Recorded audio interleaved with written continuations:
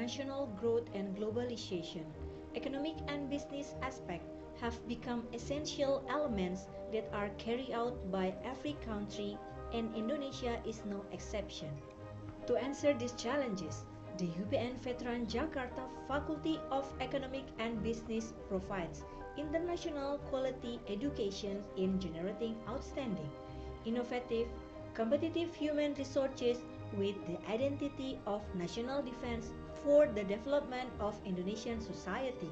We created Faculty of Economic and Business to ensure that graduating students have global competence and act in accordance with the values of patriotism. As a result, when they graduate, they are prepared to entrepreneurship, industry, and employment. Founded in 1993, Faculty of Economic and Business, or FEB, has developed a strong reputation in the field of economic and business through three major: economics, management, and accounting, with study programs ranging from diploma to master degree. Among the 8 available study programs, 4 already hold A accreditation and 4 other study programs are on the way to excellence. Faculty of Economic and Business is committed to developing competitive graduates by implementing an outcome-based education or OBE curriculum oriented toward graduate learning outcome from learning experience. The Independent Campus Learning Program has opened opportunities for students to explore experience outside of the study program and outside of higher education institution under 9 MBKM activities. In 2018, the curriculum for the undergraduate accounting study program received recognition from ACCA and has succeeded in becoming a model center of excellence for implementing MBKM in 2021. Faculty of Economic and Business strive to continuously improve the quality of lecturer to maintain qualified, professional, and trustworthy teaching staff. There are 26 permanent lecturers with doctoral qualification. Faculty Economic and Business now has a professor, Professor Dr. Erna Hernawati, AK CPMA, CA, CG, OP. Come on board as an Economic and Business professor in 2022. In 2020 to 2022, there will be 447 scientific works as a result of research by FEB UPNVJ lectures, which will be published in reputable national and international journals. Faculty of Economic and Business also facilitates researchers who wish to publish scientific papers by routinely publishing 8 national journals, which 3 of them are CINTA accredited and indexed by international database. Faculty of Economic and Business routinely hosts national and international conference. The National Research Conference on Economic, Management, and Accounting, or Correlasi, is a national level conference open to undergraduate students from Indonesia higher education institution. As public service agency status, FEB UPN Veteran Jakarta has helped improve its service to the Indonesian society by presenting 3 business units that are run professionally. First, the Investment Gallery. Second, the Tech Center, Training and Tax Consulting. And finally, the Institute for Economic and Business Studies, as a reference for professional studies and certification bodies such as Certified Human Capital and Certified Mitigation in Procurement.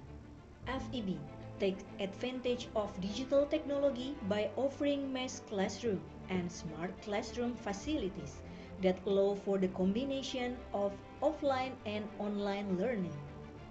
Other facility that students can use is laboratory. For academic and student affairs, FEB provides service to students assisted by teaching staff in lectures. A reading room equipped with a BE corner has also been provided where students can freely search for lecture reading and reference. Most recently, FEB already has a podcast room that can be used for learning or discussing topics relevant to the field of economic and business. It's an effort to synergize in facing global economic growth. The Faculty of Economic and Business has also expanded the reach of collaboration and cooperation with various national and international universities and institutions. FEB has conducted student exchange in the summer course program with Wailalak University, Thailand, and the student exchange with Kazakh Ablaikan University. First of all, I'm very honest because not everyone to come here, and today is my first day at UPNVJ. Everyone welcome very well, and thank you to everyone behind the scene in manage this project. Achievements were not stopped inside both of national and international levels. Between 2021 and 2023, there was a 167% growth in the number of excellent students in academic and non-academic field, with a total of 500 achievements. It all begins with a desire to create change. Let's grow together with the Faculty of Economic and Business UPN Veteran Jakarta. Move forward together, achieve the achievement. Salam bela negara.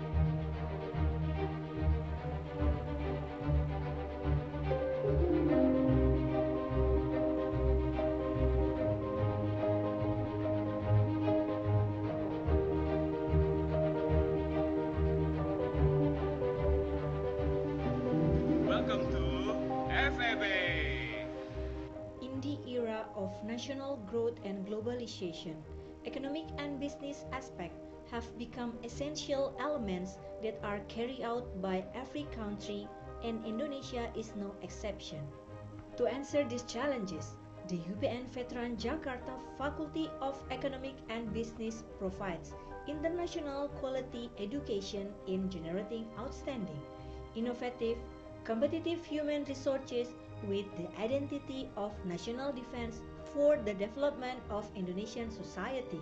We created Faculty of Economic and Business to ensure that graduating students have global competence and act in accordance with the values of patriotism. As a result, when they graduate, they are prepared to entrepreneurship, industry, and employment. Founded in 1993, Faculty of Economic and Business, or FEB, has developed a strong reputation in the field of economic and business through three major: economics, management, and accounting, with study programs ranging from diploma to master degree. Among the 8 available study programs, 4 already hold A accreditation and 4 other study programs are on the way to excellence. Faculty of Economic and Business is committed to developing competitive graduates by implementing an outcome-based education or OBE curriculum oriented toward graduate learning outcome from learning experience. The Independent Campus Learning Program has opened opportunities for students to explore experience outside of the study program and outside of higher education institution under 9 MBKM activities. In 2018, the curriculum for the undergraduate accounting study program received recognition from ACCA and has succeeded in becoming a model center of excellence for implementing MBKM in 2021. Faculty of Economic and Business strive to continuously improve the quality of lecturer to maintain qualified, professional, and trustworthy teaching staff. There are 26 permanent lecturers with doctoral qualification. Faculty Economic and Business now has a professor, Professor Dr. Erna Hernawati, A.K. CPMA, CA, CG, OP. Come on board as an Economic and Business Professor in 2022.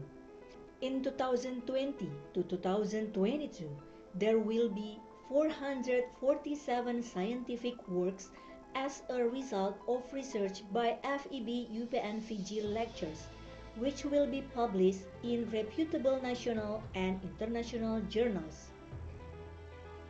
Faculty of Economic and Business also facilitates researchers who wish to publish scientific papers by routinely publishing 8 national journals, which 3 of them are CINTA accredited and indexed by international database. Faculty of Economic and Business routinely hosts national and international conference. The National Research Conference on Economic, Management, and Accounting, or Correlasi, is a national level conference open to undergraduate students from Indonesia higher education institution. As public service agency status, FEB UPN Jakarta has helped improve its service to the Indonesian society by presenting 3 business units that are run professionally. First, the Investment Gallery. Second, the Tech Center, Training and Tax Consulting. And finally, the Institute for Economic and Business Studies, as a reference for professional studies and certification bodies such as Certify Human Capital and Certify Mitigation in Procurement. FEB takes advantage of digital technology by offering mass classroom and smart classroom facilities that allow for the combination of offline and online learning. Other facility that students can use is laboratory. For academic and student affairs, FEB provides service to students assisted by teaching staff in lectures. A reading room equipped with a BE corner has also been provided where students can freely search for lecture reading and reference. Most recently, FEB already has a podcast room that can be used for learning or discussing topics relevant to the field of economic and business. It's an effort to synergize in facing global economic growth. The Faculty of Economic and Business has also expanded the reach of collaboration and cooperation with various national and international universities and institutions. FEB has conducted student exchange in the summer course program with Wailalak University, Thailand, and the student exchange with Kazakh Ablaikan University. First of all, I'm very honest because not everyone to come here, and today is my first day at UPNVJ. Everyone welcome very well, and thank you to everyone behind the scene in manage this project. Achievements were not stopped inside both of national and international levels.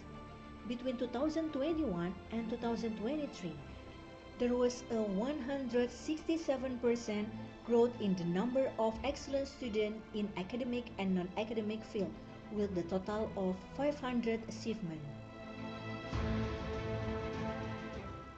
It all begins with a desire to create change. Let's grow together with the Faculty of Economic and Business UPN Veteran Jakarta. Move forward together, achieve the achievement. Salam bela negara.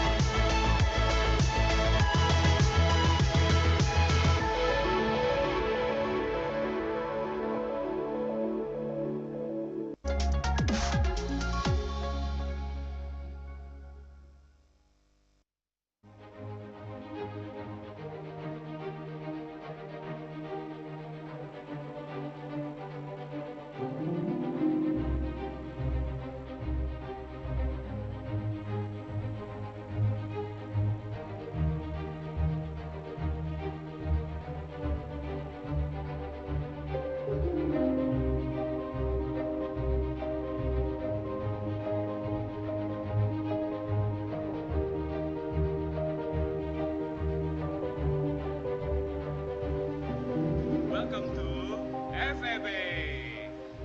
In the era of national growth and globalization, economic and business aspects have become essential elements that are carried out by every country, and Indonesia is no exception. To answer these challenges, the UPN Veteran Jakarta Faculty of Economic and Business provides international quality education in generating outstanding, innovative, competitive human resources with the identity of national defense for the development of Indonesian society. We created Faculty of Economic and Business to ensure that graduating students have global competence and act in accordance with the values of patriotism. As a result, when they graduate, they are prepared to entrepreneurship, industry, and employment. Founded in 1993, Faculty of Economic and Business, or FEB, has developed a strong reputation in the field of economic and business through three major: economics, management, and accounting, with study programs ranging from diploma to master degree. Among the 8 available study programs, 4 already hold A accreditation and 4 other study programs are on the way to excellence. Faculty of Economic and Business is committed to developing competitive graduates by implementing an outcome-based education or OBE curriculum, oriented toward graduate learning outcome from learning experience. The Independent Campus Learning Program has opened opportunities for students to explore experience outside of the study program and outside of higher education institution under 9 MBKM activities. In 2018, the curriculum for the undergraduate accounting study program received recognition from ACCA and has succeeded in becoming a model center of excellence for implementing MBKM in 2021. Faculty of Economic and Business strive to continuously improve the quality of lecturer to maintain qualified, professional, and trustworthy teaching staff. There are 26 permanent lecturers with doctoral qualification. Faculty Economic and Business now has a professor, Professor Dr. Erna Hernawati, AK, CPMA, CA, CIGI, OP, come on board as an economic and business professor in 2022.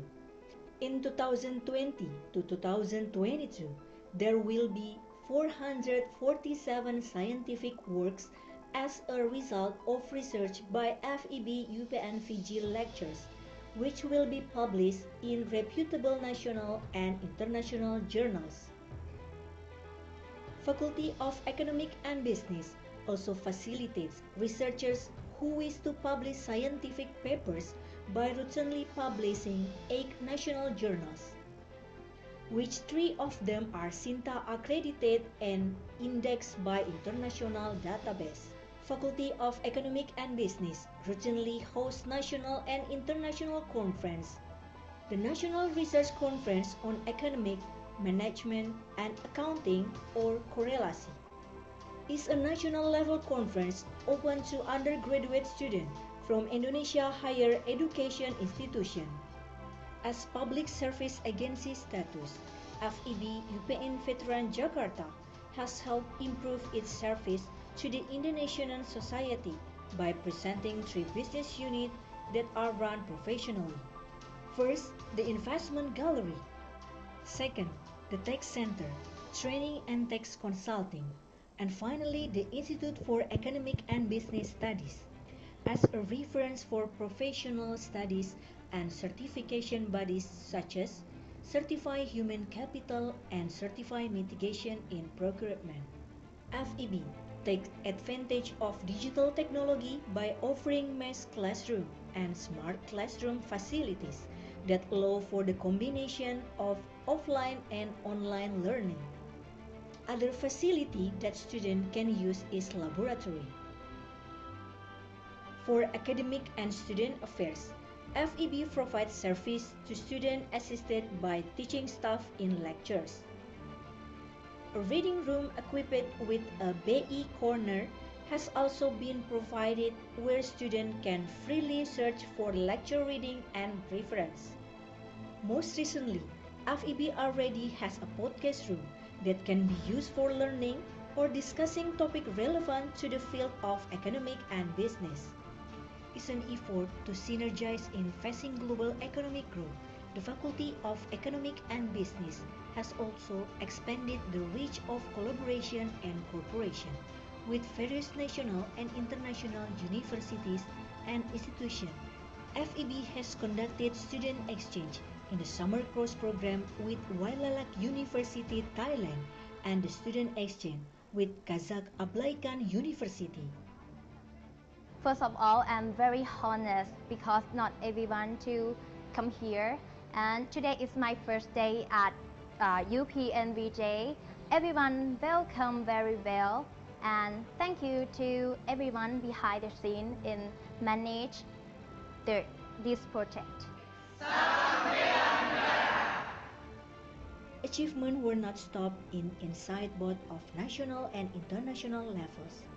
Between 2021 and 2023, there was a 167% growth in the number of excellent students in academic and non-academic field, with the total of 500 achievements. It all begins with a desire to create change. Let's grow together with the Faculty of Economic and Business UPN Veteran Jakarta. Move forward together, achieve the achievement. Salam bela negara.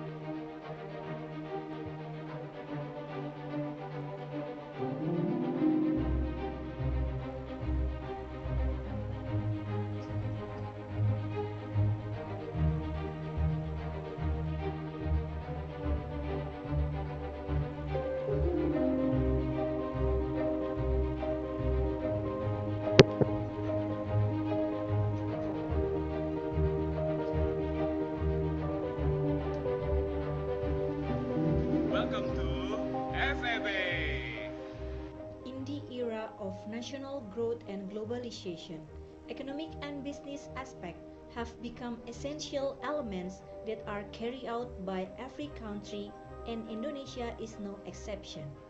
To answer these challenges, the UPN Veteran Jakarta Faculty of Economic and Business provides international quality education in generating outstanding, innovative, competitive human resources with the identity of national defense for the development of Indonesian society.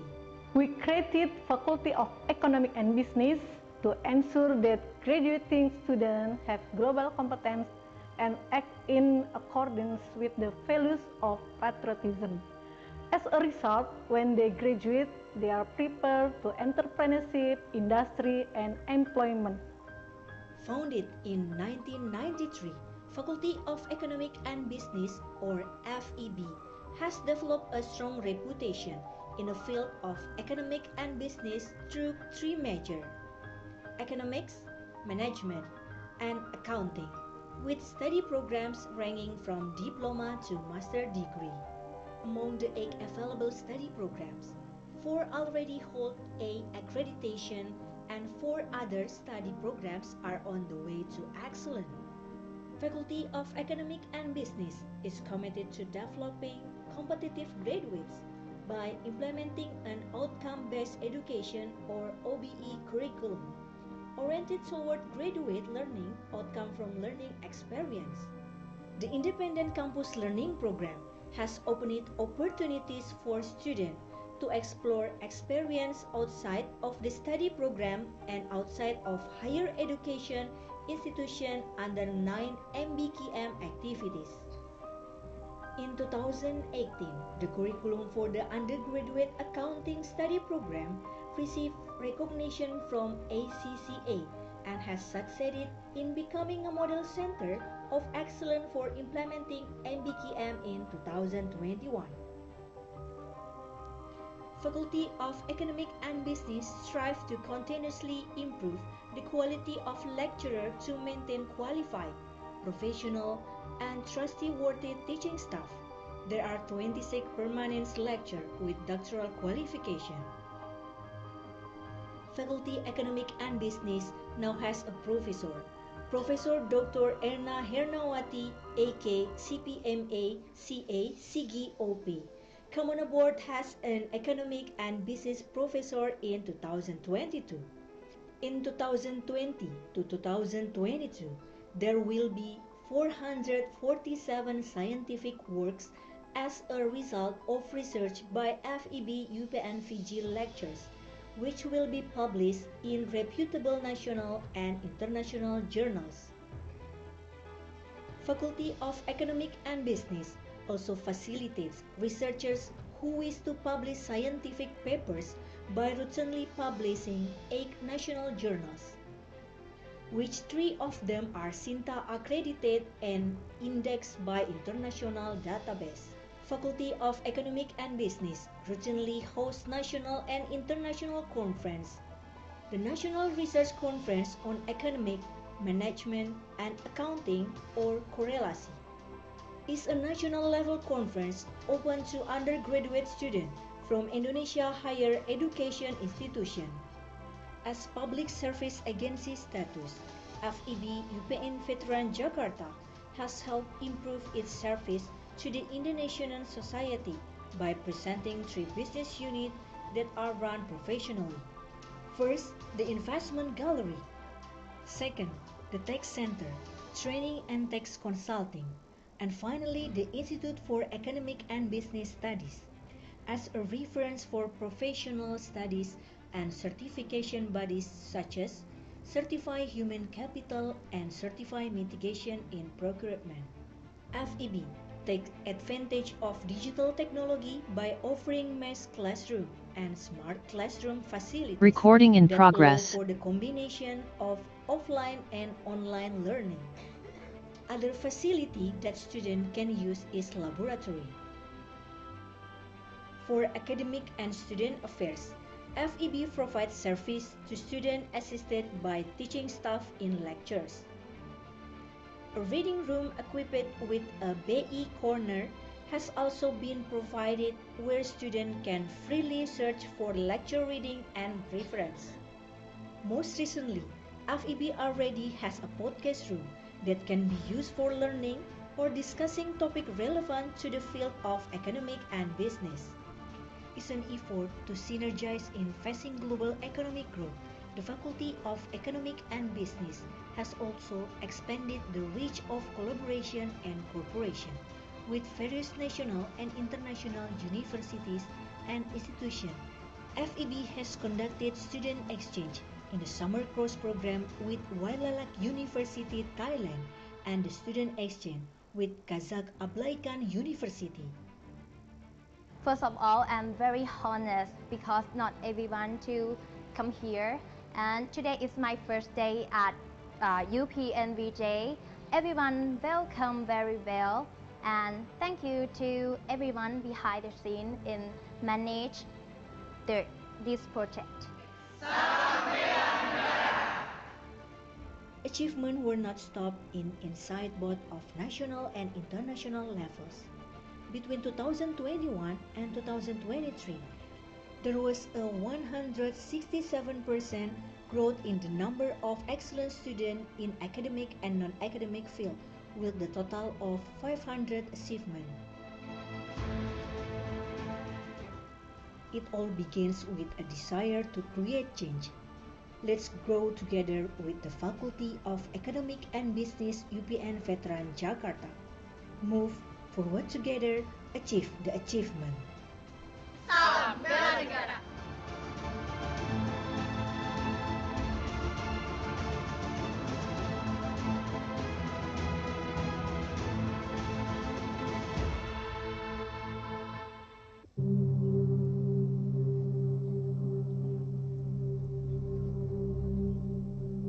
Recording stopped.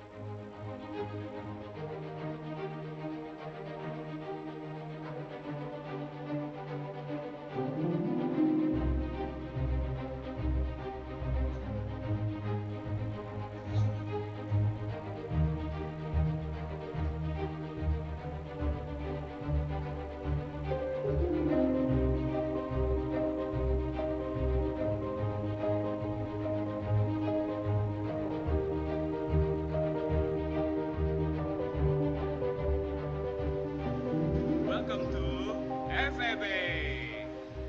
In the era of national growth and globalization, economic and business aspects have become essential elements that are carried out by every country, and Indonesia is no exception. To answer these challenges, the UPN Veteran Jakarta Faculty of Economic and Business provides international quality education in generating outstanding, innovative, competitive human resources with the identity of national defense for the development of Indonesian society. We created Faculty of Economic and Business to ensure that graduating students have global competence and act in accordance with the values of patriotism. As a result, when they graduate, they are prepared to entrepreneurship, industry, and employment. Founded in 1993, Faculty of Economic and Business, or FEB, has developed a strong reputation in the field of economic and business through three major: economics, management, and accounting, with study programs ranging from diploma to master degree. Among the 8 available study programs, 4 already hold A Recording in accreditation progress. and 4 other study programs are on the way to excellence. Faculty of Economic and Business is committed to developing competitive graduates by implementing an outcome-based education or OBE curriculum oriented toward graduate learning outcome from learning experience. The Independent Campus Learning Program has opened opportunities for students to explore experience outside of the study program and outside of higher education institution under 9 MBKM activities. In 2018, the curriculum for the undergraduate accounting study program received recognition from ACCA and has succeeded in becoming a model center of excellence for implementing MBKM in 2021. Faculty of Economic and Business strive to continuously improve the quality of lecturer to maintain qualified, professional, and trustworthy teaching staff. There are 26 permanent lecturers with doctoral qualification. Faculty Economic and Business now has a professor, Professor Dr. Erna Hernawati, AK CPMA, CA, CG, OP. Come on board has an Economic and Business professor in 2022. In 2020 to 2022, there will be 447 scientific works as a result of research by FEB UPNVJ lectures, which will be published in reputable national and international journals. Faculty of Economic and Business also facilitates researchers who wish to publish scientific papers by routinely publishing 8 national journals, which 3 of them are CINTA accredited and indexed by international database. Faculty of Economic and Business routinely hosts national and international conference. The National Research Conference on Economic, Management, and Accounting, or Correlasi, is a national level conference open to undergraduate students from Indonesia higher education institution. As public service agency status, FEB UPN Jakarta has helped improve its service to the Indonesian society by presenting 3 business units that are run professionally. First, the Investment Gallery. Second, the Tax Center, Training and Tax Consulting. And finally, the Institute for Economic and Business Studies, as a reference for professional studies and certification bodies such as Certify Human Capital and Certify Mitigation in Procurement. FEB takes advantage of digital technology by offering mass classroom and smart classroom facilities that allow for the combination of offline and online learning. Other facility that students can use is laboratory. For academic and student affairs, FEB provides service to students assisted by teaching staff in lectures. A reading room equipped with a BE corner has also been provided where students can freely search for lecture reading and reference. Most recently, FEB already has a podcast room that can be used for learning or discussing topics relevant to the field of economic and business. It's an effort to synergize in facing global economic growth. The Faculty of Economic and Business has also expanded the reach of collaboration and cooperation with various national and international universities and institutions. FEB has conducted student exchange in the summer course program with Wailalak University, Thailand, and the student exchange with Kazakh Ablaikan University. First of all, I'm very honest because not everyone to come here, and today is my first day at UPNVJ. Everyone welcome very well, and thank you to everyone behind the scene in manage this project. Achievements were not stopped inside both of national and international levels. Between 2021 and 2023, There was a 167% growth in the number of excellent students in academic and non-academic field, with the total of 500 achievements. It all begins with a desire to create change.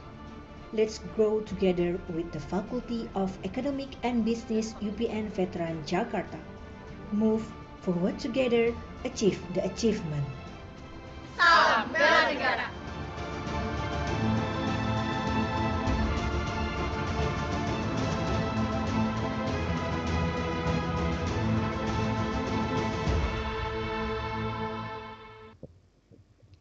Ladies and gentlemen, the opening ceremony will begin in 5 minutes. We kindly ask all participants to settle in and prepare for the event. So please ensure that your camera is turned on, your microphone is muted, and your Zoom name is properly displayed. Thank you for your cooperation, everyone.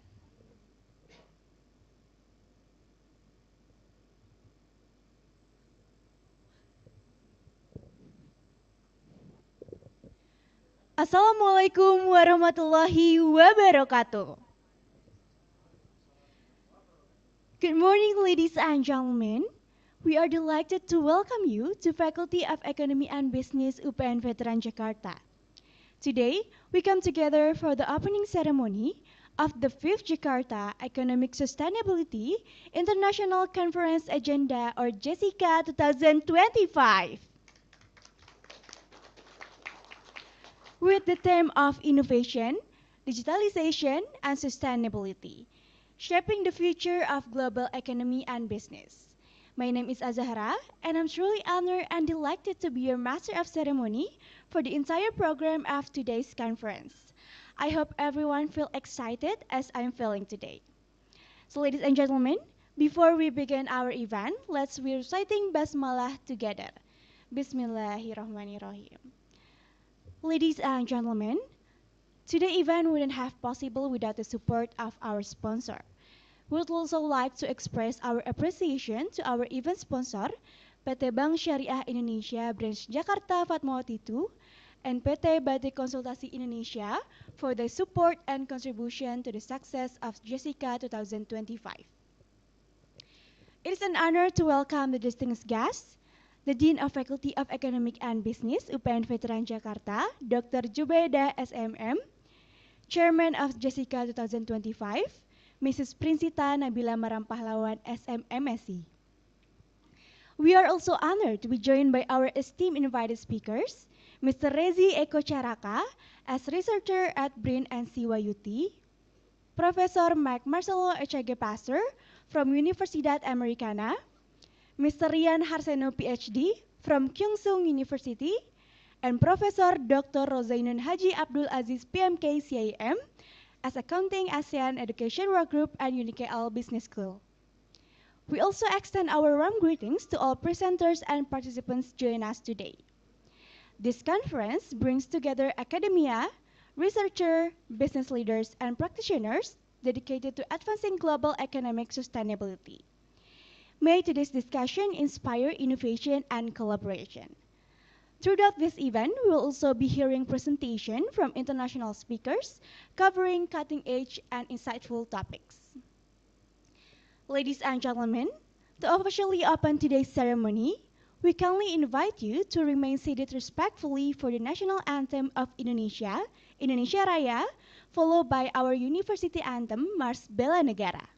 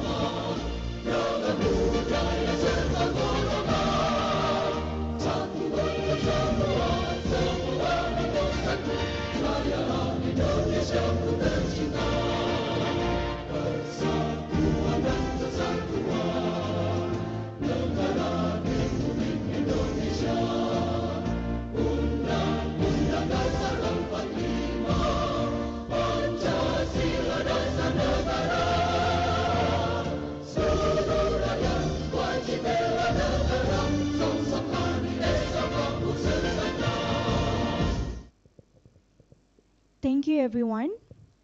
Ladies and gentlemen, we are now going to listen to the welcome speech and report delivered by the Chairman of JESICA 2025. Please welcome Mrs. Prinsita Nabila Maram Pahlawan, SMMSC.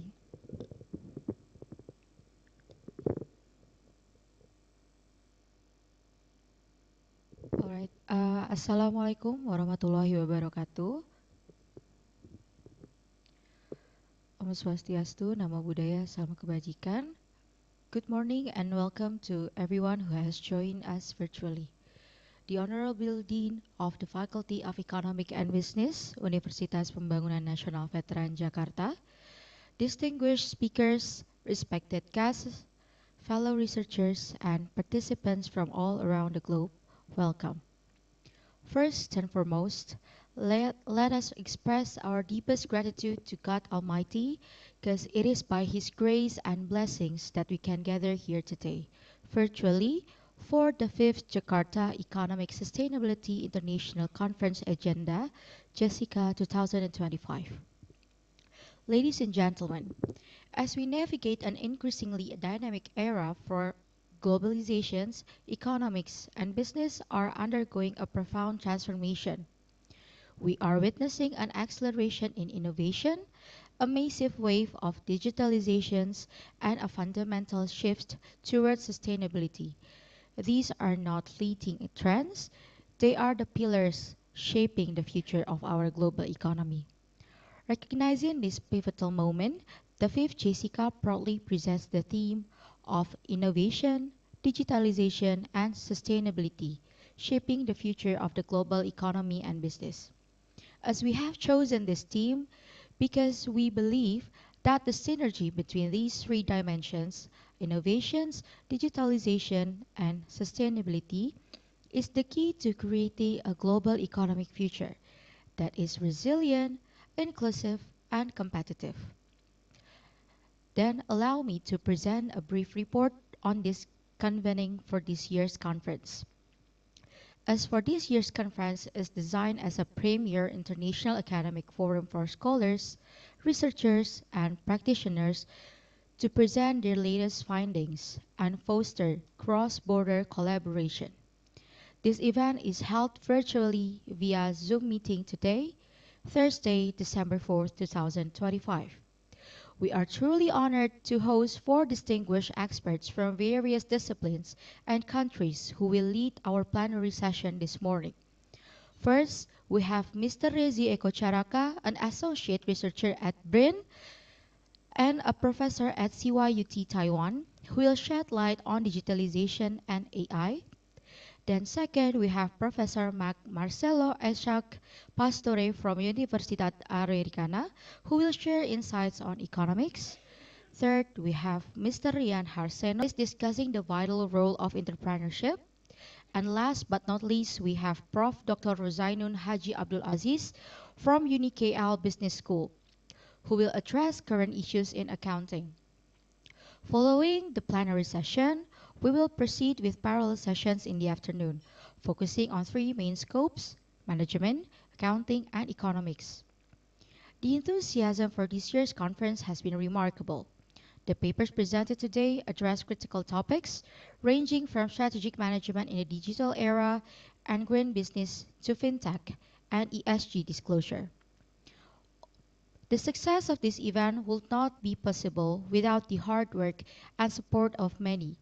I would like to extend my heartfelt appreciation to first the Faculty of Economic and Business UPN Veteran Jakarta for the unwavering support. Second, for all the incredible team, the entire organizing committee, from the scientific and public relations divisions to the technical super team, who worked tirelessly to make this event reality. And also to all the participants who have submitted and joined today's event for their best work to be discussed today. For all the distinguished guests, it is our sincere hope that this conference will not just be a platform for exchanging ideas, but also a catalyst for developing strategies that shape a more sustainable global economy. I wish you all a productive conference, fruitful networking, and an inspiring experience. Thank you. Wassalamualaikum warahmatullahi wabarakatuh. Thank you so much to Mrs. Prinsita Nabila Marampahlawan, SMMSC, for the welcoming speech and comprehensive report. Ladies and gentlemen, now we are going to listen to the opening speech delivered by the Dean of the Economy and Business Faculty UPN Veteran Jakarta. Please welcome Dr. Jubaidah SMM. Thank you. Bismillahirrahmanirrahim. In the name of Allah, the most gracious and the most merciful. Distinguished speakers, Professor Dr. Rozainun Haji Abdul Aziz CA from UniKL Business School, Mr. Rian Harseno Ph.D. from Kyungsung University, Professor Marcelo Echaque Pastore from Universidad Americana, Mr. Rezzy Caraka from Associate Researcher at BRIN and CYUT, Moderator, the Chair of JESICA 2025, Ms. Prinsita Nabila, and all dedicated committees, esteemed guests, colleagues, and participants from across the globe. Assalamualaikum warahmatullahi wabarakatuh. Good morning, best wishes from us. I hope all of you in good condition. It's a pleasure to have you here. Let us praise our thanks and gratitude to Allah Subhanahu wa Ta'ala, the Almighty, for His mercy and guidance that have enabled us together here to participate in JESICA 2025. The theme of today's seminar is Innovation, Digitalization, and Sustainability, Shaping the Future of Global Economic and Business. The theme reflects the major transformations shaping our world. Innovation drive progress, digitalization accelerate global connectivity, and sustainability ensure the growth is responsible and future-oriented. By bringing together experts and participants from various countries, this seminar provides a valuable opportunity to exchange ideas, share best practice, and build meaningful collaboration. As an academic institution, we are committed to fostering digital competence, encouraging innovative thinking, and promoting sustainability across our program and research activities.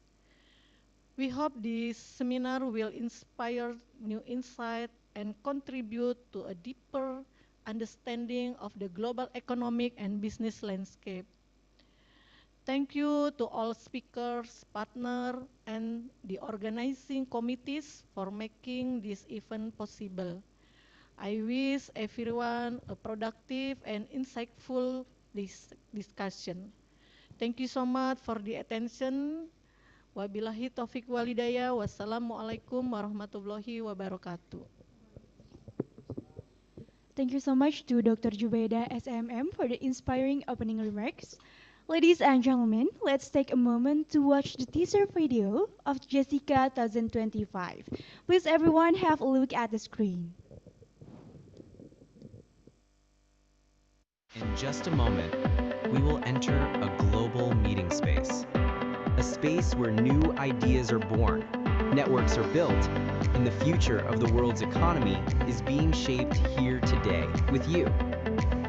Amid rapid change, when innovation becomes the key to competitiveness, digitalization transforms the way we work and do business, and sustainability is no longer an option, but a necessity.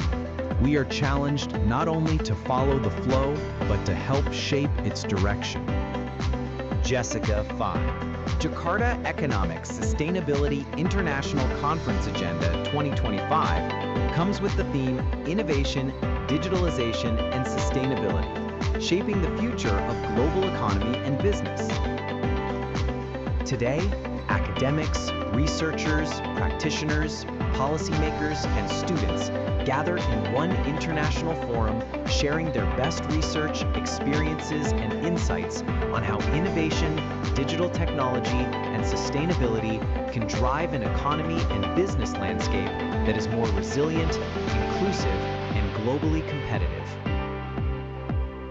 From various countries across different time zones, we are brought together on one screen, in one conference, with one purpose: to seek answers together for the challenges of the future economy.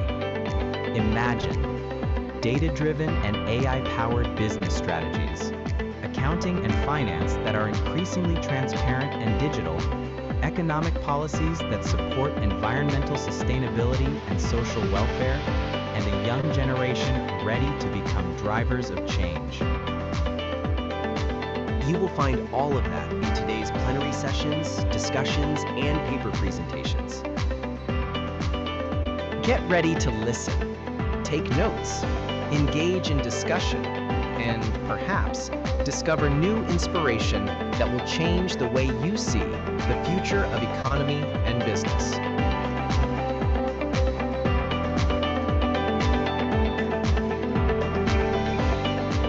Welcome to the 5th Jakarta Economic Sustainability International Conference Agenda, JESICA 2025.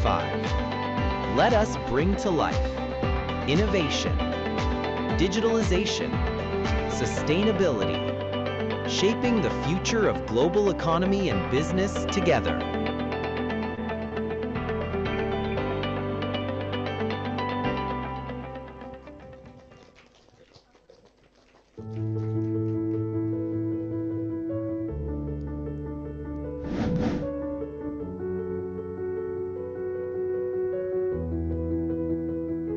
Bismillahirrahmanirrahim.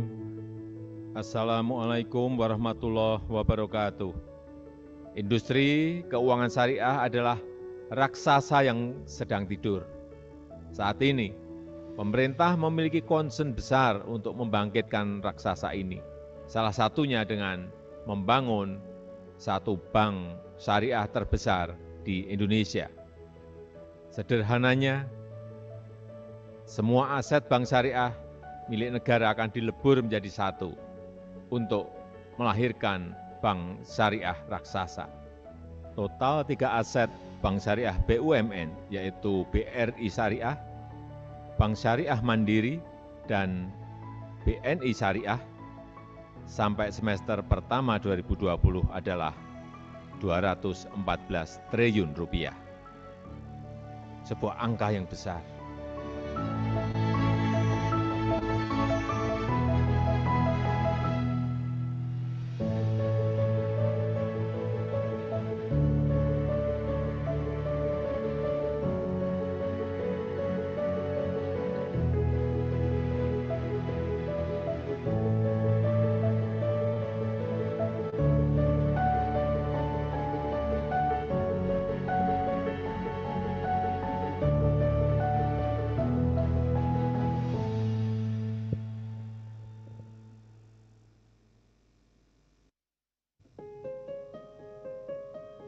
Sistem bagi hasil dan jual beli berkeadilan yang menjadi prinsip perbankan syariah masa kini sudah ada sejak perdagangan awal di Indonesia, bahkan di zaman jalur sutra. Sejarahnya dapat kita lacak di sejumlah dokumen dan praktik-praktik masyarakat. Prinsip ini sudah ada sejak awal perkembangan Islam. Institusi perbankan syariah muncul pertama di Timur Tengah, yang kemudian meluas hingga tiba di Indonesia. Semangat bersyariah di masyarakat muncul dengan hadirnya perbankan syariah. Berbagai produk layanan perbankan seperti solusi pembiayaan, pendanaan, hingga beragam transaksi dengan akad syariah sebagai dasar penerapannya. Zaman berganti dan teknologi maju sedemikian pesat. Dunia digital menuntut perubahan yang cepat.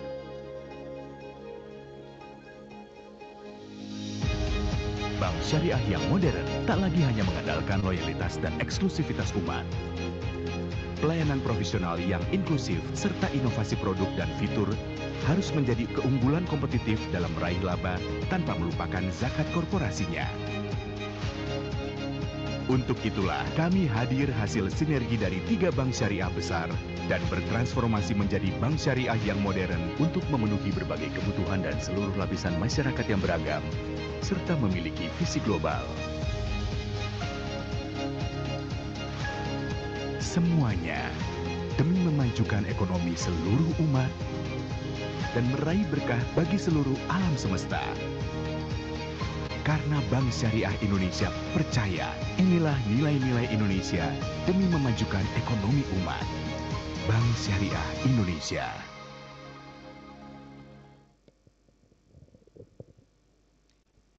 Ready.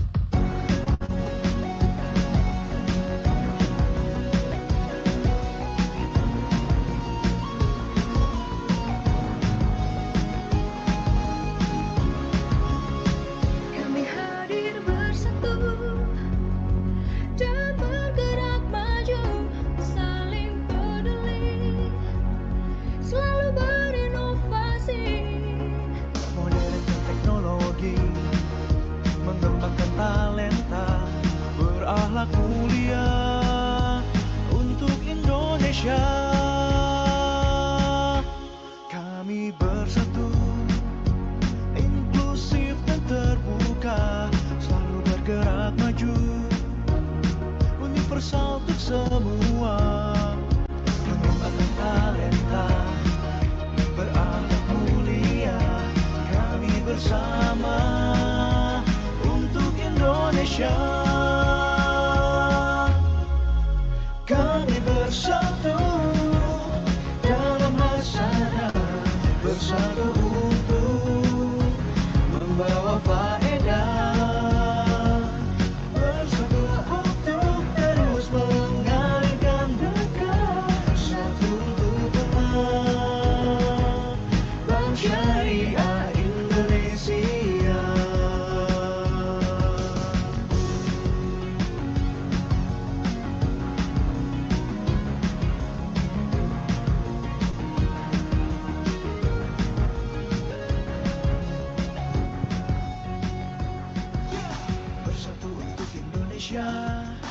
Bersatu dalam hasanah, bersatu membawa faedah, bersatu untuk umat. Kami hadir bersatu, dan bergerak maju, saling peduli, selalu berinovasi, modernkan teknologi, mengembangkan talenta, berakhlak mulia untuk Indonesia. Kami bersatu, inklusif dan terbuka, selalu bergerak maju, universal untuk semua. Ladies and gentlemen, we will now move on to our next agenda, which is the Company Insight Station, presented by our sponsor PT Bank Syariah Indonesia Branch Jakarta Fatmawati II. And we would like to invite the representative of Bank Syariah Indonesia, KCP Fatmawati II, for delivering speech. To our sponsor, the time is yours. Thank you very much. My voice is clear? Yes, it's clear enough. Okay, thank you. Honorable Ibu Dr. Jubaidah SEM as Dekan of UPNVJ, thank you very much for inviting us. And then Princita Nabila Marang Pahlawan as Chair of JESICA 2025. Honorable invited speakers, and of course all of all the people who join in this Zoom. Assalamualaikum warahmatullahi wabarakatuh. Before I continue my presentation, I think there is a technical error because my voice is echoing.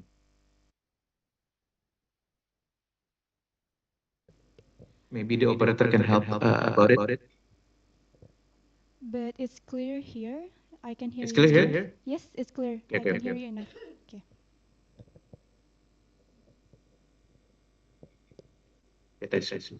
Okay. First of all, I would love to present myself. I am Kyungsung as area manager of Bank Syariah Indonesia. And today, this morning, I'd love to share a little story about our beloved company, PT Bank Syariah Indonesia Tbk. And we are a company that already built a good relationship with UPN, UPN. Inshallah, our coordination, our cooperation will be continuing and will be growing together. Next slide, please.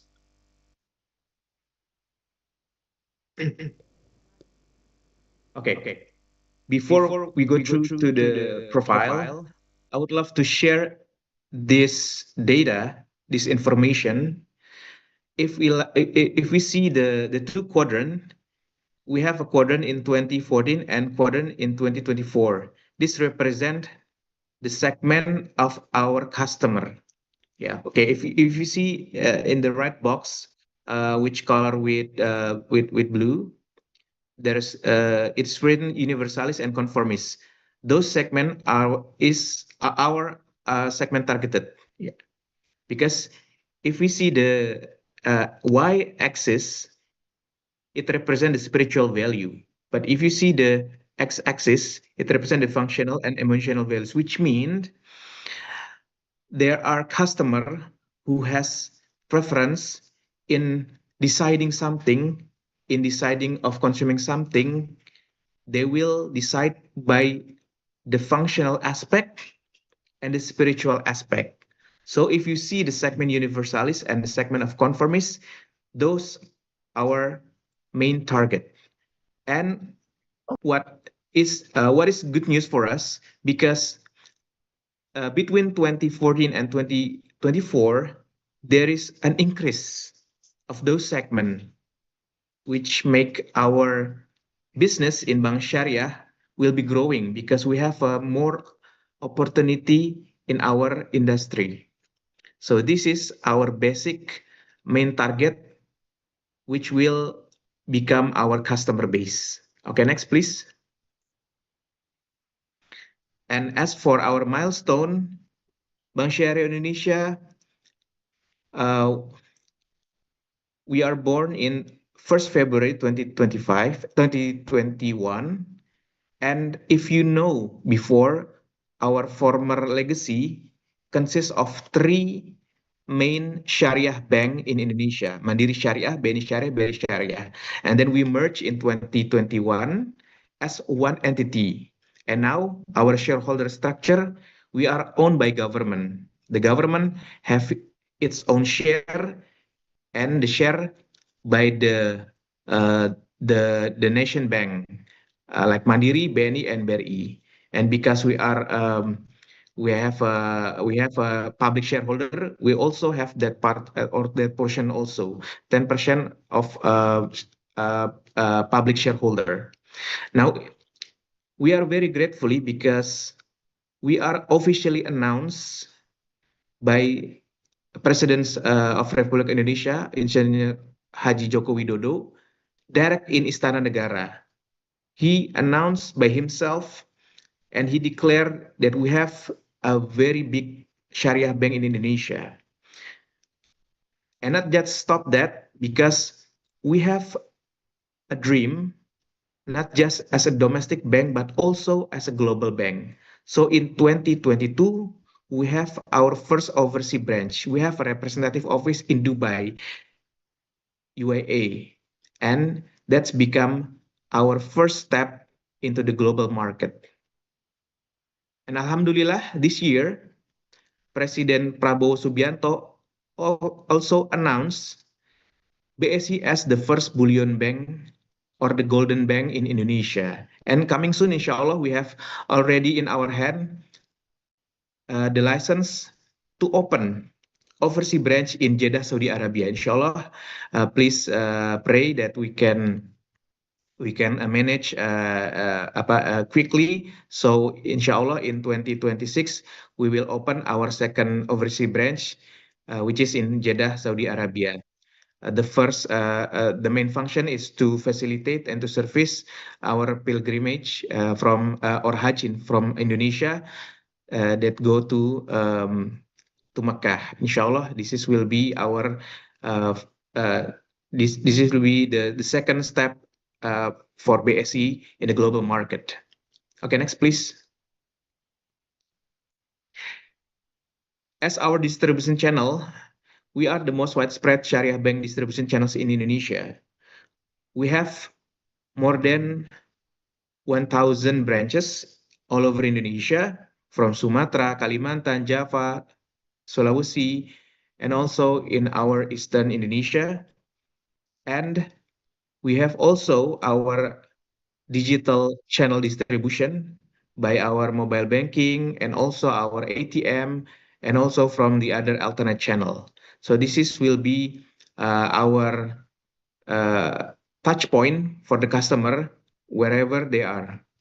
Then this is become our step to give more services to more people throughout all of Indonesia. Next, please. Okay. Why we need Syariah bank in Indonesia? If you see, we have already very many options. Many options in Indonesia. We have a very variety of bank. But why we need Islamic or Syariah bank? Because Syariah bank offers a different values. Not just business values, but also spiritual values. We have a principle that beyond banking. And this is why BSE must exist to cover all the needs from the segment that needs those values. And those values are very universal because not only for the Muslims, but also non-Muslims customer can consume, can use those service, can get those values as well, because it's not just our functional or just an object or just a product, but it is a universal values. Everyone can get those values. And if we see, we are beyond banking because we also not just a financial institution, but we are very concerned how we can create a social values for the community. How we can do that?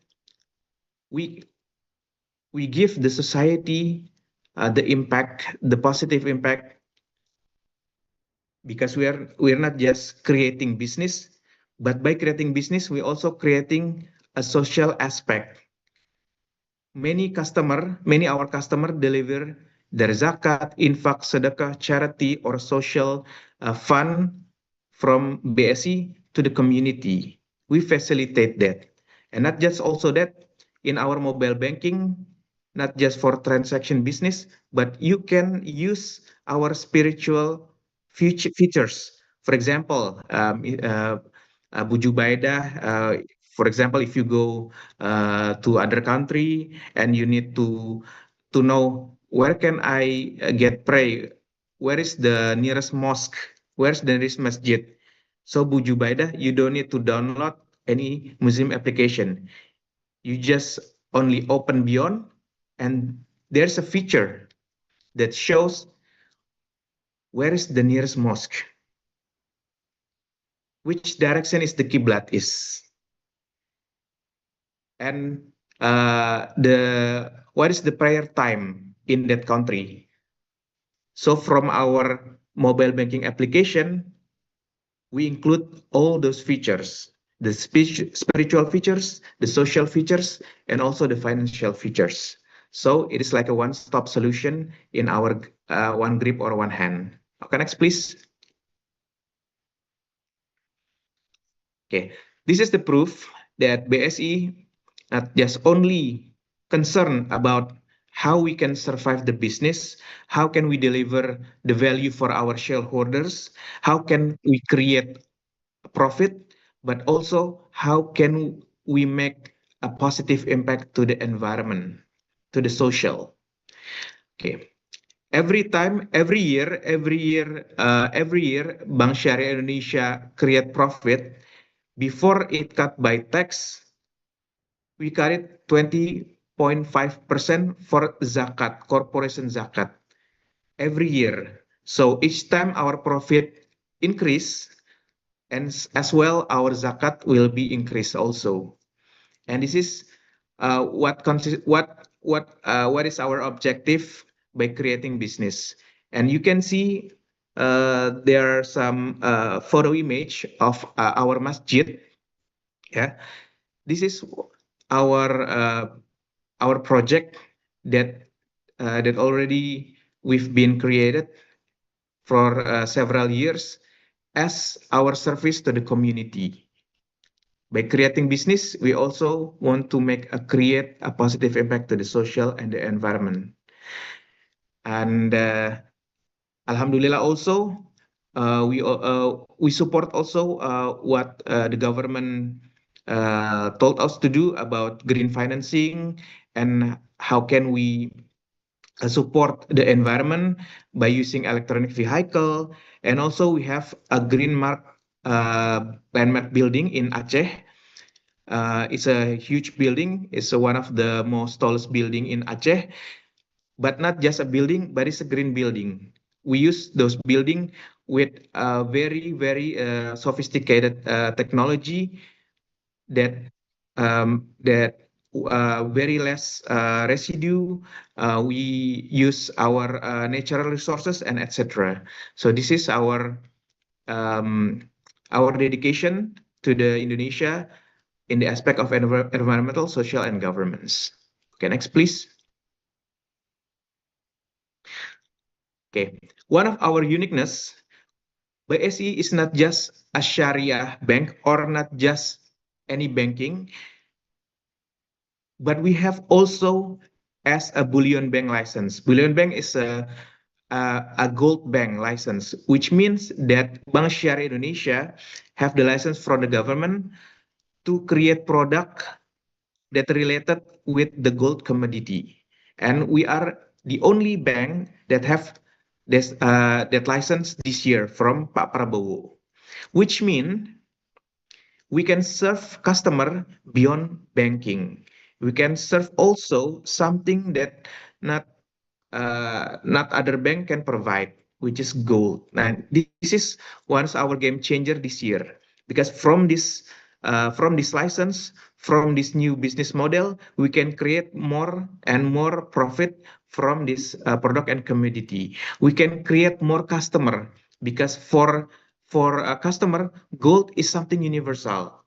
Gold is not related with religion, because everyone can buy gold, everyone can use the value of gold. So this is one of our game changer this year, how we can capture another customer base beyond the religious customer. So this is our breakthrough this year. And next, please. And Alhamdulillah, by doing that, we create an application, beyond in our beyond, we create application that serve or that can accommodate the customer real time, how they can buy gold without touching the physic. So this is one of our breakthrough this year that can create an opportunity, a bigger opportunity this year, and also the next year, and also etc. And this is I think the people of UPNVJ, you can also try this service, because this is something that very unique and very interesting, and also very advantageable, because you can buy gold without going directly to the store. So you can decrease, what do you call it, the risk of, for example, the risk of loss the object, the risk of stealing from other people, because bank, it is us that make the gold is safe. You just transaction in our application. Okay, next, please.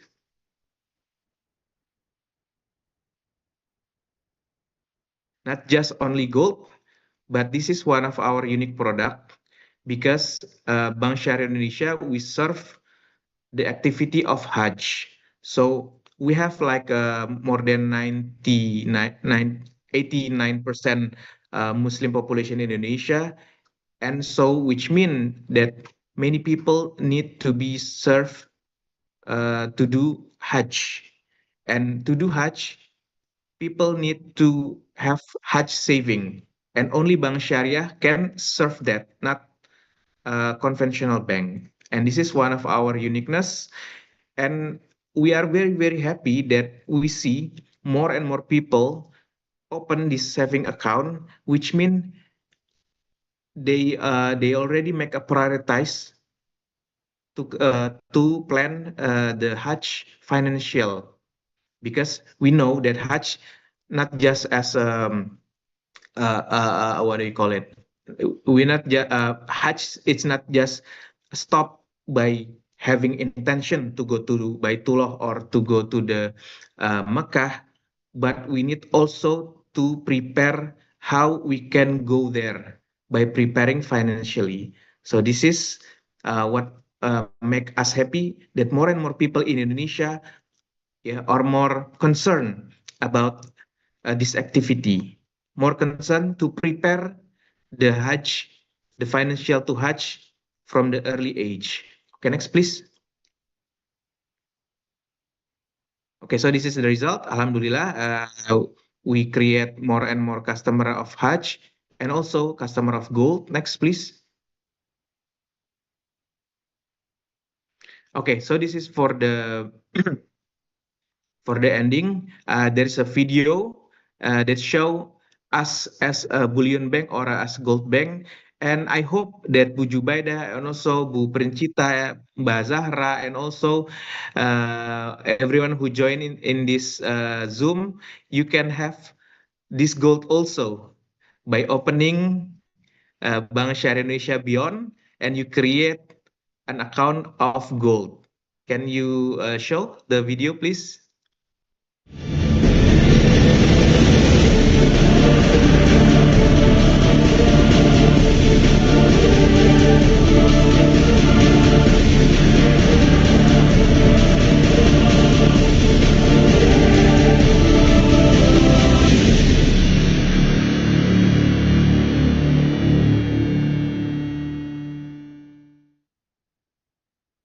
Okay, those all from me. Thank you very much for inviting us from Bank Syariah Indonesia. Thank you Bu Jubaida, and thank you all for all the participants. Assalamualaikum warahmatullahi wabarakatuh.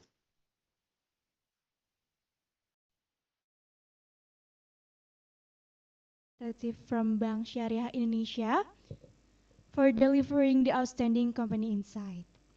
Ladies and gentlemen, finally we have come to the core agenda of our meeting that we have been waiting for today, which is the plenary session. I hope everyone is much more than ready to hearing knowledge from our amazing speakers. And ladies and gentlemen, for the plenary session will be divided into one session. And at this point, I will hand the session over because this part of the meeting will be fully moderated by our amazing moderator. Before we begin, please allow me to present a brief overview of our moderator's background. Our moderator today is Mr. Rusfian Effendi, SMSAG MM. Mr. Rusfian Effendi graduated with a master's degree in management from the Faculty of Ekonomi and Bisnis UPNVJ Jakarta. He also graduated with a bachelor degree in Akidah and Islamic Philosophy from UIN Sunan Kalijaga, Yogyakarta, as well as a bachelor degree in management from Universitas Terbuka Indonesia. Professionally, Mr. Rusfian currently serves as a lecturer at UPN Jakarta. He has also served as an English lecturer at Universitas Muhammadiyah Surabaya, an English tutor at Politeknik Pelayaran Surabaya, and the director of Kusuma Bangsa English Club in Sidoarjo. Additionally, he is the founder of Sri Kandi English course and today remains actively engaged in research and publication. And now everyone, without any further ado, please welcome Mr. Rusfian Effendi.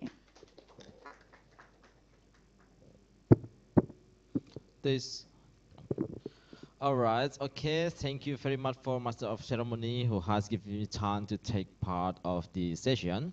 And good morning, everyone. I hope you have in the good condition, so great to our God that we can stand and attend in this international conference. And honorable distinguished guests, speakers, delegates, and all participants, first of all, let me introduce myself first. My name is Rusfian Effendi, and I'm delighted to be your moderator for this session.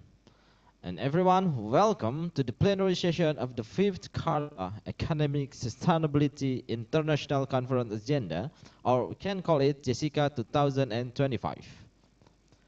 The sessions aim to bring together experts to discuss about innovations, digitalization, and sustainability for shaping the future of the global economic and business. And of course, everyone in this chance, we will have 4 marvelous speakers. The first one is Professor Rezzy Caraka.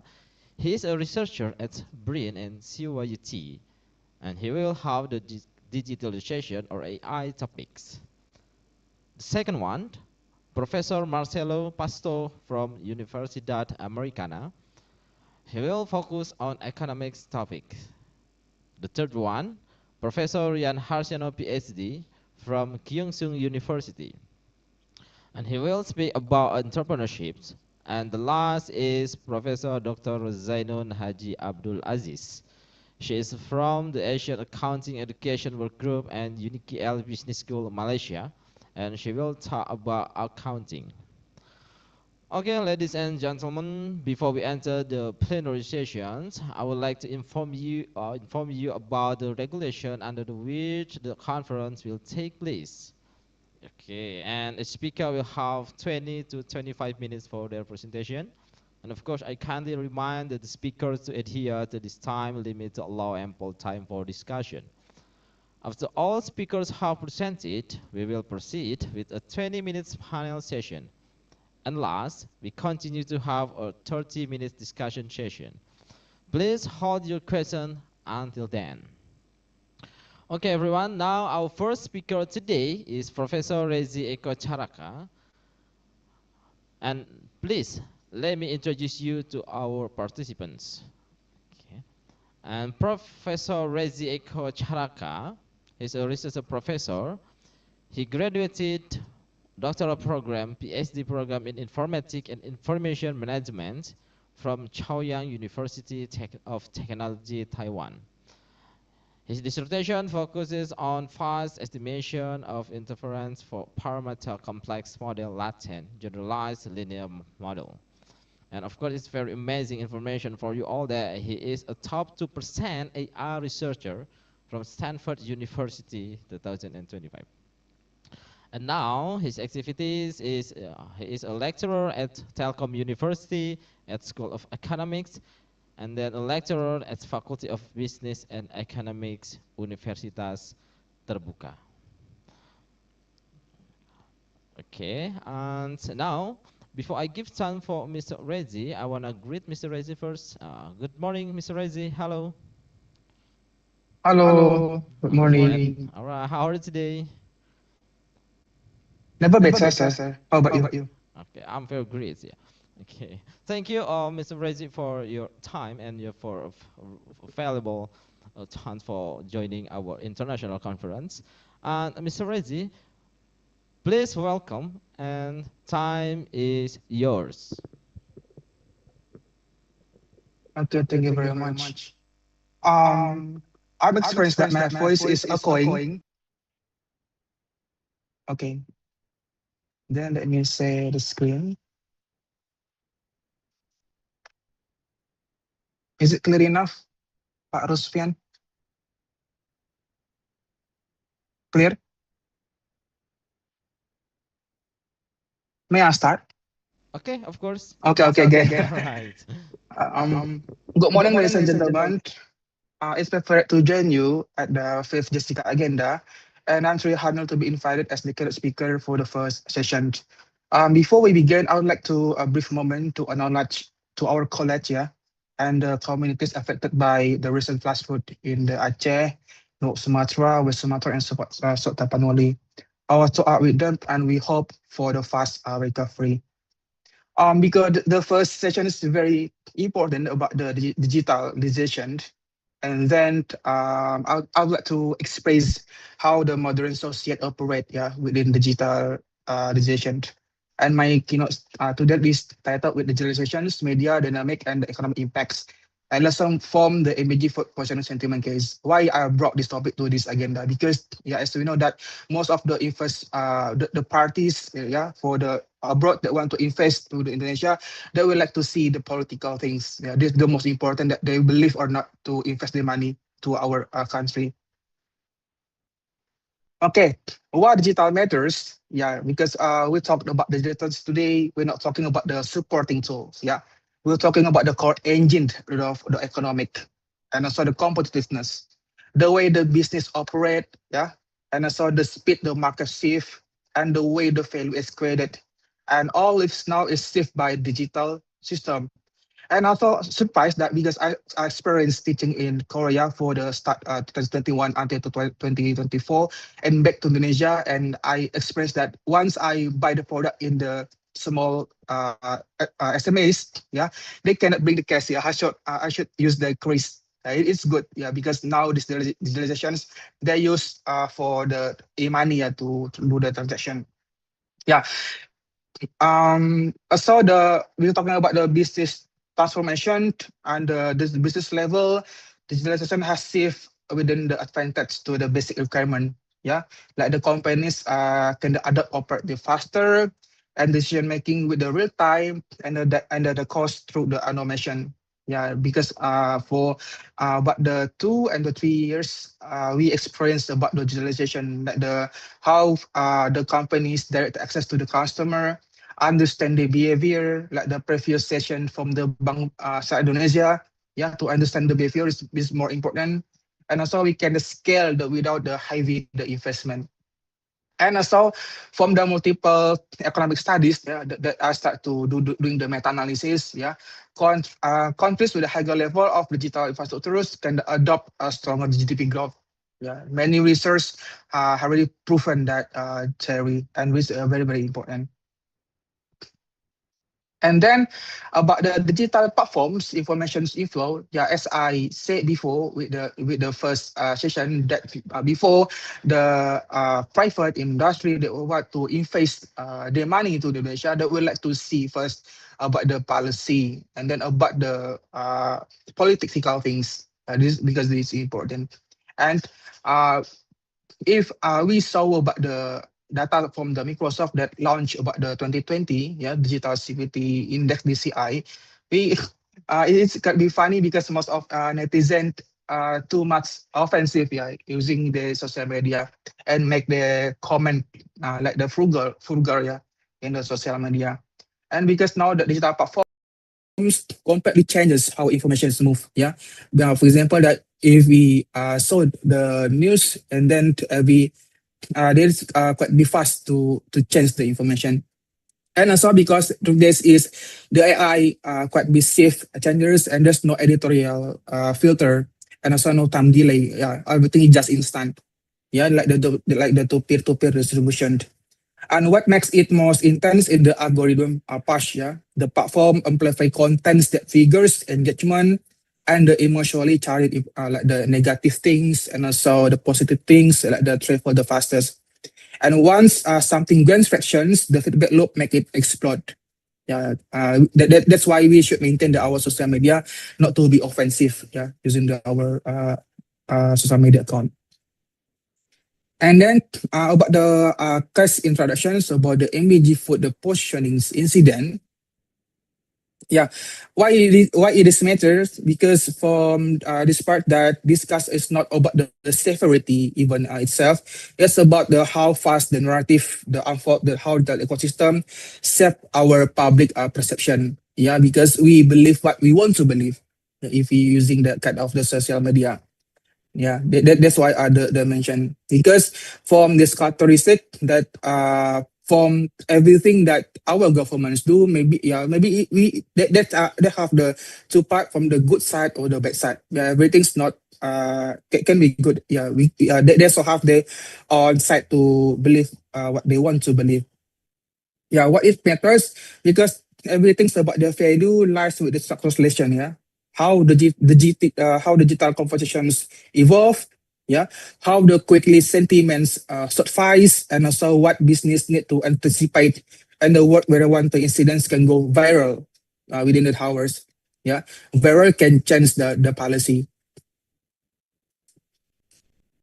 Yeah, what we do, yeah, we doing the big data analytics, like doing the harvest data from the YouTube, yeah, from the first step, and then we doing the filter to clean the data, like the using the view count, yeah, and also the like count numbers, comment count, and we convert the data to the ISO X601, yeah, to handling the passing errors. And then after that, the cleaning data like this, we can get the information from the comment, what the people believe, yeah, from this information. Yeah, it is so very important if you using the big data from digital side. Not only for the count data, we can measuring about the text data, about the image data. Yeah, very, very important. Yeah, what we get here, we know that about how the distributions of the videos, because it's really important, because once the media is spread, is because of the media publish the many videos. We can see how the pattern that media publish the videos, like within the weekly breakdown, within the weekly levels. Yeah. For example, from this research that we can get that many of the media, they publish the video with the Wednesday and also the Thursday. And then for the yearly data, we get the information that most of the video is published about the September. Yeah, we know that this program very popular. Yeah, within the videos start about the August. Yeah, and the peak in about the September, and it can get information about the digital journalism's behavior. Yeah, with midweek is the best time for them to publish their video.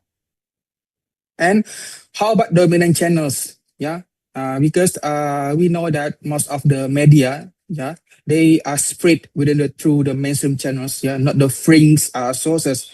Yeah, that's what I mentioned from this slide. Yeah, because the concentrations of the content originals from concentration is very important within the spread of the media. Yeah, not only of NBJ itself, for example, within the recent landslide, yeah, in Aceh, they did the same thing. Yeah, because we know that the speed from this area is very fast enough. Then also, from every media, they also have the region area and also the national media. We know that regional media play a key from the relocating the story. For example, here we have the media from the Kalimantan. Yeah, they allocate the story and also but the experience from the local perspective. Yeah, because it is important. If we want to know the information, not only for the national perspective but also the local perspective. Yeah, about the entertainment then economy. Yeah, why I bring this topic, because we know that right now from the digitalizations, we can get the money very easy. Yeah, the easy money. Yeah, for example, if you publish some of the clickbait in the media, yeah, in the platform, the TikTok, Instagram, yeah, you name it, like, yeah, if the topic get the attention and engagement for the people, they will be click and watch the videos, and it can be bring the money from the some media, from the engagement metrics. Yeah, for example, after they get engagement, they can do the promote the product. Yeah, and also the affiliate product. Yeah, the same thing. Yeah, that here we try to break down from the log scale. Why I make the log scale, because yeah, we know that maybe some media they have the millions watch, and from the regional media they only like the $2 and also $3. Yeah, because the data is quite have the gap. That's why we do the scaling here to show the different city from the information from the like the video versus the comment, and also the video versus the view. Yeah, we want to know that is it matters of not if the video is published, yeah, how much the people get the attention to watch the video. Yeah, and I saw the interesting that we can get information about the entertainment, the social event.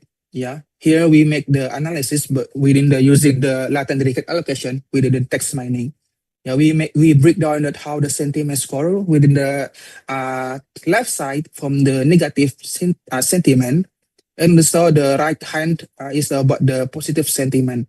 Yeah, there is so the media classify from the sentiment. I will not mention the media. Yeah, you can just read it with the screen. Yeah, what is different here? They're using about the narrative power. Yeah, narrative power because some of media, some of channel, they are quite a little bit tendent to using kind of the offensive news or not offensive word or not to the people. Yeah, because it's important as we know that our our people quite be offensive, yeah, using social media. They can be really trigger many things if they think that some things are wrong, yeah, from this media. That's why for if you're using kind of the sentiment, I can say that it is part of the vulnerability social. Yeah, if we're talking about the vulnerability, not just from the natural disaster, not only for the pandemic like the health disaster, but within the social disaster itself. Yeah, yeah, this is important because our media are quite offensive if they using media. It can be bad to our country. Yeah, and then about the how the extreme sentiment analysis that here I want to try the breakdown to separate some of words that media using, like the free, yeah, freelance program, and also we can get the how the media can be classified within the negative sentiment. For example, here we there many information with the Bandung. Yeah, it means that Bandung experienced many tragedy and many agenda within the food positioning. Yeah, and here's how we have like the experience we have the finish body consume and so on. Yeah, they can be from the analysis we can see, and we can the label which word can be classified within the positive words and also the negative word.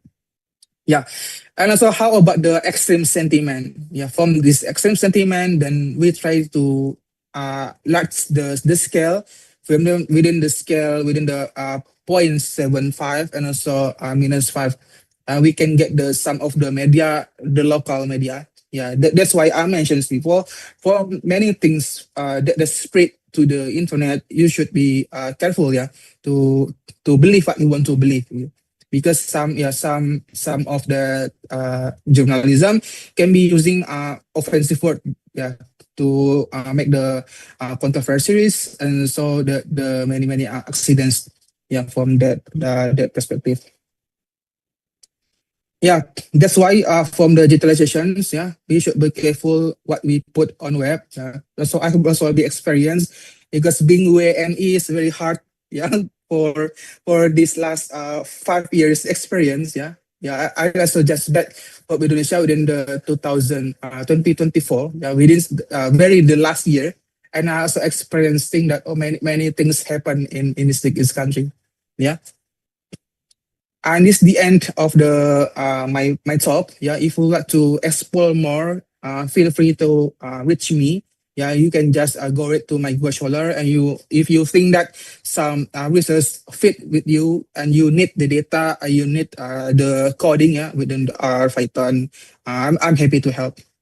Yeah, maybe that's all. Thank you.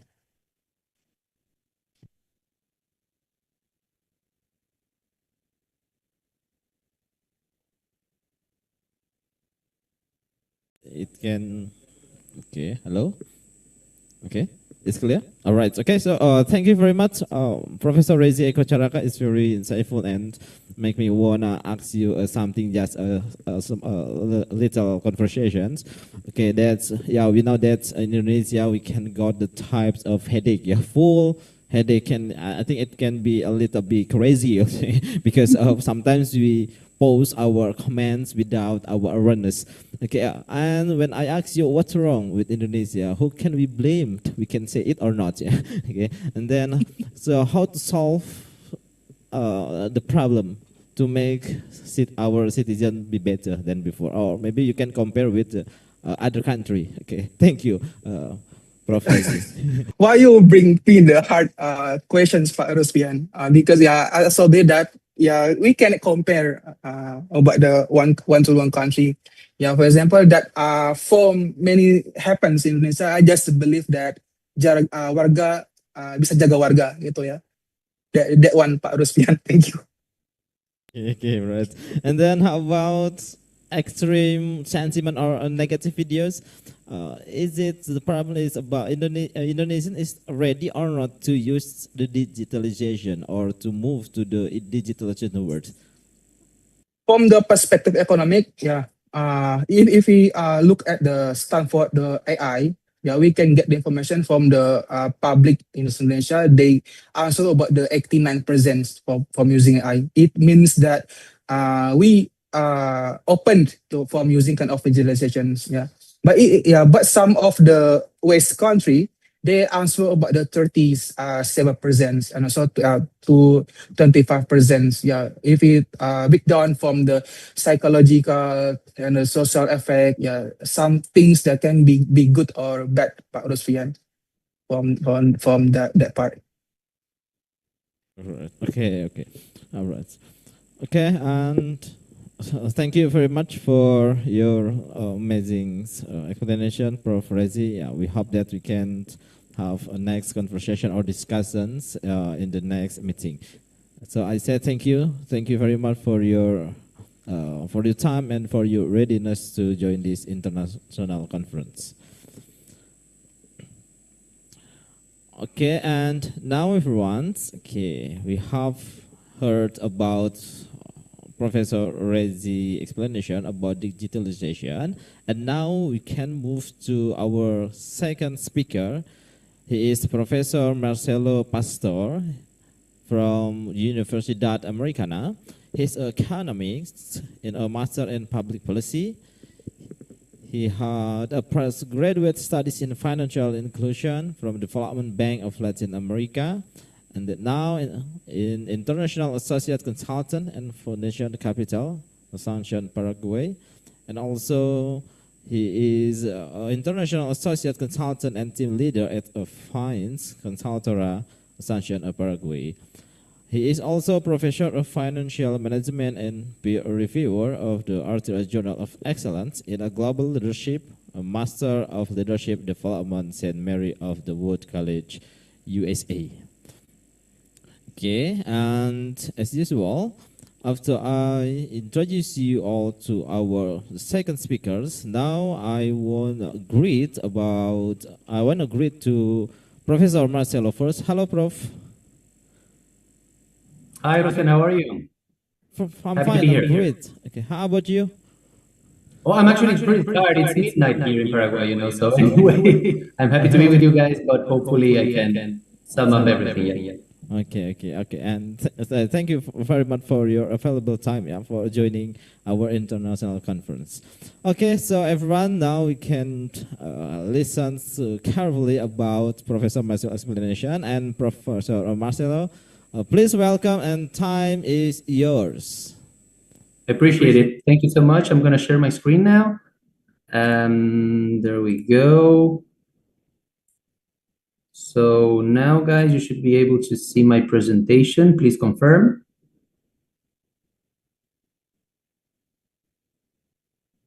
I cannot hear you, Rusfian. You're actually muted.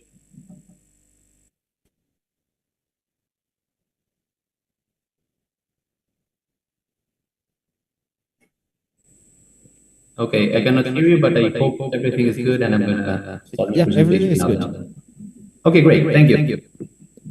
Thank you guys. Thank you for having me. It's been a while since I haven't been in Indonesia physically, right? Now I'm at least virtually present with you guys. When I studied in Japan, I had the luck to visit your lovely country.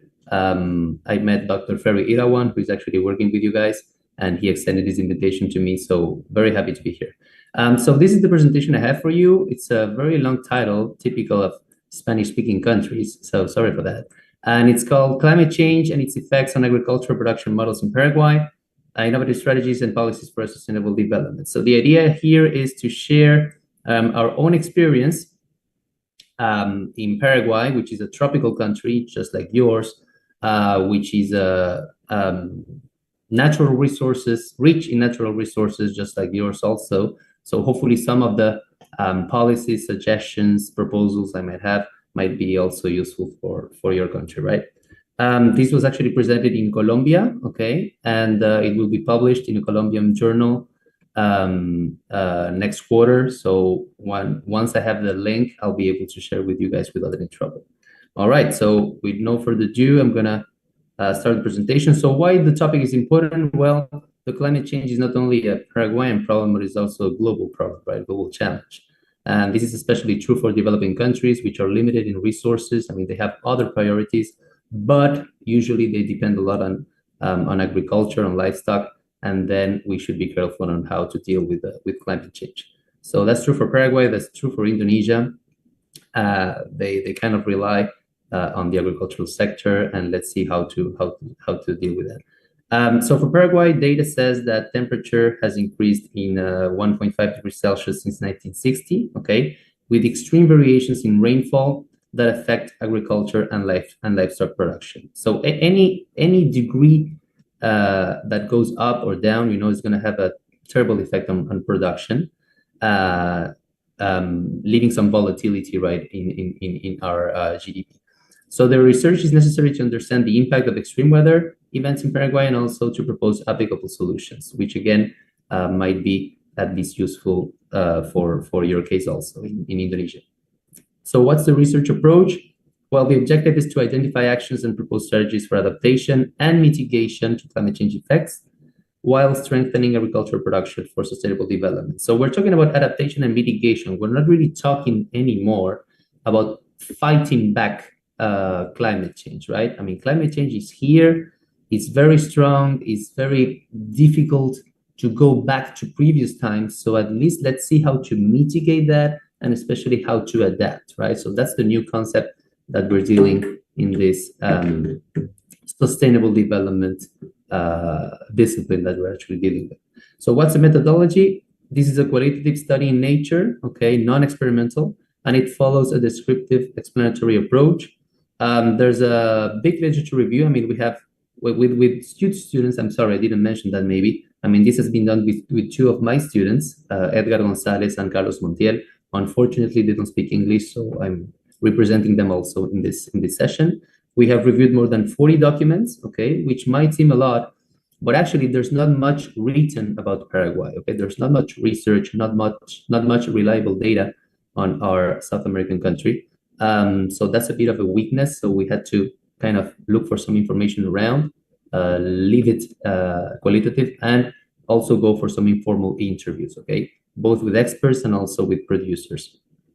And there's a special focus on the Paraguayan region also, which I'm gonna, with the Chaco region, sorry, in our country that I'm going to explain a bit further, because it's the third most biodiverse region in South America after the Colombian forest and the Amazonian forest in Brazil, okay? So very high biodiversity, but also a very fragile ecosystem. Now, about my country, well, this is not Uruguay. Usually people confuse Uruguay with Paraguay, right? I mean, Uruguay, they're more developed. They're better at soccer, okay? And we don't have any ocean access. And we are now becoming an upper middle income economy, but still relying on agriculture, right? So we have a 20% of a GDP that comes from agriculture, and that's closely linked to the use of natural resources, as I said. It employs about 20% also of the country's population, I mean, workforce. And exports, about 40%, come from the agricultural sector, especially soybean exports and beef production and exports, okay? So sustainability, this is maybe the interesting part. Sustainability is now a pillar in our own national development strategy. So you're going to see when I'm talking that on paper, it might look that Paraguay is actually performing well, doing a good job in planning, you know, in having long-term planning. It says 2030 there, but actually a few weeks ago, we had a new long-term development plan going up to 2050, okay? That aligns very well with the SDGs, especially number 1 to 12, 13, and 15. But in practice, we have a very weak government, okay? Institutions are very weak, very corrupt also, which means that in the end, we have mixed results. Some things work and others don't work very much because of what I'm saying, right? And also the government is quite poor. I mean, taxes are very low in Paraguay, which mean, and it's a very informal economy, which means that the government doesn't have much resources to allocate around. Okay, so we're going to see a bit of everything in this explanation. Okay, so about climate change. Since 1960, the country has seen an increase in temperature and drastic changes in rainfall patterns. There's an interesting thing in my country that was called Bertoni calendar. There was a Swiss botanist called Moises Bertoni that came to our country, settled here, and invented some sort of calendar to predict the rainfalls, okay, the rainfalls, the winds, etc., which used to work very well in the old days, but with the climate change, now we don't really have any predictions, any solid predictions on how weather is going to be, right? It's very changing and it's becoming more and more extreme, which is a problem for farmers, of course. Food and Agriculture Organization, the FAO, that is an extension from the United Nations, the projections indicate a possible decline of up to 20% in soybean yields in the next 30 years if we don't do anything, if we don't apply any sustainable measures for this to be reverted. And as I was saying, I mean, there are very extreme events that are coming, that are becoming more and more frequent in time. For example, droughts, all right? We had very severe droughts in 2009, 12, and 22. And actually, if I extend that for the last 4 years or 5 years, since 2020, since the pandemic, I mean, most years have been drought years, okay? Not enough rainfall. And that's a trouble, of course, for our farmers. I mean, if you say only 1 year and then it's a good year again, then it's not so bad. But 4 years in a row, that's a bit too much. The effects on livestock are not better, okay? You have degradation of grasslands, reduced water availability, okay? That turns into a desertification process. You have heat stress. This is a very hot country, okay? And with this phenomenon going on, the desertification, you have heat stress, on our livestock. Just for you to have an idea, we have 2 cows per capita, 2 cows per person. We are 7 million people in this country, but we have 14 to 15 million cows, all right? We are big beef producers. But if we have this heat stress, then our cows, our cattle cannot, the fertility actually goes down. So we're gonna have troubles to replenish, you know, the number of cows we are supposed to have, right?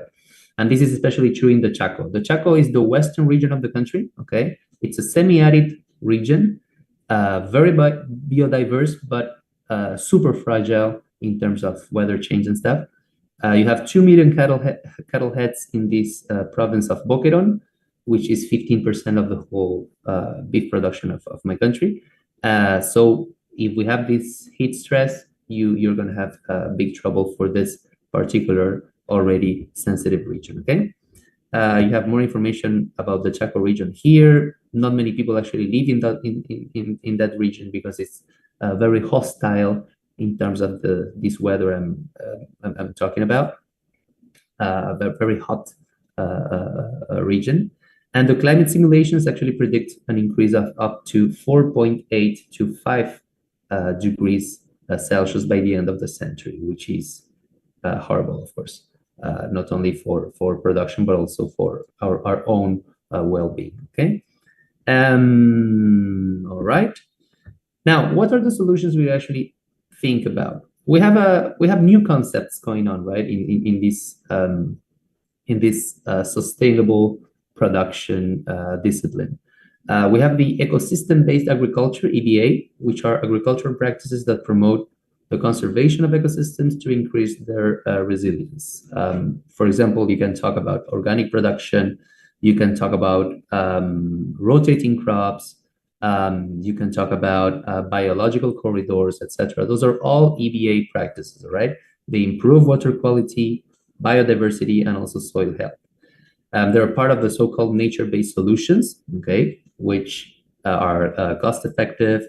They provide a better environment, high social and economic benefits, and they help building resilience, you know, in our production, agricultural production. So I was mentioning a national development plan that now goes to 2050.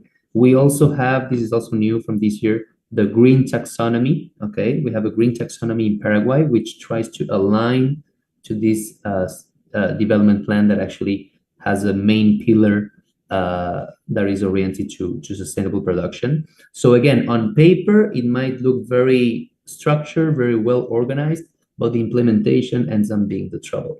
And also because this discipline is quite new, then the green taxonomy doesn't have all the elements or all the concepts that are supposed to be included in there. For example, this new paradigm called R2A, regenerative ranching and agriculture, okay, is not even mentioned in this green taxonomy I'm talking about, right? These are agri-food systems, management approach that integrates scientific and empirical knowledge to actively restore ecosystems. That's a definition from the Nature Conservancy.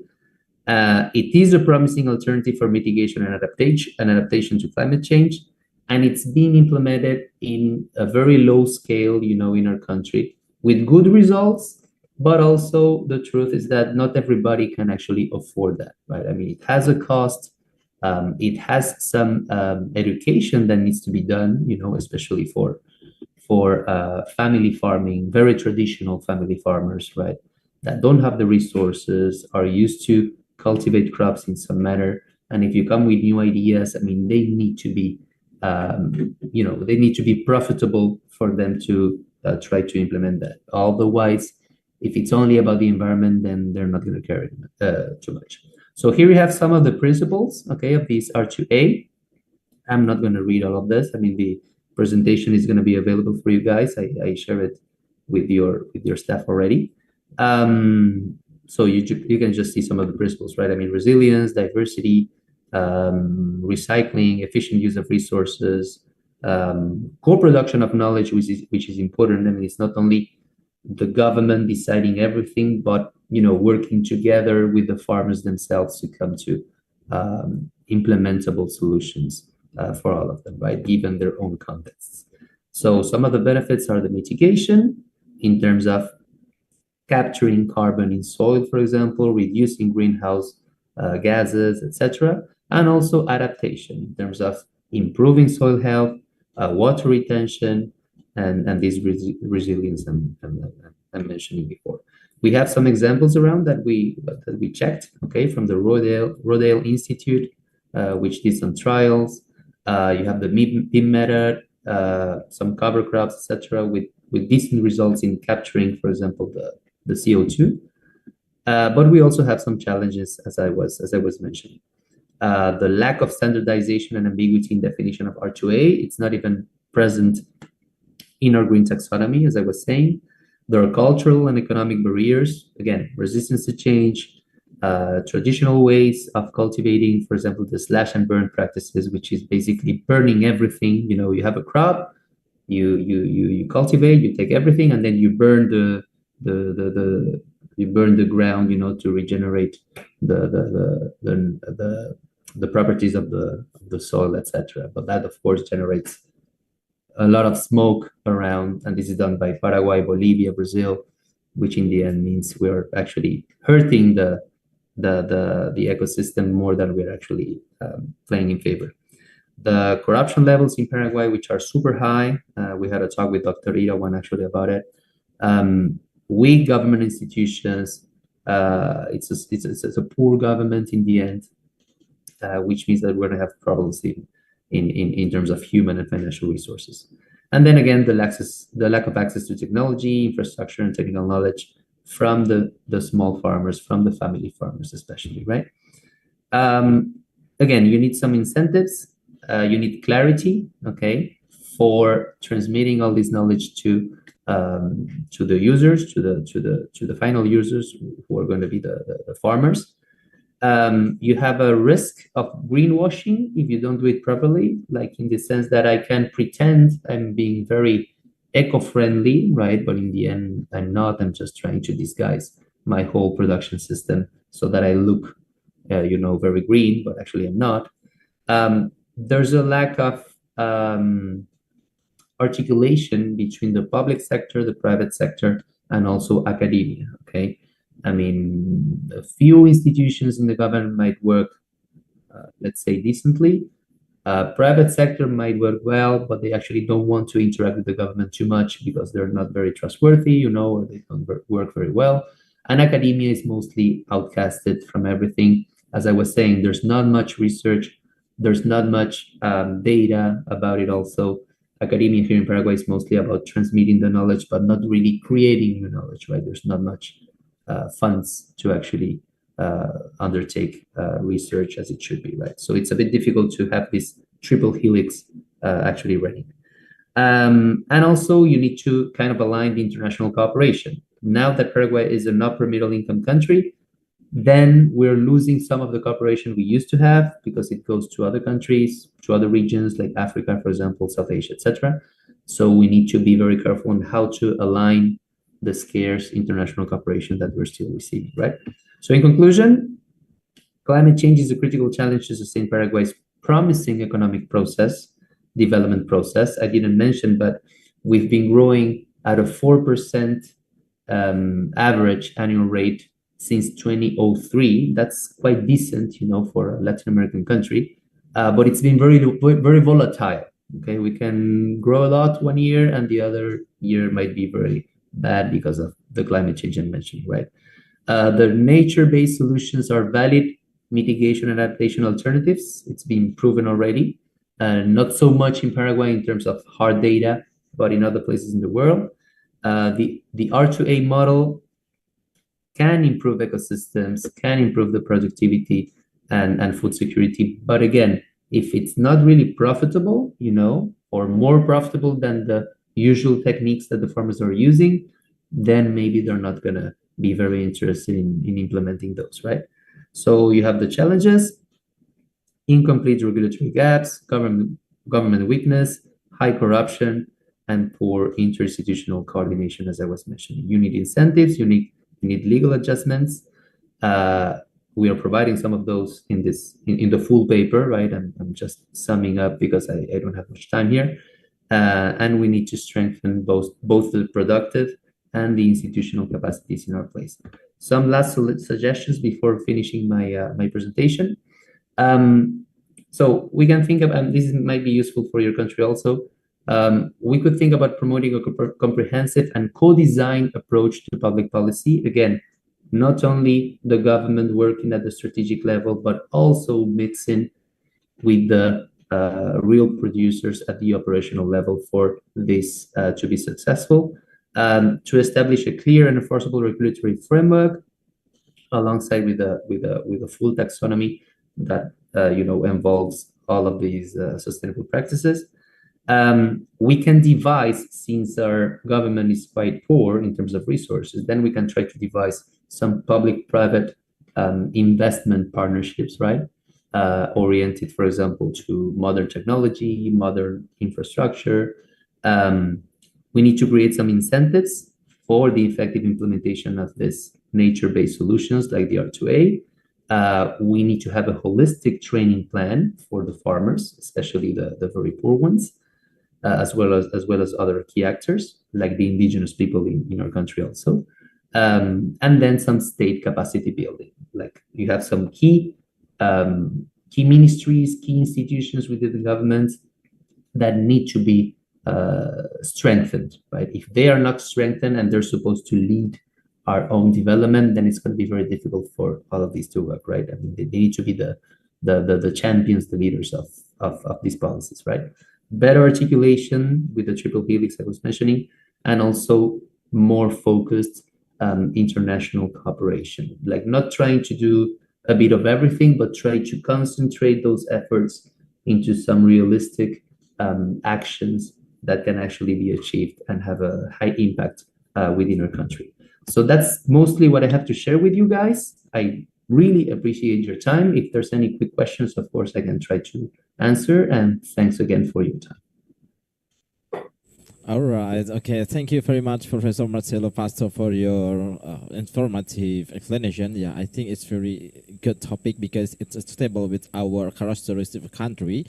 Because Indonesia one of the agricultural country, so it means we can discuss more about EBA, ecosystem-based agriculture, in the question and answer session after all speakers explains or gives a speech. Okay, so Prof. Marcelo, thank you very much for your presentation. Thank you so much. All right, okay. So everyone, now we move to the third speaker. Okay, the third speaker is Rian Harseno, Ph.D.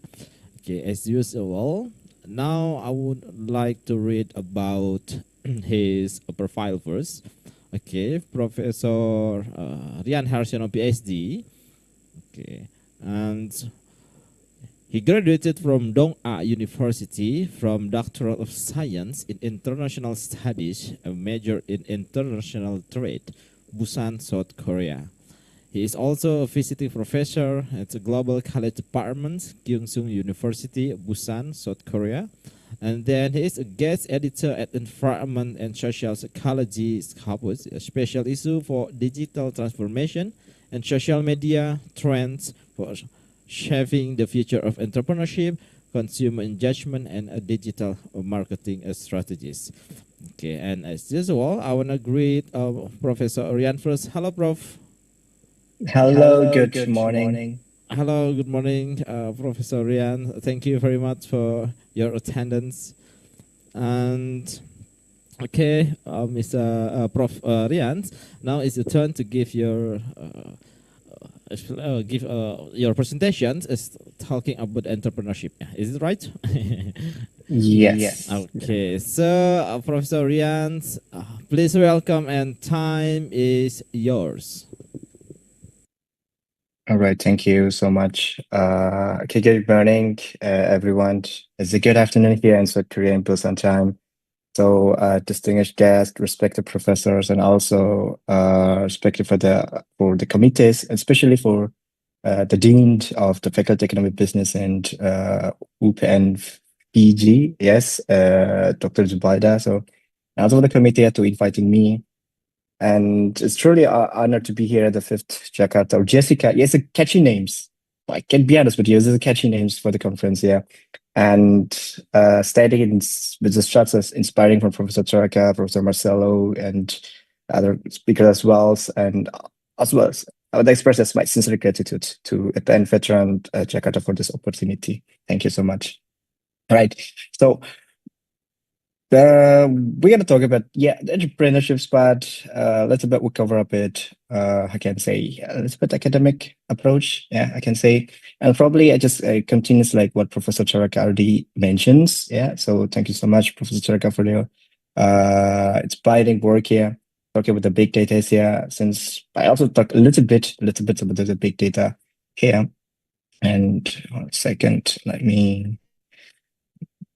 I hope it's not going to be a problem, right, with the screen, since I try to share screen here. So I'm trying to use this case study here based on my paper, right, based on our paper, recent paper that I published. So as entrepreneurships in the fine dining, right, and spatial strategies for culinary success. So this is the methodologies that we try to develop here. And we use the insight from the Michelin restaurant, especially in Busan, trying to use a very, I can say, niche market first before we open it the general one. So it's kind of like the locations intelligence for the culinary business right now. And this is the paper here. And our the MC already explained it very well, so I don't need to explain it by myself, right? Since also we have the limitations time here. And so what is the Mission Restaurants first? So if you guys wondering, I think here most of the KZ and also participants already know about the Michelin restaurant over here. So Michelin restaurants, usually they are using the Michelin inspectors here or reviewers, and they try to visit the restaurants like anonymously, and they award like 1, 2, or 3 stars based on them, based on the high quality cooking, water stop, and so on, extra working and those kind of things. And so that's why we try to use this as subjects here.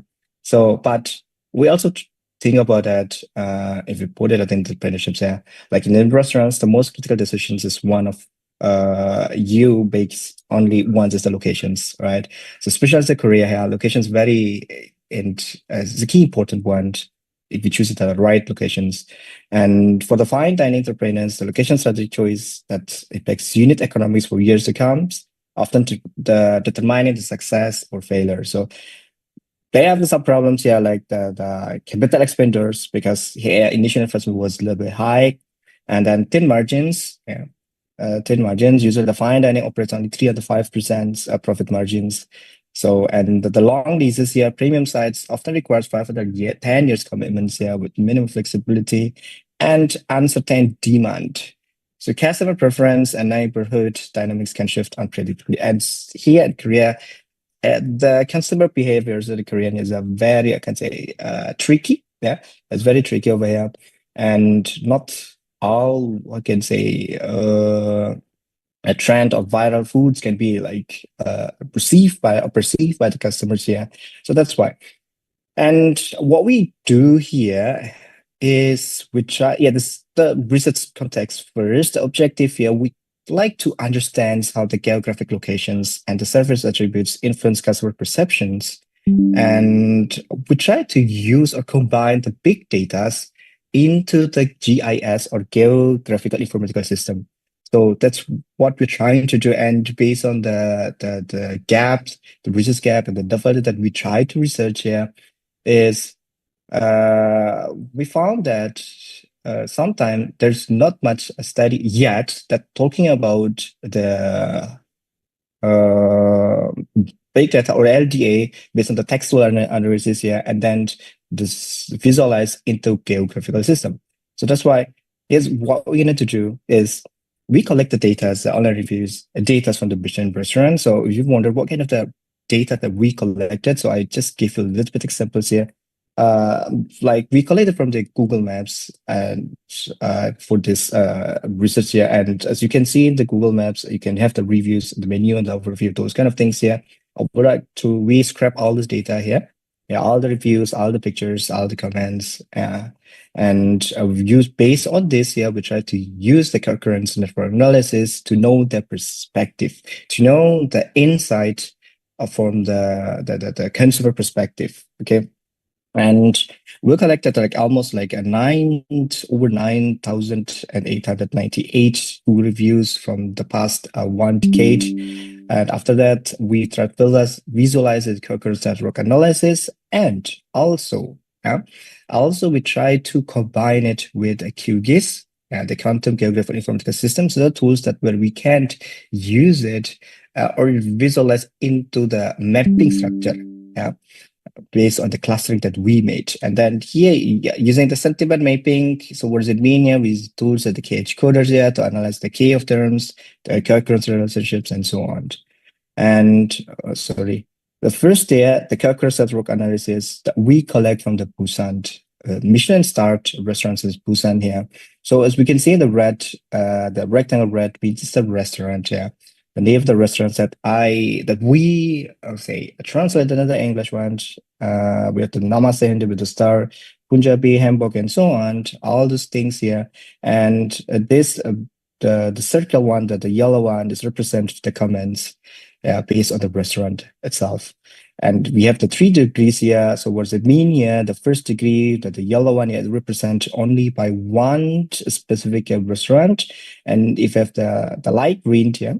The soft green over here, so means that it's connected with more than 2 restaurants over here. And if you have a tree, the green one is connected with more than 3 restaurants. For example, here, food words represent the Namaste Hyundai restaurant, the Star Busan, and also Punjab. So what does it mean? Either the food here, they're talking much more in the food for the restaurant here, but not only food, but also the delicious here for the Namaste, Hammock, and also Samjong.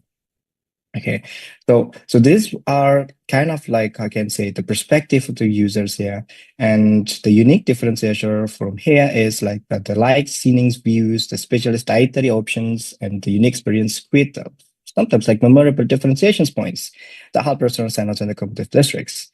And the satisfaction drives is, of course, remains the foods, of course, remains the quality of the food of itself, since we're talking of the Bishop restaurant here. And next things that I want to share with you, after we collect this data, we try to refining the data, and then we would like to visualize the different systems. Why is this important here? Because we would like to clustering.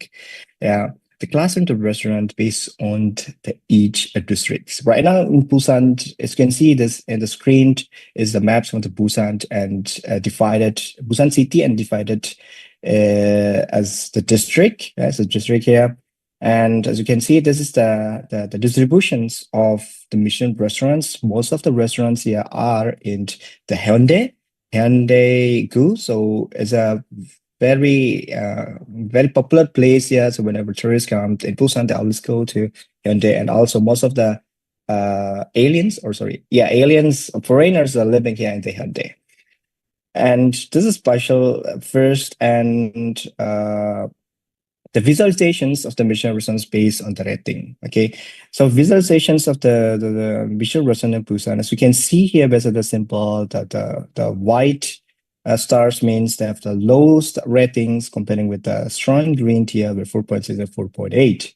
We can see there's a very, I can say, a variative review from the Hyundais, but also we also cannot underestimate the other, I guess, district as well. And so for the Busan, Jung, and also Suyonggu.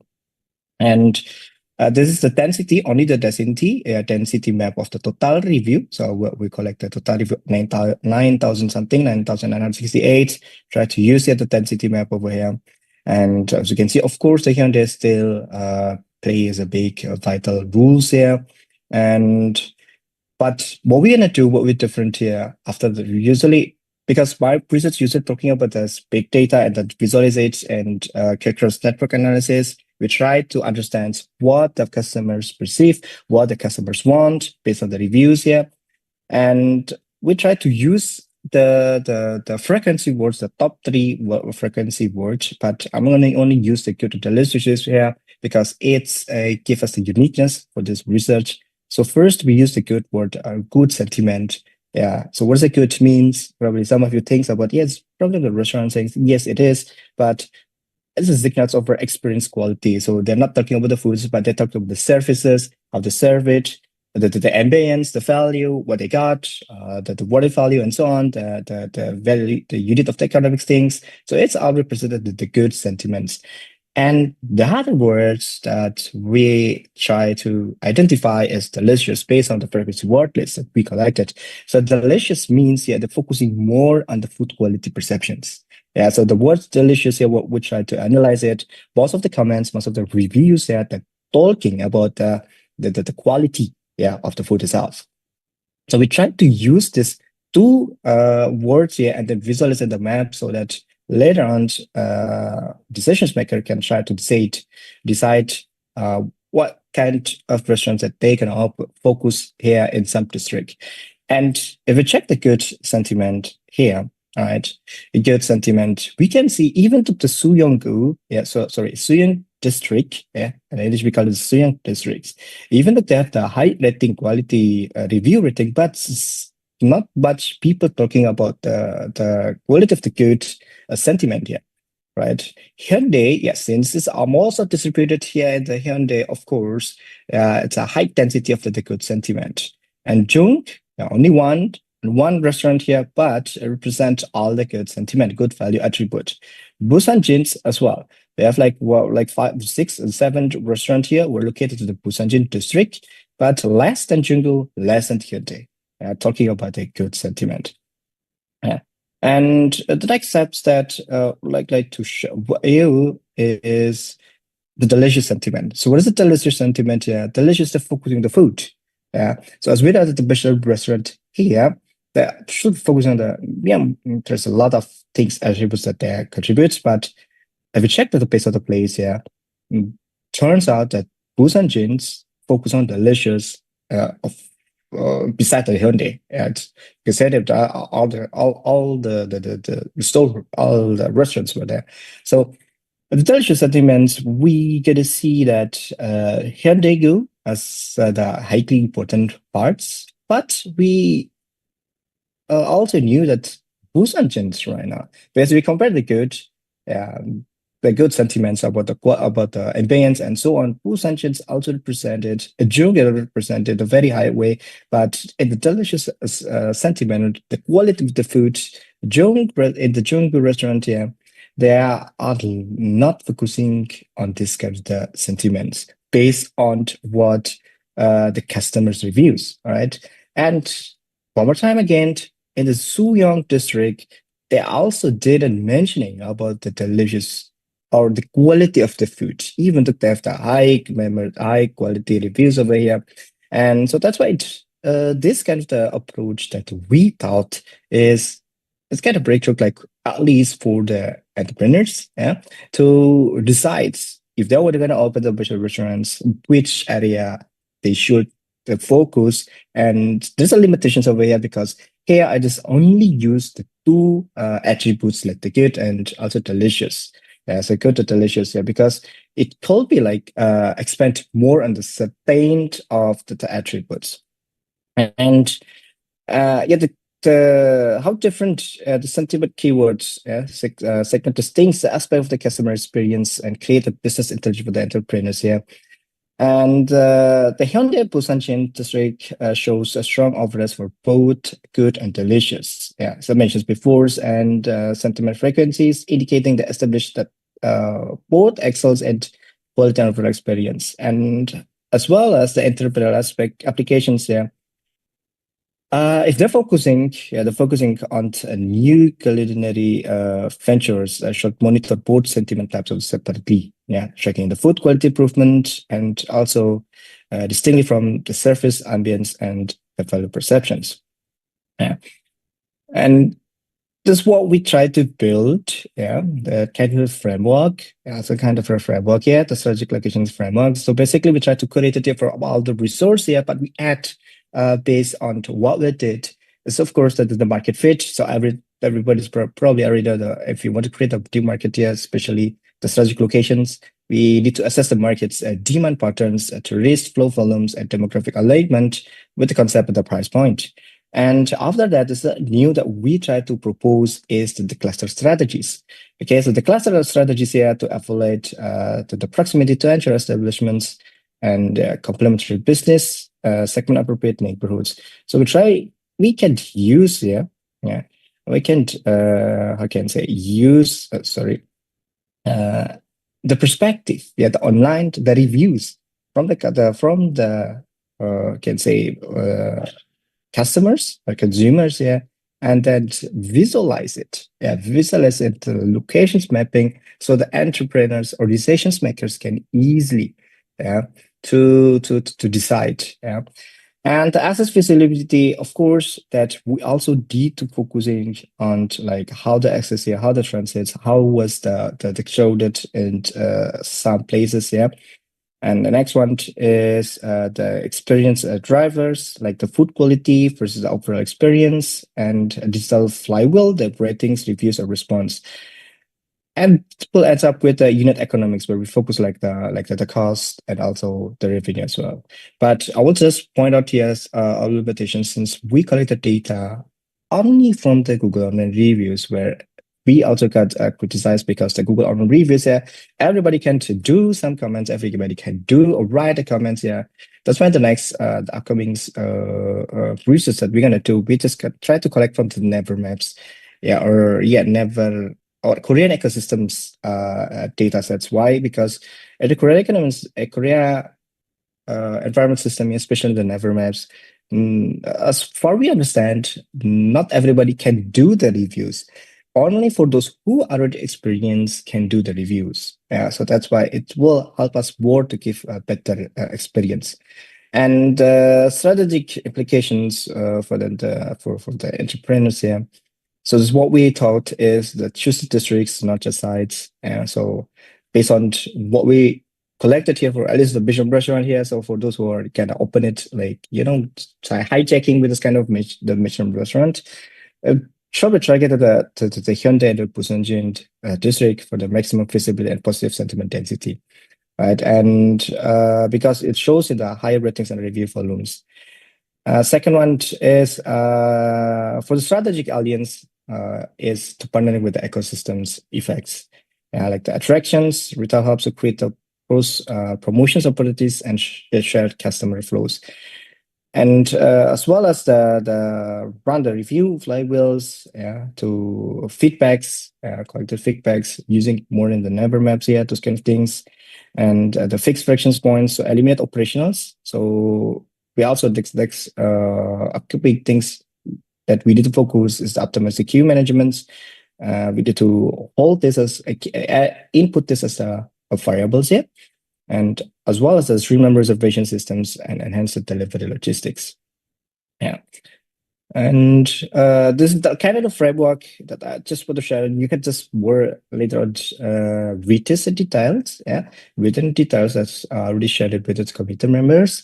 But what I want to point out here first is like that the reviews give us not only the perspective, because what we did almost like the 5 years is we're just talking about what we did is like collecting the online reviews or reviews from the online catering, all of them, and then visualize them to gather insight or the qualitative experience.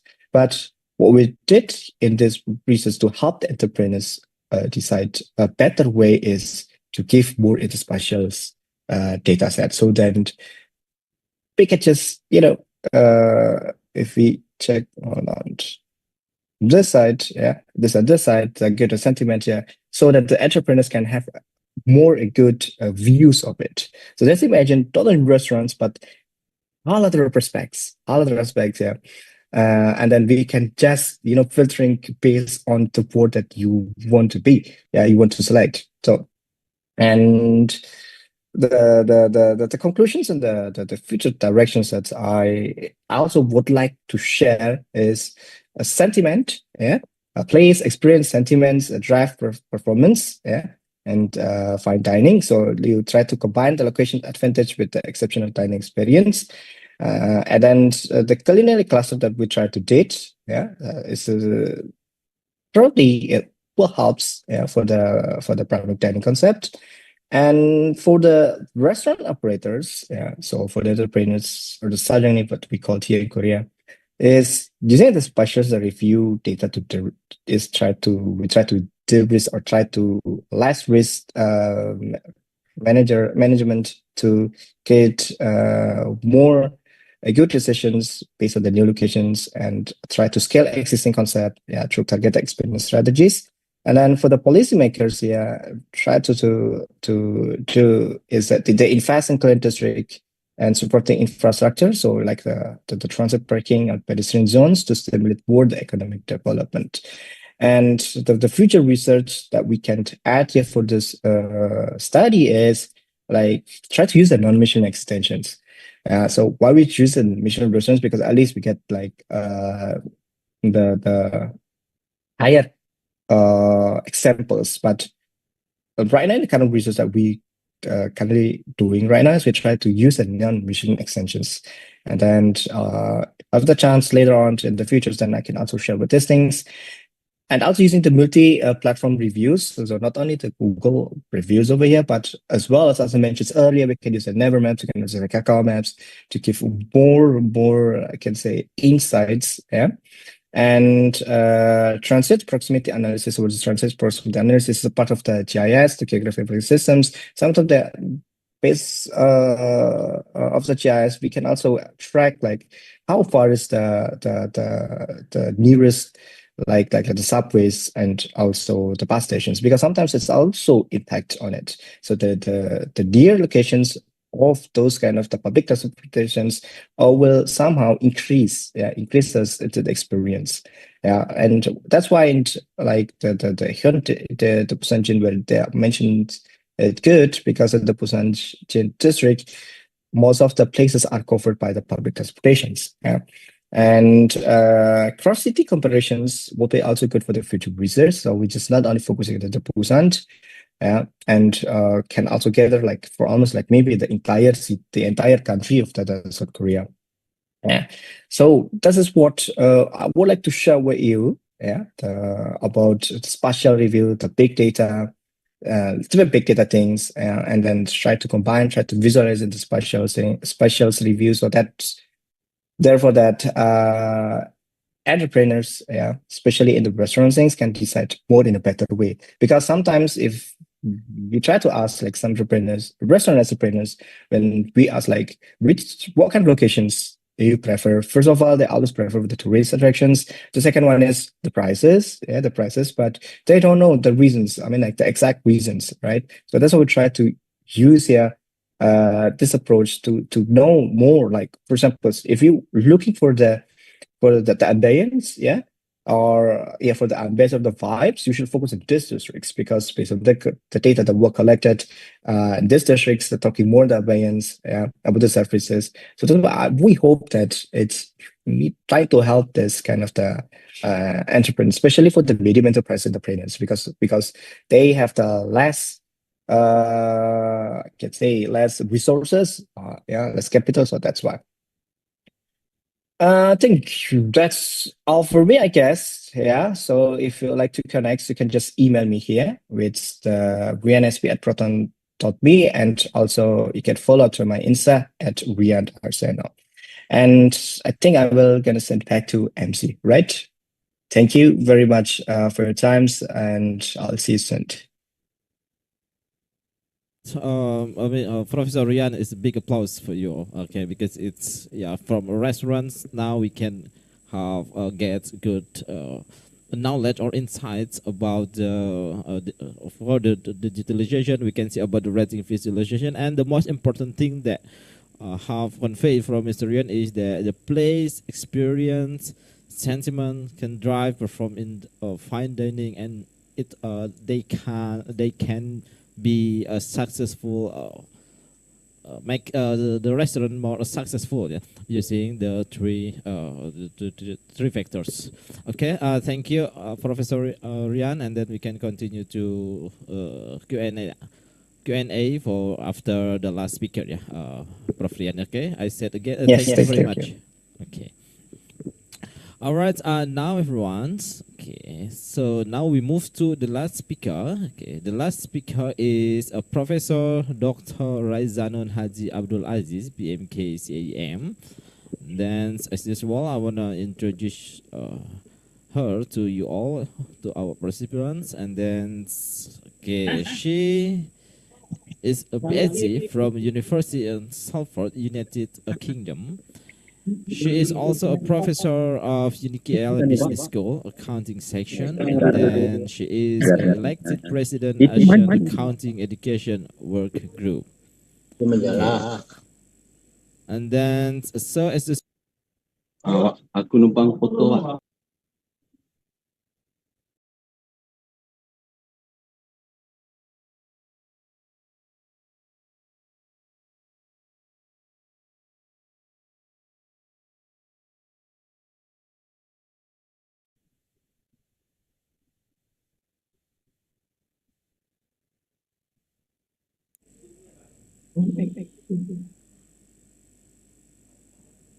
Can you hear me?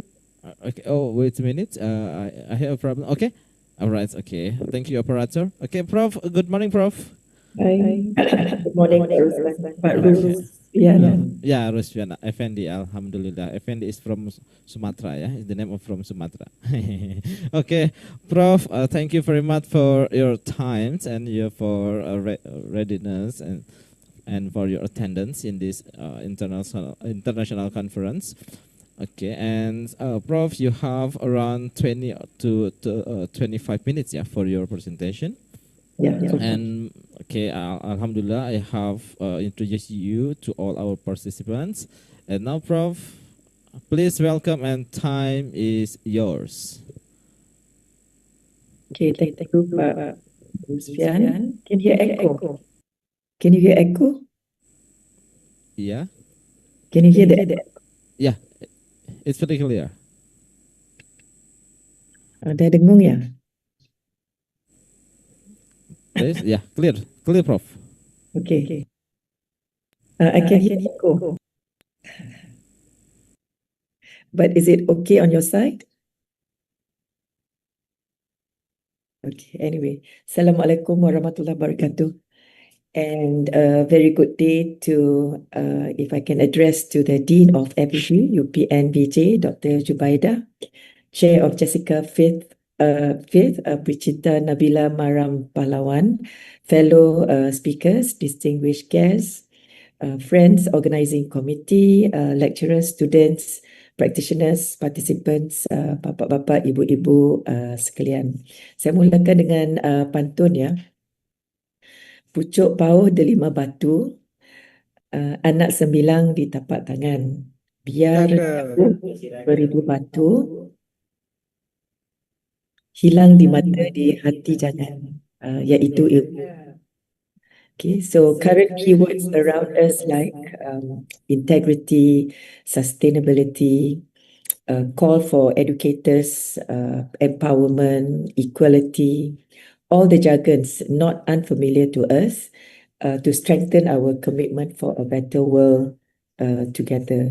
So today we ask one powerful question. In this digital world, where exactly are our graduates headed, or our students? So we are looking at the so-called compass, and we know what is a compass, and we are looking at beyond what we practice, what we do, or what we know, and therefore it is basically the ethical compass in this digital world. So it's basically looking at technical knowledge versus soft skills. So this soft skills is basically the mindset, I should say.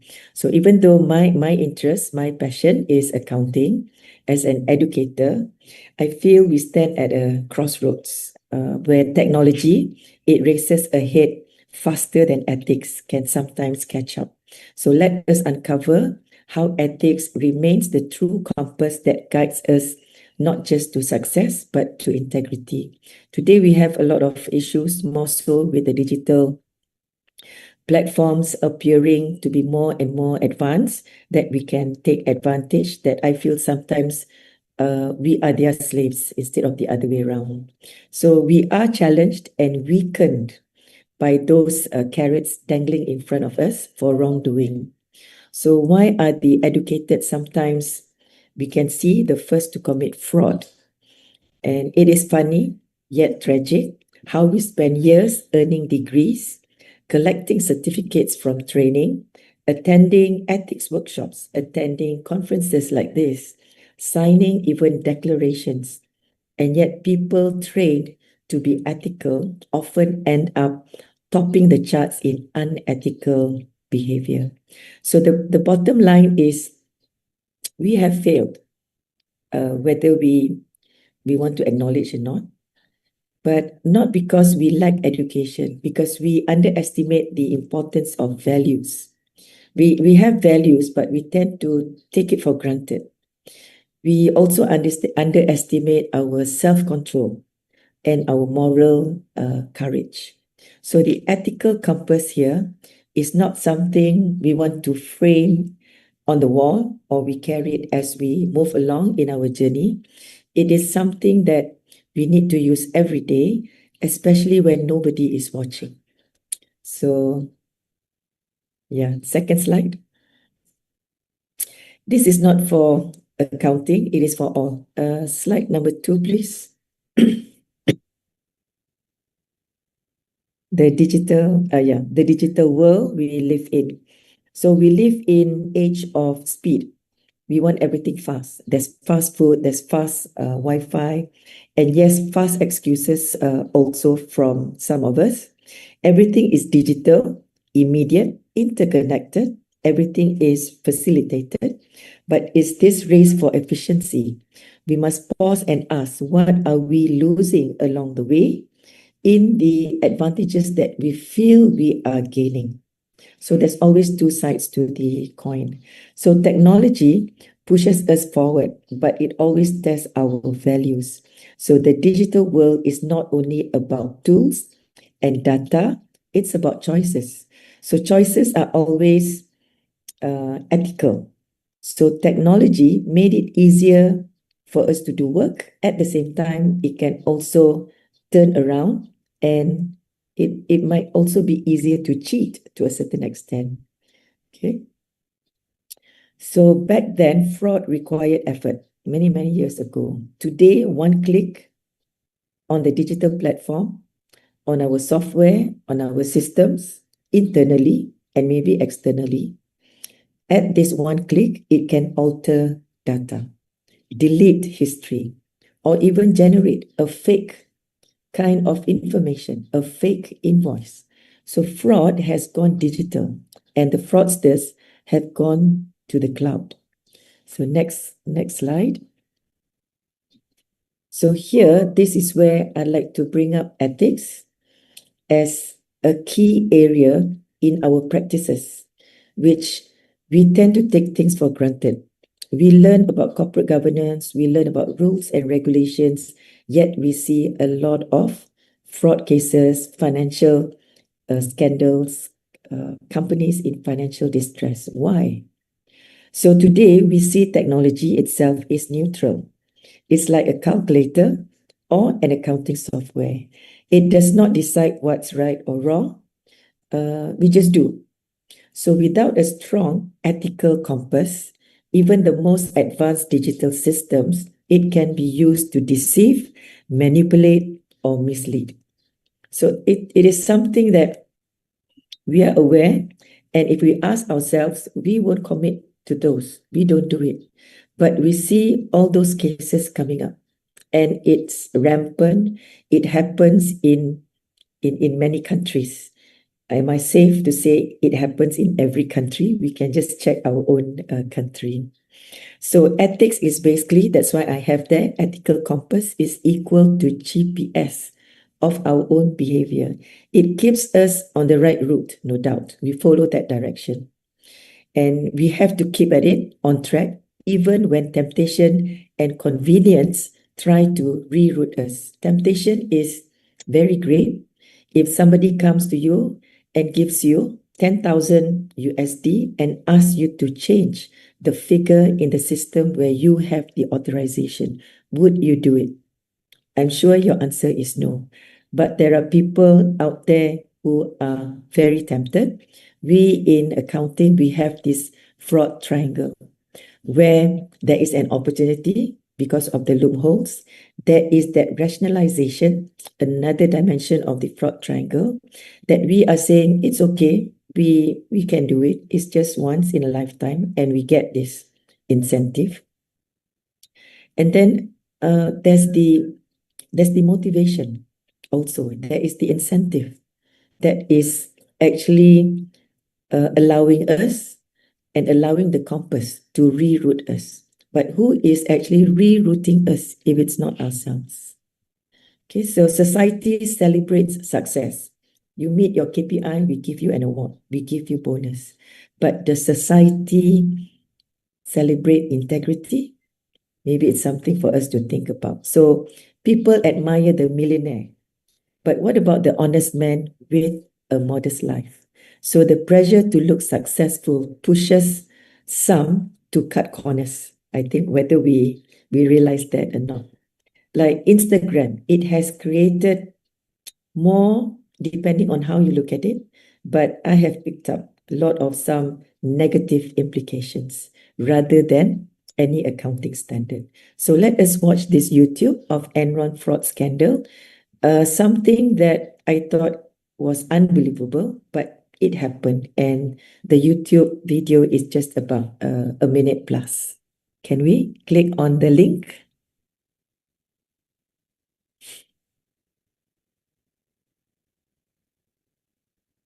Is it showing?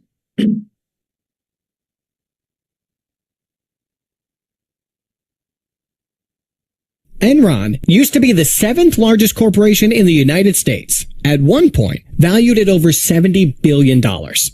As of 1997, however, they started losing money and accumulating debt. Instead of admitting their mistakes and making changes, Enron executives decided to hide the losses through accounting tricks because they didn't want the Enron stock price to go down. Risky decisions kept being made, and the truth was hidden under the rug. As of 2001, however, the media started wondering whether or not Enron was overvalued. This obviously put a lot of pressure on Enron stock prices, which used to be as high as $90.75 per share. Insiders decided to cash out and started selling lots of shares, and prices kept falling until they ended up at below $1 in late 2001. In December 2001, Enron ultimately filed for bankruptcy. Approximately 20,000 jobs and $2 billion in employee retirement funds were lost. Many executives were brought to justice, and some of them ultimately ended up receiving prison sentences. Enron was an early example of just how recklessly some corporations are managed. We then had countless other examples, mainly in the financial industry, especially after the Great Recession of 2007 to 2008. Do you see a pattern? Okay, thank you. Okay, so why things happen the way they did? Why Enron collapsed? It's because of irregularities, the bad habits, the so-called characters of the top management, which we tend to depend on the top management, but they turn around and they did not do their part, and they failed what we call the agency theory. There was a lot of irregularities. Okay, so, slide number 4, please. So digital dilemmas facing, if I can point out to students, maybe even for us, our practitioners, educators, professionals. So our graduates, we face challenges that we never imagined before. I only realized about this copy-paste from AI that was just about maybe 3-4 years ago, when that was already discovered way beforehand. So AI was actually completing their assignments, data manipulation to a certain extent in the financial systems, cybersecurity breaches, digital fraud. So the line between right and wrong has become pixelated. So it's your choice to pick up what is right, what is wrong. And some would take wrong to be right and the other way around also. So it's like, it can be confusing. So as technology becomes smarter, our moral reasoning must become wiser. But is that the case? So knowing ethics is one thing, but living ethically is another. So ethics is not a knowledge problem. It's not. We know it already. But it is a discipline problem to me. So you decide, but we can always give excuses, right? So we can memorize the code of ethics. We know these are the code of ethics, for example. But if we cannot control our own ego, greed, or fear, then even 10 PhDs will not save us because of our mindset. So educating our people, we have this cybersecurity lapses, we have privacy issues. There must be this cyber hygiene, we call it. So if I can say this in Indonesian language, sepertinya ramai yang antara kita pandai-pandai untuk membantu sama ada diri sendiri ataupun act in the best interest of the company, or perhaps even act in the best interest of ourselves. Sudah banyak kasus skandal dan kecurangan di dalam bisnes maupun organisasi-organisasi. Kita juga bisa dicarian di Google, di AI ChatGPT, di situ juga ada, tapi sahih atau tidak perlu dumping sama bukti. So what I'm trying to say is that we are all educated, and those out there, those who have committed fraud and be involved in some sort of financial scandals, bankruptcy, for example. These are the people that they need to save the company or companies, but did they? Okay, so next, slide number 5. So the ASEAN digital landscape, it's our economies And we can see that our economies are digitalizing rapidly. From Malaysia, Indonesia, also Korea, Singapore, Vietnam, Thailand, Philippines, you name it. Everything is all borderless. Everything is with digitalization. But speed creates two gaps. One is digital gap, and the other one is ethical gap. While we are so engrossed with what wonders digital and the AI platforms can do, sometimes we miss the ethics part in us. So it's not enough to just produce graduates who can use digital tools. We must make sure that they know when not to misuse them. So in our region's pursuit of innovation, ethics must remain our shared language. So the ways where ASEAN has grown the region's digital economy is by data policy, digital skills, e-payments, cybersecurity, and this is not exhaustive. So there must be a balance between competence and conscience, but whether we have it or not. I have another link there, but what I will do is I will skip that. It's about cases and report from Indonesia CNN about penipuan, kasus penipuan di negara. So you can always watch that at your own time. In the interest of time, I will just quickly go through my application. It's interesting. You can watch a lot of YouTubes on various angles, various areas when it comes to ethics and when it comes to fraud and also the mindset. Next slide, please. Accountants and professionals. Yeah. So as accountants and business professionals, we know this reality deeply about automation, and we have it across in other disciplines as well. Then there's AI-based audits, blockchain reporting, ESG disclosures. They are transforming how we work and how basically things can be done, how research can also be conducted. For example, very interesting just now on Korean, Rian Harseno, was it Rian Harseno just now? Yeah, so I thought that was interesting, and I find culinary is also a part of my passion as we go out and eat and all that. But there's more to it when we look at the research and you're measuring, observing sentiments also, which I think is very interesting. But behind that, I'm sure there is the ethics, integrity that you need to also incorporate. Okay, so the professional titles sometimes give sadly the false sense of invincibility, we call it. Once when we see Enron, for example, they are at the top management, you name it, the late Kenley, Cliff Baxter, Andrew Skillings. These are, for me, high profiles. And what happened to their trust, what happened to their confidence in the way that they need to display and exercise the agency responsibility. They suddenly realize and they forget that they are still human. So the title gets taller to a certain extent.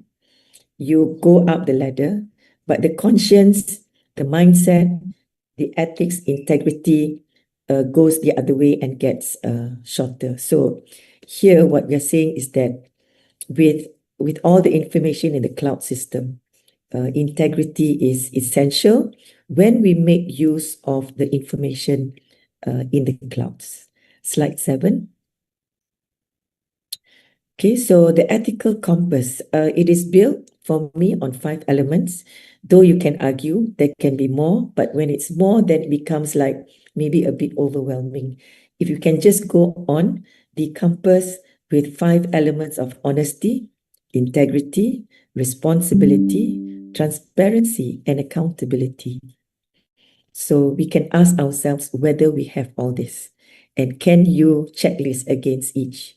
If I ask you now out in the open, yes, we will say tick to honesty. We tick integrity. Yes, we have. Are you responsible? Yes, I am. Reporting. Will you disclose any issues that you discover that can be disturbing to the top management? Are you accountable? So these are where smart people, when I say smart, those on the negative side of things, they'll be very good at justifying basically what is negative and what they believe in. So these individuals, they don't say I'm doing fraud. They will say I'm optimizing financial disclosure. I'm leveraging flexibility in accounting standards. I'm practicing creative accounting, creative compliance. So we are the smart ones. Or maybe with Enron's case, the top management then, they are the smarter ones. And therefore they can twist and turn to their advantage instead of looking at and reviewing how and what harm they can bring to the company. So our brains can be dangerous tools when the heart is missing. So we need to ask ourselves, what kind of heart do we have? Good heart? Okay, next please. Next slide. Yeah. Where the compass goes wrong, when the compass fails, basically.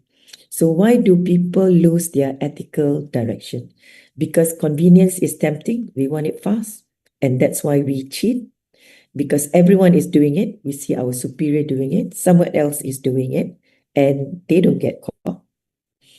And because AI makes shortcuts even easier than ever. So we tend to over-rely on AI. And our mission but remember, shortcuts in integrity always lead to long-term consequences and also against us in the end. So we, in our language, we say sepandai-pandai tupai melompat, akhirnya jatuh ke tanah. So no matter how smart you are at manipulating, one day you will be caught. And we've seen with all those cases being identified and being brought to justice.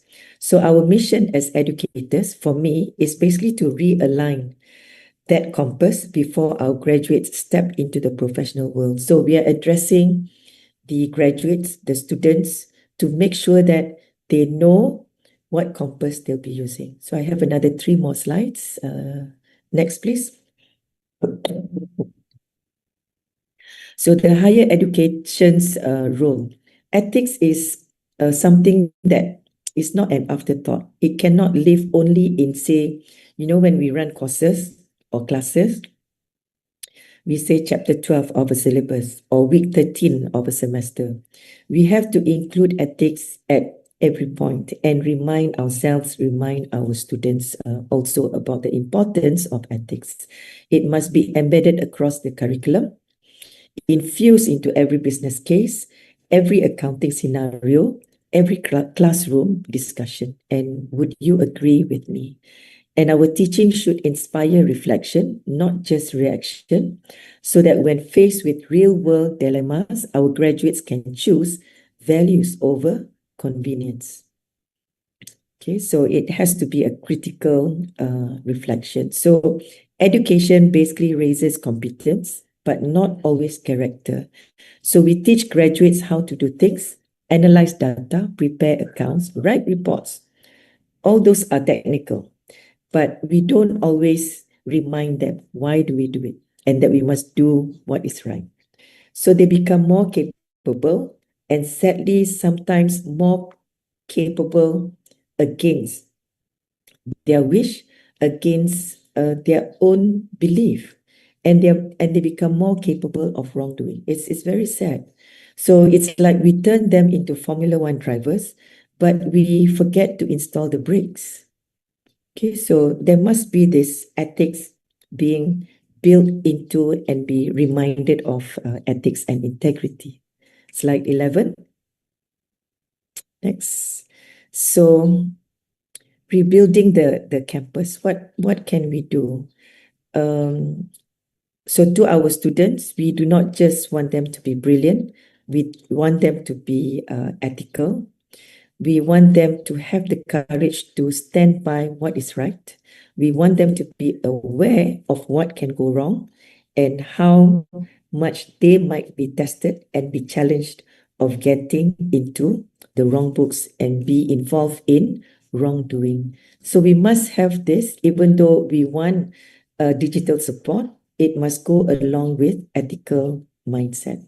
So there must also be the balance of speed as we want fast information, and there must be the integrity that should come along with it. So we have to make sure that the compass is right, bring back the compass to the right direction, rebuild if you have to, in order to do things what is basically right.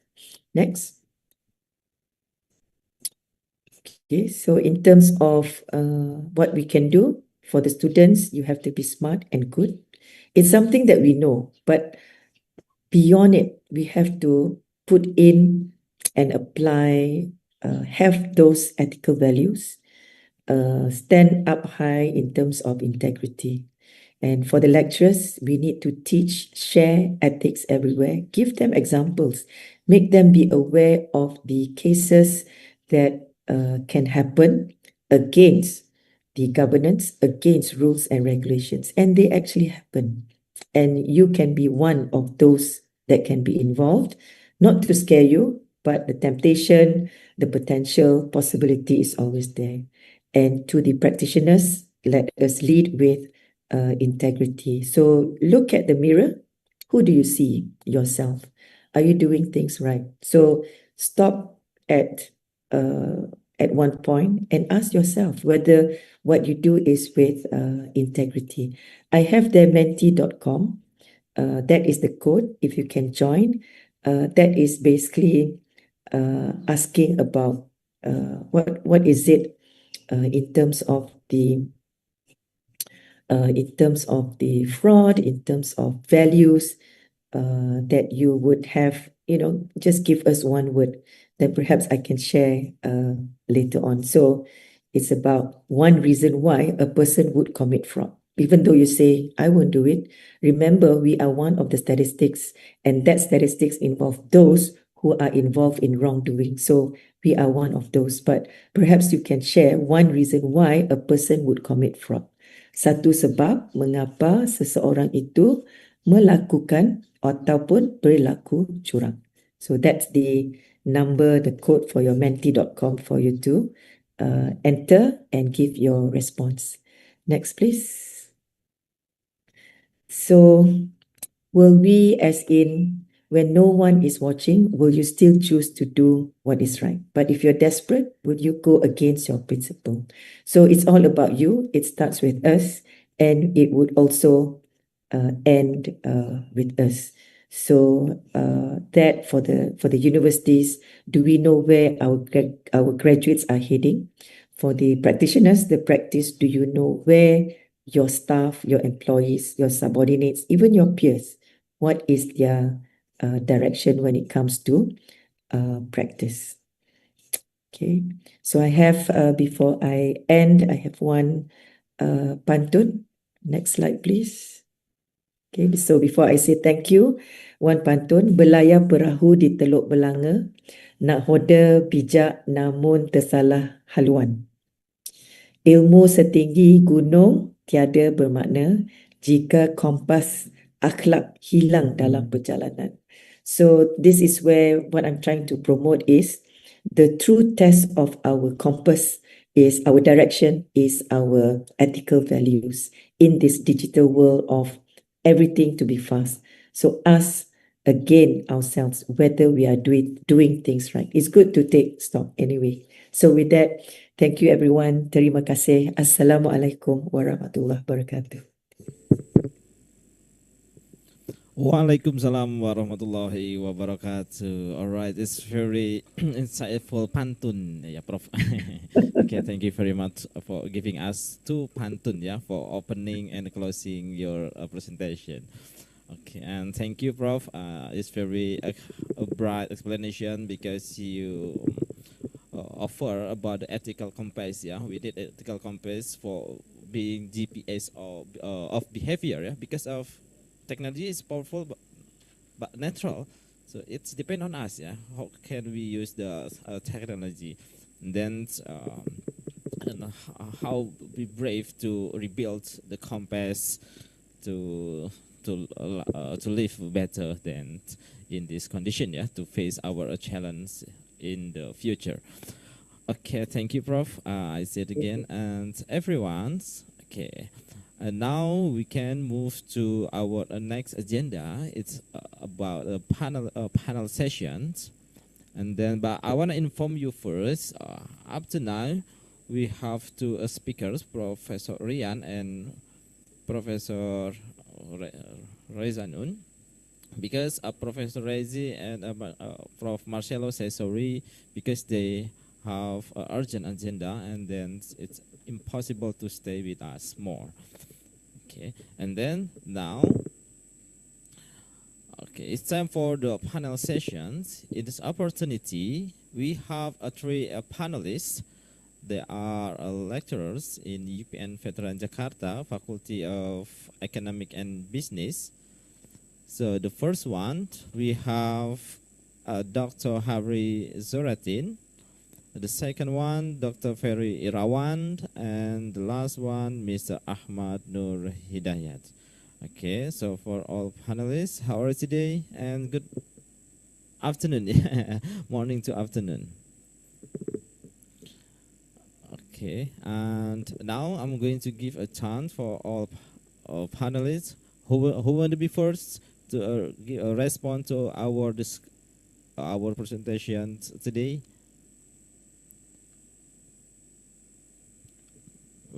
Oh, Mr. Ferry, do you want to be first? Yeah.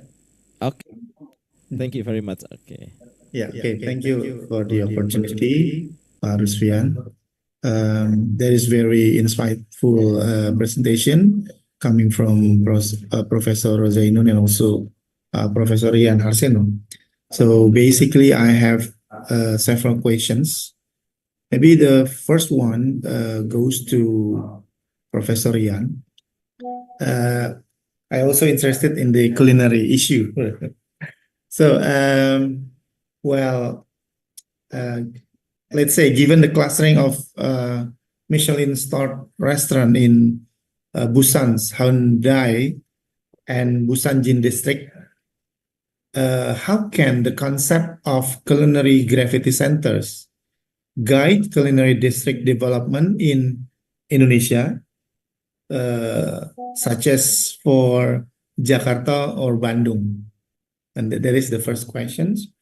And then the second one is, if we consider the location decision for fine dining involving long-term commitments and high entrepreneurial risk, how can Indonesian entrepreneurs utilize data-driven spatial strategies to minimize the probability of failure in the competitive of F&B sector?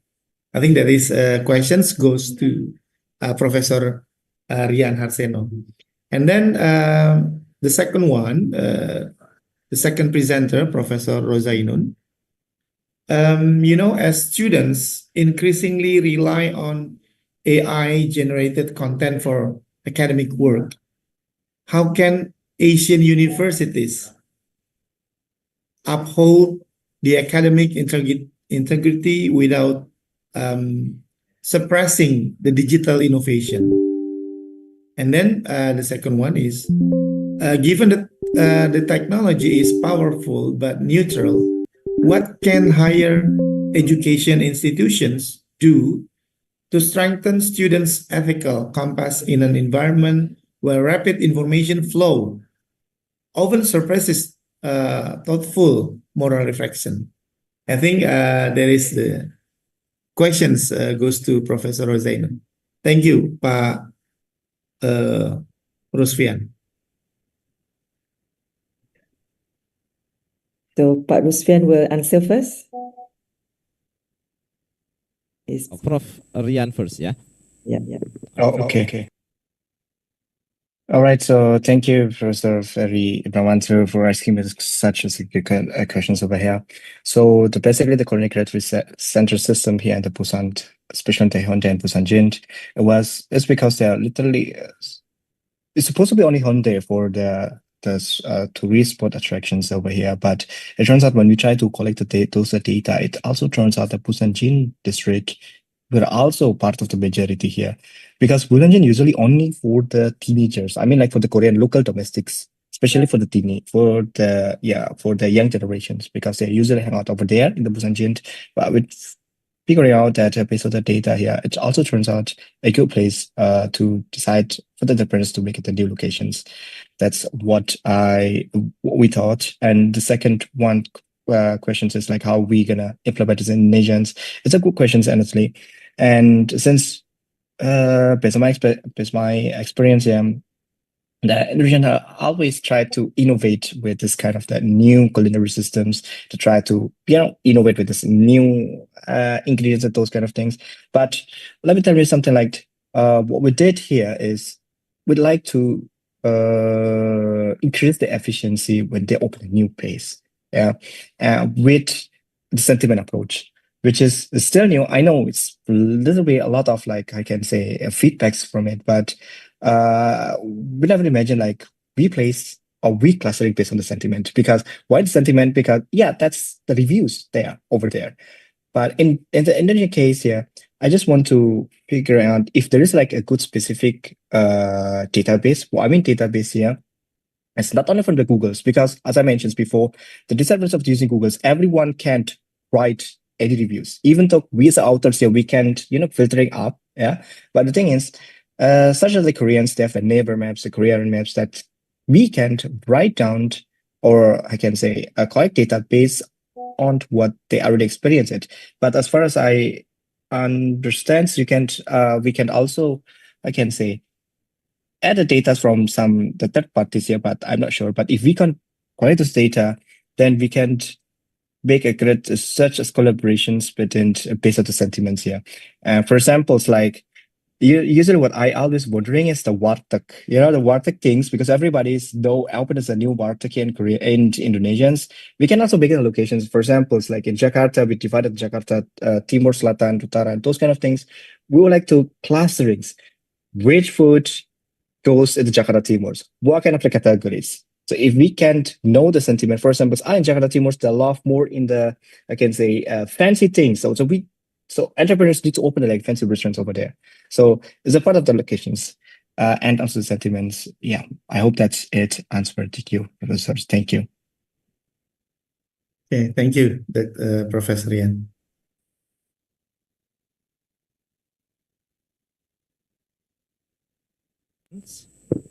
Okay. Now I want to give a chance for Prof. Rozainun, Haji Abdul Aziz to respond it. Thank you, Pak. Very interesting questions. So it's like two sides to the coin. It's like if you do this, you forgo the other side. You go the other side, you will also forgo this side. So I would like to suggest for us to have one more. It can be an extra curriculum subject, but it's something that we need to reinforce ethics. Because the thing is, students, even my students, we rely a lot on AI generated contents. It is true. But of course, we do not want to suppress like what you indicated just now. And I was just telling my students this morning, please do not be a slave to AI, but you should make AI work for you. Because tendency is that, because I teach integrated case study, so I ask them to find strategic initiatives for long-term competitiveness to align with sustainability and financial viability. So to them, it's like, very overwhelming. So they just bang on strategic initiatives. So that's how, if I can say, short-minded when we have AI. They want to go into what is important for them. But I tell them that there are 4 emphases there. So you need to make sure that you relate. So this is where when they just jump and rely on AI, they forget about the requirement of the question, which is where we need to tell them, we have to coach them. We have to hold hands at the start and give them examples. And we have to build that inside the orientation, we have to keep reminding them that you have to observe the ethics and the values, your mindset, and then integrity. Are you doing it? Are you doing it right? So in my university, we have for accounting, we have Hala 7 program per accountant. Program, you call it Prodi Akuntansi. So in this program, what we have is adab. So adab is about akhlak, it's about mindset. So when we teach them standards, we teach them accounting standards, we show them rules and regulations, we tell them this is the standard to account and to treat revenues. And that is basically one of the key audit areas that auditors will look for. Because this is very important. You want to show good performance and you build up, you increase your sales. And who is there to tell you not to increase your sales when you have the access? So you can create invoices. Creativity accounting is there. But all these terms, terminologies, they can be misused to your advantage. You want to impress your managers. Look, I have good sales, for example. So you can do it. And this is where we need to also tell the students that you must balance, you must make sure that you use AI for the good reasons. So we have to keep on educating them, give them examples, and when we give examples, we share with them also the bad examples and the experiences. So that is how, for me, I would answer on how, for me, it should be the balance of we rely on AI, yet we have to make sure that we educate ourselves and we improve ourselves in that way. So it's not just about technical. That's why in my first few slides, I put that technical knowledge versus soft skills. So they are equally as important. The facility is there. It's fantastic. AI is fantastic, but you might use it for the wrong reason. Okay? And then on number 2, technology is powerful, yet it is neutral. So how do students actually strengthen their ethics, their integrity, correct, Pak Ferry? So we have to practice. You give them a case or you test them also. You can even, this might be basic, but it will test them. You just drop 10 ringgit at the corridor and you test the student. Will they pick up? Yes, they will pick up. And then they come to you, I found 10 ringgit. Did anybody lose 10 ringgit? But how many students or people would do that? So that is what testing, that is what, if it's an audit, we call it the substantive and control testing procedures that we need to also apply in class so that we can develop the mindset of our students, our successors, and also our peers. So it's basically how we test them, and then we inform them of the results. And we give real cases, as in, you just drop 50 ringgit, you put somewhere and see whether students are tempted and they are challenged or not with that situation. What do they do? I think if I'm a student, maybe I'll just take and I just keep quiet. Maybe, but maybe not. But that's where you educate them, inshallah. Thank you, Pak Ferry. Thank you, Prof. Roza. Answer. Okay, and now I want to move to Mr. Ahmad Nur Hidayat. Hello, Mr. Ahmad Nur Hidayat. Okay, how are you Hello, today? Mr. Rusfian. Okay, How thank you about my very much for voice? your time. It sounds good. Yeah, sounds very good. Okay, thank you very much, Mr. Chairman. Let me introduce myself. My name is Ahmad Nur Hidayat.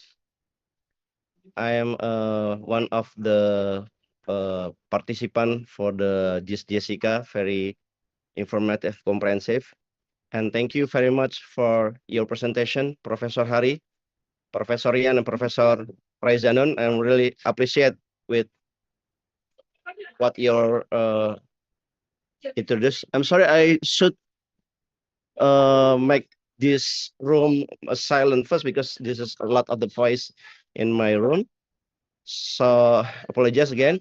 So I have three questions for all of you, especially regarding the topic that you deliver for this morning.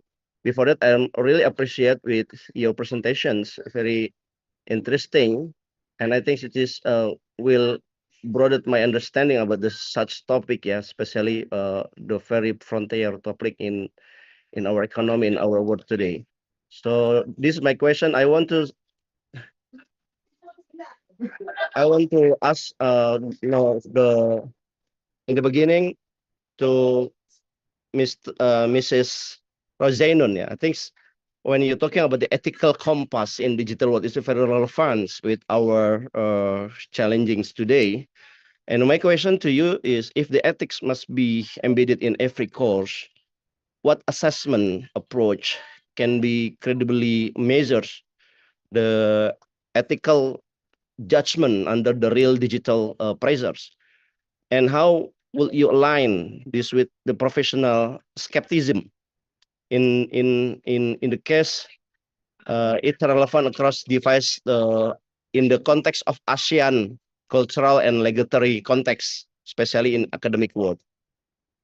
And my question to Professor Rian Harseno, it is very interesting. You exercise the spatial strategies, and with your combined spatial clustering and review based the sentiment analysis, how will you spirit true location effects from confounders like the brand reputations and survivorship bias?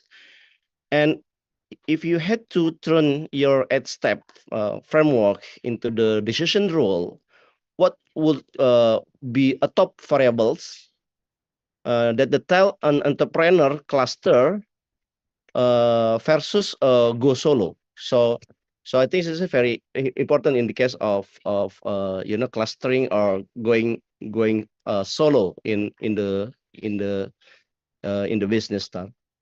And I think for the last one, for the presentation about the digitalization and MBG, your data set is built from the public YouTube content, right? So you search in keyword of keracunan MBG, poisoning of MBG. How do you address for the problem like the selection bias and also the platform bias when you are generating the sentiments dynamics to the broader public perceptions? And what identification strategy would you use to connect sentiment shock to the causal economic impact, such as the program update, trust, or businesses losses, uh, or not just correlations? So this is my questions. Thank you very much, Mr. Chairman. Hopefully, I can get answer with more comprehensive and more data. Thank you very much. Okay. Nur Hidayat. Okay, but I'm so sorry. For the last question is for Professor Rezzy, yeah. But Professor Rezzy isn't here. But I will forward your question to Professor Rezzy. Okay. Yeah, sure. Thank you. All right. Okay, and now I'm going to give a chance for Prof. Rozainun first to respond Mr. Ahmad Nur Hidayat's questions. Okay, thank you, Prof. Thank you, Mr. Ahmad. Assalamualaikum. So when I said just now ethics compass, because I like to use symbols, I also like to use analogy. So this ethics compass is basically a metaphor. So, but it is pointing out to the importance of fundamental ethical principles and values, and it should guide the professional judgment and decision making, and especially in situations without clear-cut rules. So basically that is ethical dilemmas. So in accounting, this compass is based on the profession's code of conduct, because we have that. I think other professions also they have. So it is basically based on integrity, objectivity, professional competence, due care, due diligence, confidentiality, and professional behavior. So how do you measure all this? How do you measure, or how do you tell that, oh, that student has integrity. Yes, they are very objective. So how do you do that? Because these are all intangibles, something that you cannot see. But when you ask them to prepare accounts, they will produce the accounts. They will produce the statements, and we can see, we can mark on that. But when it comes to these soft skills, how do you basically measure the ethics? So it's more on the assessment. So measuring ethics in a classroom can be quite complex because it focuses on the internal judgment. How can you look inside the brain of the students? How do you tell from the behavior, from their movement, from their body language? So here, ethics assessment is not just about measuring the technical knowledge, but the assessment is now shifting from measuring recall to this sensitivity and the reasoning behind these ethical dilemmas. So we take, for example, if we do ethical decision-making cases, that is one assessment method. Students will be presented, like what I do for my integrated case study subject. I present them with real-life cases. But sometimes I tweak a little bit and I will simulate for accounting dilemmas. I put in some juices, I put in a bit of more flesh so that they be able to recognize, identify what are the issues, what are the pressures, any conflict of interest. And then I would ask them to resolve using what we say structured ethical framework like AICPA and IESBA framework. So it's very objective. So what does it measure when you give these ethical decision-making cases? It would identify the ability of the students to recognize the core issue, to apply principles, to come up with alternatives, options, and then to form a defensible plan of action. So you can tell that from them talking, presenting, and then whether they give the relevant input or not.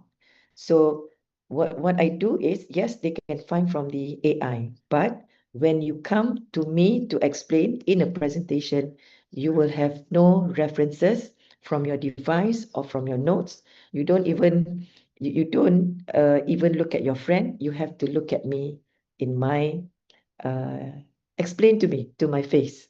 So then you'll be able to gauge the confidence, the level of knowledge, and be able to also look at their critical thinking. So that is one way. It can also be a 2-minute reflection papers where students, what they do is they write brief essays on reflecting about the ethical issues coming from the papers, coming from a case. So that measures the ethical sensitivity. So it is students' awareness of ethical issues that are not immediately obvious, but their ability to connect them to the so-called professional principles. There's also the role-playing or the simulations. There's also the structured instruments. So these instruments will then test whether you can reason out based on moral. It's supposedly to be cognitive complexity of the students' train of thoughts or the thought process, whether they can reason based on self-interest, conformity, or universal principles, or even conflict of interest. Okay, so that is the first part of your question. The second part is aligning ethics compass with professional skepticism. So this PS or professional skepticism is basically core auditing and assurance mindset. So it is directly reinforced by the strong direction of your ethics of what is right. So it's supposed to define attitude, and this includes questioning mind, being alert to conditions which may indicate possible misstatement, misjudgment, misconcluding because of error or fraud, and a critical assessment of audit evidence. So it tests really on your how critical you are, how skeptical you are when it comes to a real life situation. We brought in Enron, for example. So tell me, where is the element of professional skepticism? Can you talk about it? So they will come from different angles. And afterwards, they will ask, so which one is the right answer? I say, it depends on your reasoning. So I am interpreting your reasoning, and I will point out where you can improve. So not to disappoint them, but to build up. If let's say they make a mistake, what I do is I will tell them this is another way of doing it. But however, the way you address is like this. And from here, we can see that there are issues if you go it this way. But sometimes they can counter. So that's where the thinking comes to play, and the seriousness of getting to the skepticism element. So the ethical principles here, when we align with professional skepticism, would be what I mentioned just now: integrity. Are you honest and straightforward? Objectivity. Are you free from bias? Is there any conflict of interest? Can you identify that conflict of interest? Is there any undue influence because he is your superior? So he is telling you, I give you 10,000 ringgit. Will you add one more zero to the revenue? So things like that. It should be an active execution of what you want to measure. Then you'll be able to tell the status of the students. Sometimes we give, what do you call it, questionnaire. So, and then we give points. And then if you score 100 over 200, then you have an issue with your professional skepticism. Let's talk about it. So we can discuss. We make it into a conversation so that the input comes from their heart, and that will correct their mind. And there's also the professional competence and due care, we call it. So this requires, for my profession, the accountant, to act diligently, and you're supposed to apply technical standards. But look at what Enron did, and the role of Arthur Anderson, where what they did was to go against the principles. So the professional skepticism was an issue from Arthur Anderson, the accounting firm. And this skepticism is supposed to be done critically. So you really deep dive into the issue and find what is the cause, what is the reason, not to take advantage, but to correct it. And sometimes it's not just about box ticking, but it is supposed to investigate inconsistencies. Now, the inconsistencies is where your professional judgment will then ensure the professional skepticism. And it should design unbiased procedures so that you gather sufficient appropriate evidence to defend your case. Thank you. Thank you very much. Much of Professor Rozainun. And now, please, Professor Rian Harseno, time is yours. All right, thank you. Thank you, Professor Ahmad Hidayat. So I will try to clarify a bit over here.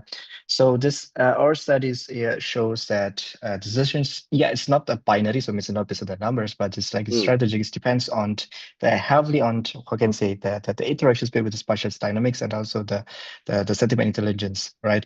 So of course it's still like limitations over here. And when we talk about like if we go solo or with like clustering with the competitors, it depends on like the profile of the entrepreneur. So it's if we focus on the clusterings here, meaning that we already have this data that sees that the boost engine in the Hyundai is that I have the higher user volume and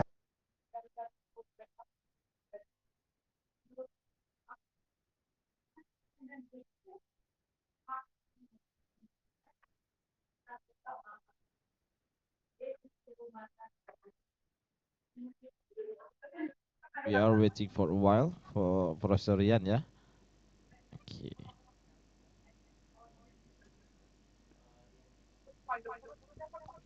We lost connection with Professor Rian. Yeah. Okay, I want to make sure first. Hello, Prof. Rian.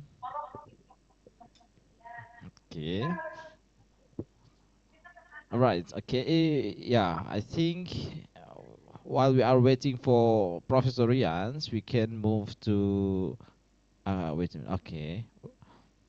We can move to the last panelist first. Yeah.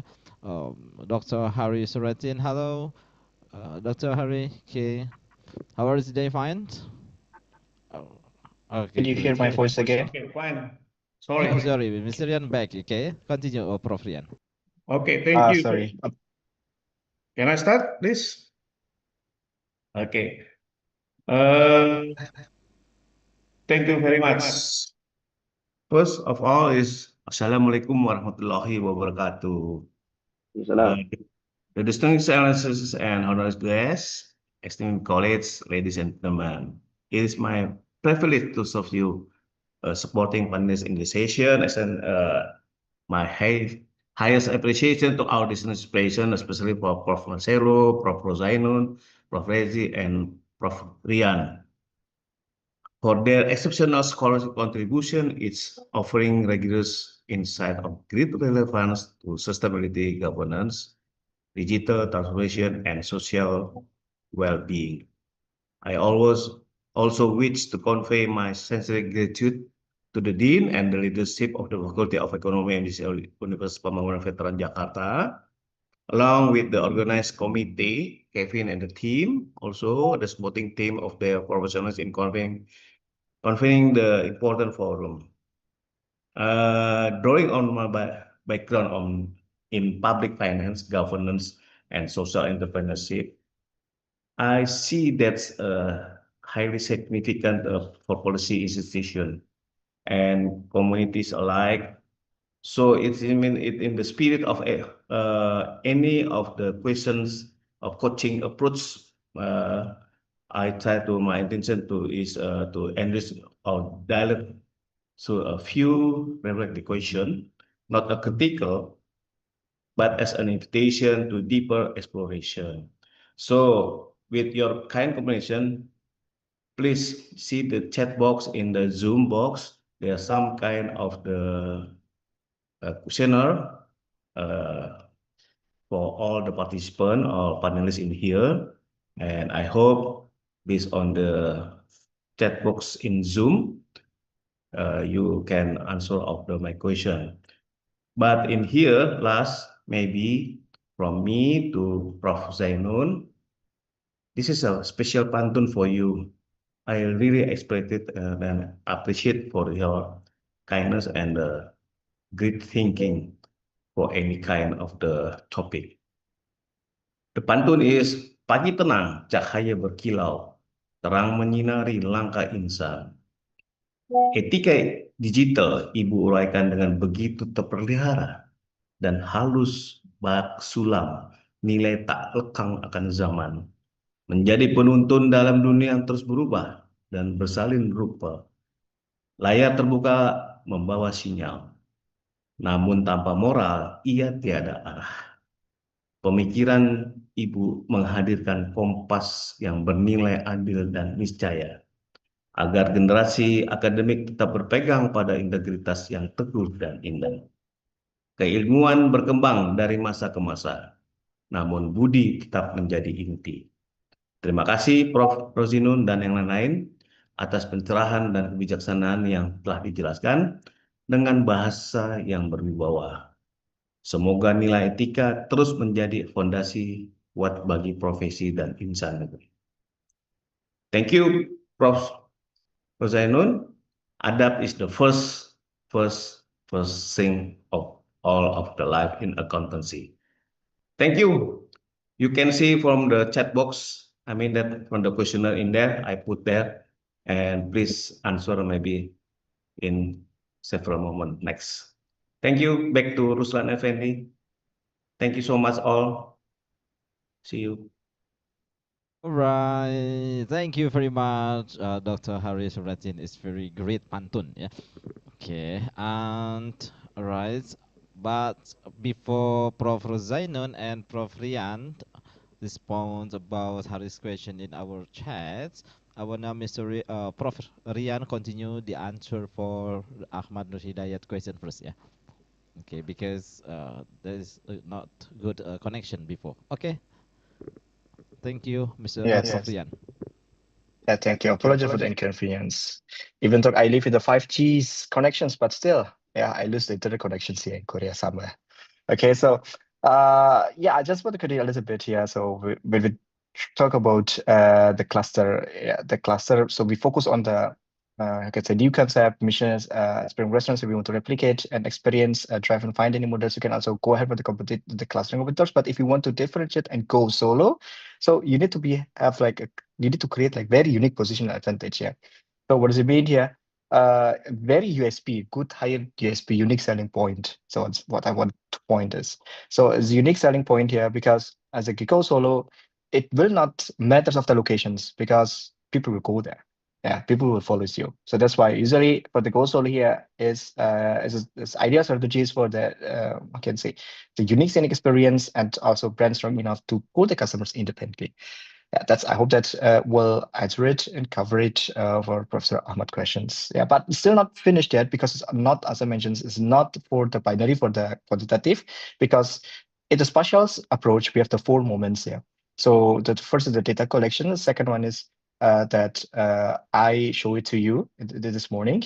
And the third stage for the spatial is we need to conduct like, I can say, statistic or a quantitative approach, like locations or something, using the Morgan tool and this kind of that. And the last one is the spatials approach. We need to do or conduct simulations. So what are the simulations here? So if you open these restaurants, like how many people will go there based on the public transportations, infrastructures, and so on. So all the special things here, even though we're still in the second phase, so we still have room to improve until the 4th one.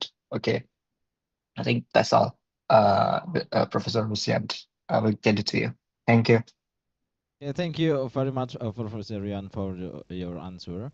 Okay, and the last question from our panelists, yeah, from Dr. Hari. Yeah, actually there are so many questions here, but I just take one because of time. I'm so sorry, Dr. Hari. Okay, and now for Prof. Rozainun. Okay, actually you can choose one of them, but if you let me choose one question for you, yeah, I will choose the first one. As you look at the growing ethical challenges in the digital world, what deeper capability do you feel educators must cultivate in students beyond technical skills? It's for Prof. Rozainun. And for Prof. Rian, okay, you can also choose one of them, Prof. Rian, but if you let me choose for you, I choose number 1. When you reflect on the spatial clusters you identified, what new possibilities do you see for culinary ecosystem to contribute to broader urban development and local fiscal capacity? Okay, and then I'm so sorry, Dr. Harry, the question for Prof. Marcelo, I will forward by his email. Yeah. Okay. Now I'm going to give a chance for Prof. Rozainun first to respond about the questions. Okay. Yeah. Thank you, Prof. Okay, thank you. Assalamualaikum warahmatullahi wabarakatuh. And a very good afternoon, you members. And Pak Harry, Pak Dr. Harry. So the deeper capability for educators. So remember in one of my slides, I said put a mirror in front of us and look into the mirror. You see ourselves, right? So the same thing, I'll put the mirror in front of my students and in front of everybody. That deeper capability has always been there. And it's about you, it's about your mindset. So beyond technical skills, what I notice is that I've been with the education industry for the past almost 40 years. And I find that we always, in fact, when I was a student also, there is the reinforcement of technical abilities, technical skills, technical knowledge. Even to the extent coding, data analysis, that we become the robot, we become the AI. So that deeper capability of the educators that we must cultivate is what we can term as the moral, the imagination that we have to extend into better creativity to resolve the problem. So it's about us. It's about our ability to ensure that we acknowledge and we recognize what are the ethical dilemmas. Why are people cheating? Why is the fraud triangle there? Because people are not thinking straight. Why are they not thinking straight? So it's our responsibility to ensure that we drive them the right way. So that's why I still think that you hold the compass and make sure you go in the right direction.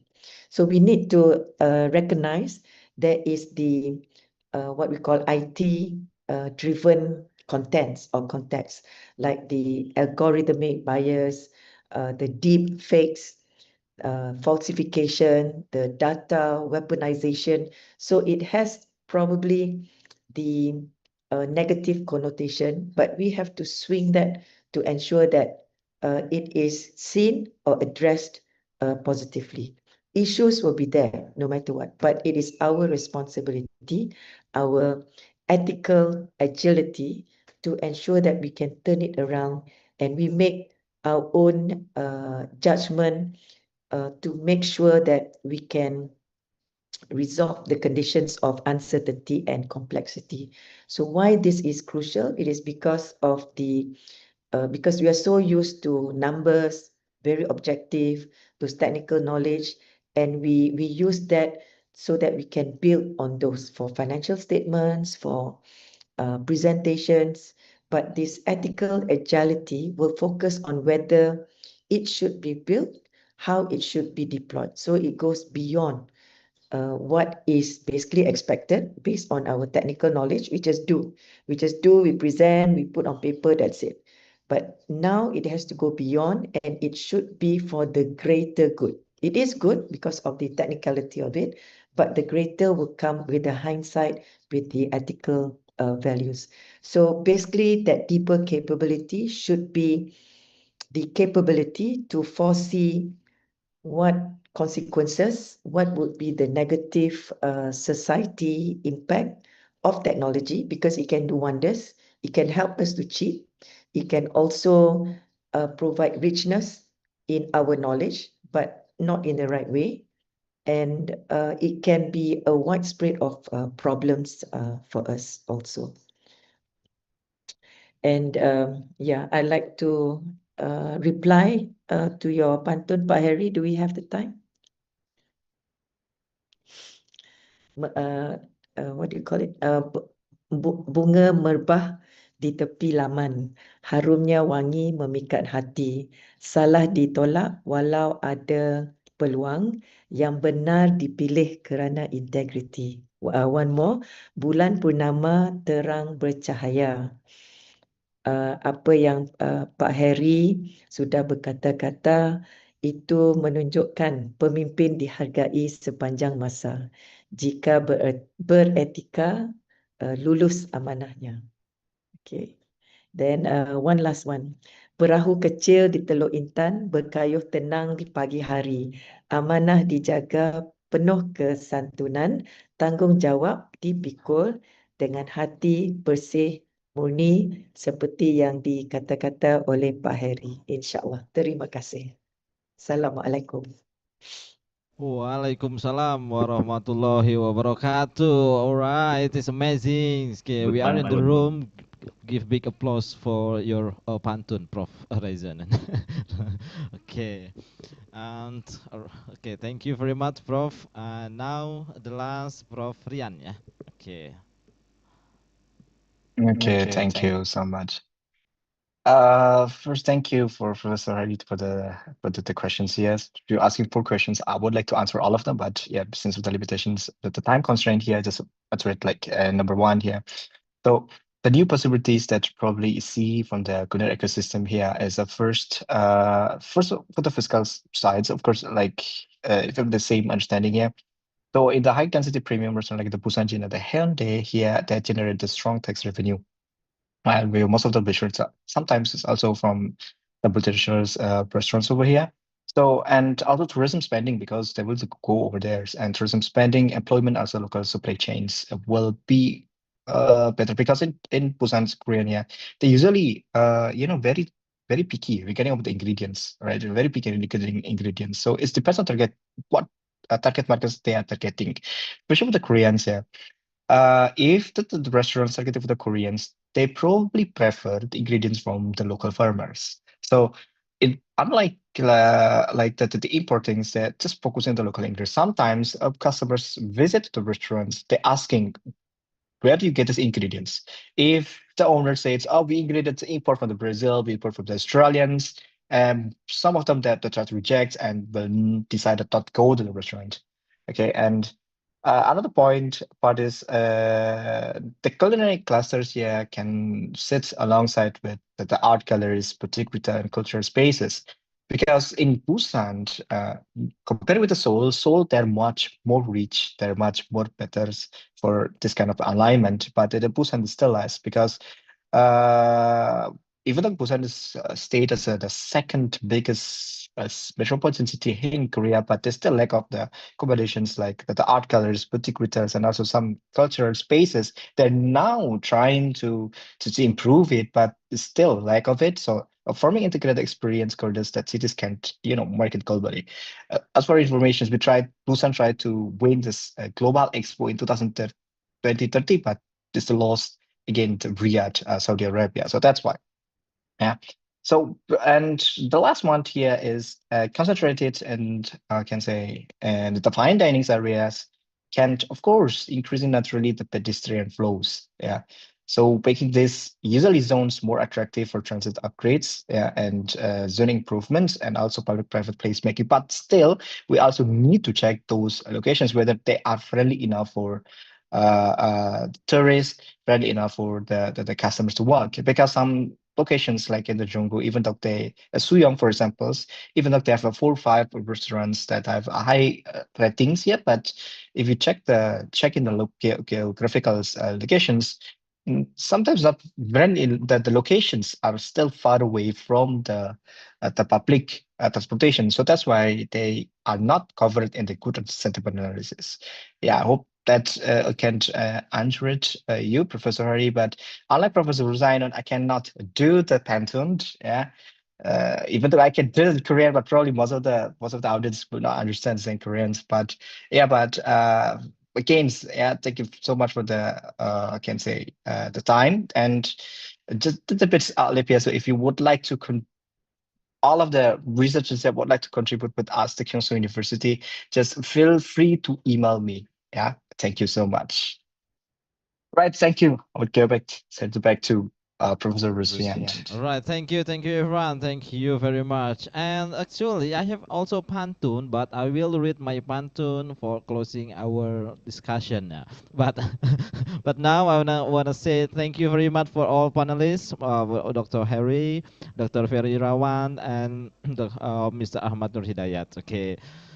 So now, everyone, I'm going to give a chance, just 2 questions for our students, yeah, because our students is giving attention also for our international conference. Yeah, Alhamdulillah, we still have a lot of more than 400 participants still in our Zoom. Okay, it's amazing. Okay, now for everyone, please raise your hand and please. Okay, so the first one, Alina, yeah. Okay, Miss Alina, please introduce yourself shortly, and then please, who is questions addressed to? Okay, Miss Alina, thank you. Okay, thank you for the opportunity, sir.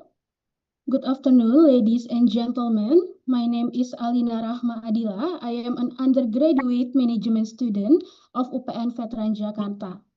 I would like to ask a few questions to Professor Rozainun. Before that, thank you, Professor, for your insightful presentation. The points you shared about the ethical compass in today's digital world were truly eye-opening. You mentioned that technology is natural and humans give it direction. What are the most critical values students must uphold to guide technology ethically? And in your view, what is the biggest danger when digital skills grow faster and then ethical awareness? That's my question. Thank you. Okay, thank you very much. And yeah, next questions from Nila. Yeah. Okay, Miss Nila. Okay, thank you so much for the opportunity. So, good morning to afternoon, everyone. So glad that I can hear a lot of knowledge from our good speaker here. And yep, my name is Nila. I'm also undergraduate of management of Universidad in Jakarta. So, my question goes specifically. I'm so sorry. It's so raining in here. I hope my voice is sounds clear.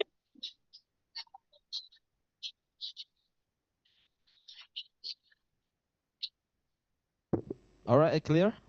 Okay, thank you so much. So, my question goes specifically to Prof. Rian Harseno.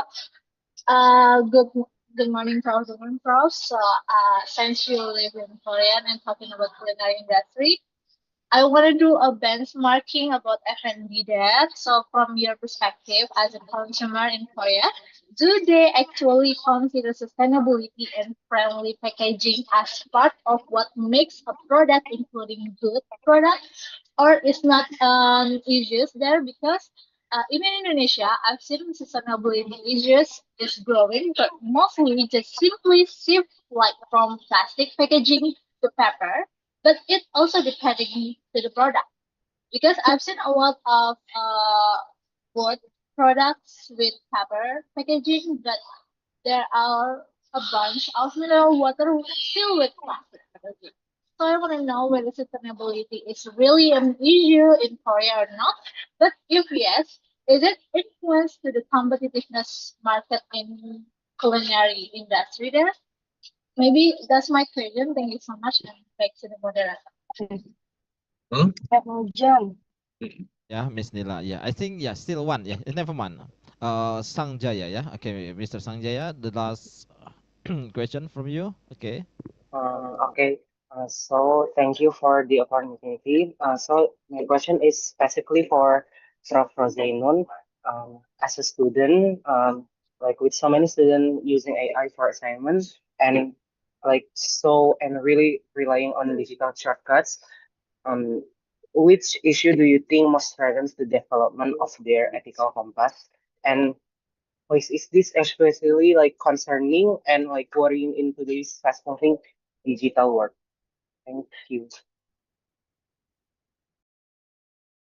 Okay, thank you, Mr. Sanjaya. Yeah. Okay, now I'm going to give a chance for Prof. Rozainun first or Prof. Rian first. Prof. Rozainun. Okay. Okay, Prof. A very relevant question there. So what are the critical values? Many. If I can, I can see the cloud response already. It's basically the right choice that you will make. So it's really on you. Was it Alina? Was it? So Alina Rahma just now. Okay, so what are the critical values here? The core values, so things like what I have mentioned, also integrity, those are very, very important because you're talking about values. So that there should be the zero tolerance for dishonesty. There should be willingness to admit mistakes. Will you admit your mistakes? And there must be commitment to truthfulness. So without integrity, no decision would be ethically grounded. So it's more about you. So honesty is also another critical value, whereby that would ensure accuracy. That would ensure transparency within the accurate information that you wish to share. So honesty is basically non-negotiable starting point of ethical behavior. You have to be honest.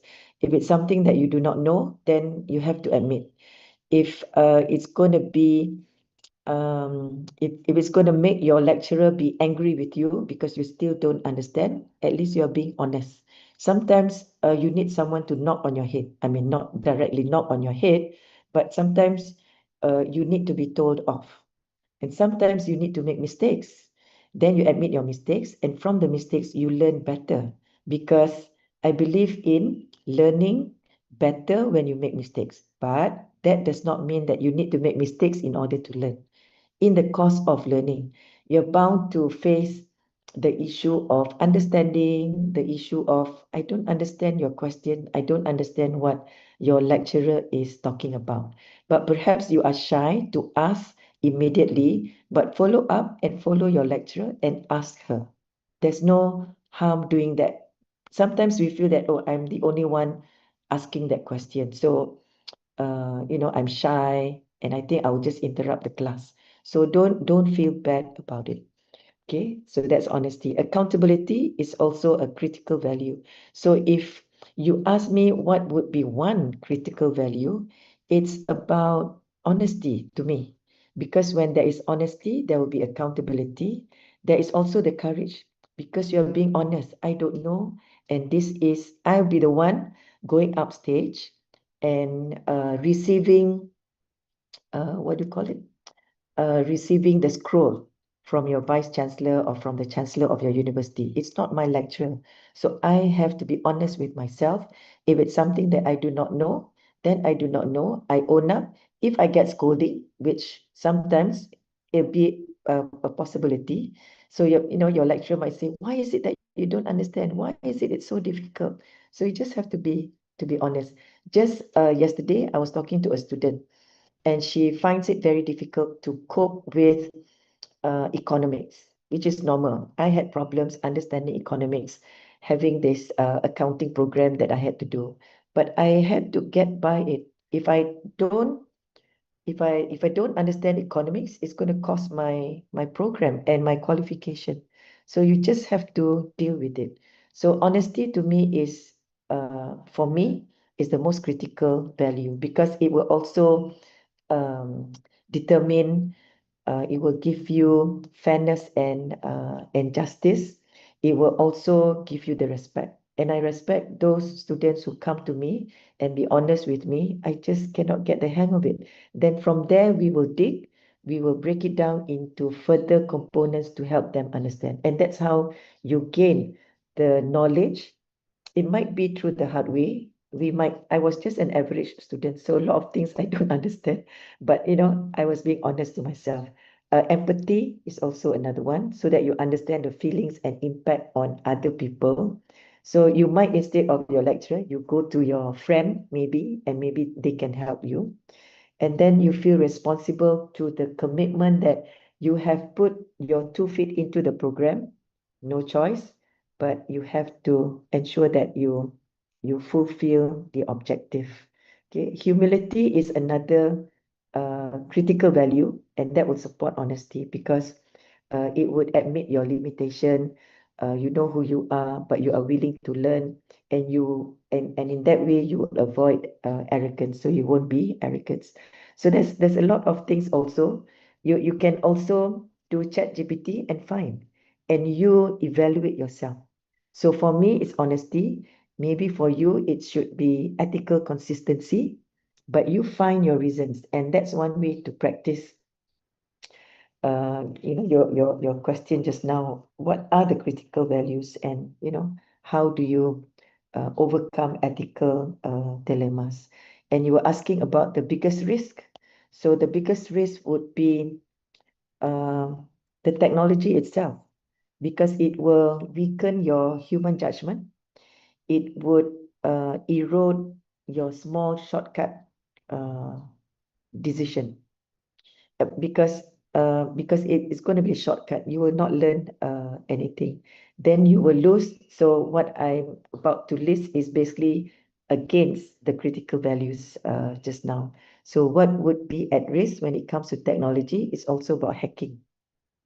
And that is already having that wrong mindset, and you are allowing it. So that's why I say you put the mirror in front of you and you ask yourself, do you have the integrity? Are you with the ethical value expected? Are you at any point, did you breach any agreement, any contract? Because learning is a contract. It's a contract between you and the university. And it's also going against, because we want perfection, and that's why we go to ChatGPT. But remember, when you do that, you are putting up yourself as a slave to ChatGPT. So that's how you can be dependent on ChatGPT. Fight that because you have the ability to fight. And this automation, this AI can be disruptive, but disruption can be seen as something positive. You get the ideas from AI, yes, but for you to apply, that's where it will test you. So basically, for me, the ethical value, your first question, comes from you. So you decide. And what would be the biggest risk? That is also you, because you are tested for whether you'll be honest or not. So there's a lot of things that you can go beyond technical skills, which is the soft skills. And soft skills can also be, overwhelming. It can be too much for you to digest, but it is something that you can manage only if you allow yourself to. Remember, when we say something, if you say, "Oh, I don't understand ethics," I don't think I will never ever understand ethics. If you tell yourself that, remember, God is great, Allah is great, and He will listen to you. And whatever that comes out from your mouth is actually a prayer. So when He listens, then He might makbulkan and He might fulfill what you have just sentenced yourself. What you have just, I would say, kill yourself with it. So, take anything and everything as a challenge, because that's always the first time. When you learn ABC the first time, you struggle, you fall, you get up, you struggle, you walk, then you fall again, you make bigger mistakes. But so what? That is part of the process of learning. Welcome mistakes, but do not do it purposely, because it's about you. So what is the most critical value? It's the person. And what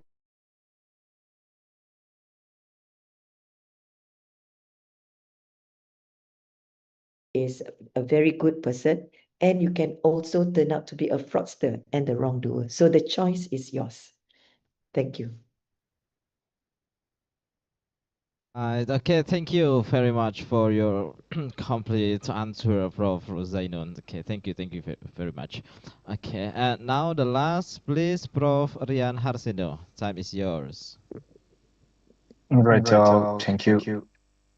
Thank you for the questions. Right. So when we talk about the consumer behaviors, especially for correct me if I'm wrong, you asking about the food packaging, isn't it, for to be more sustainable?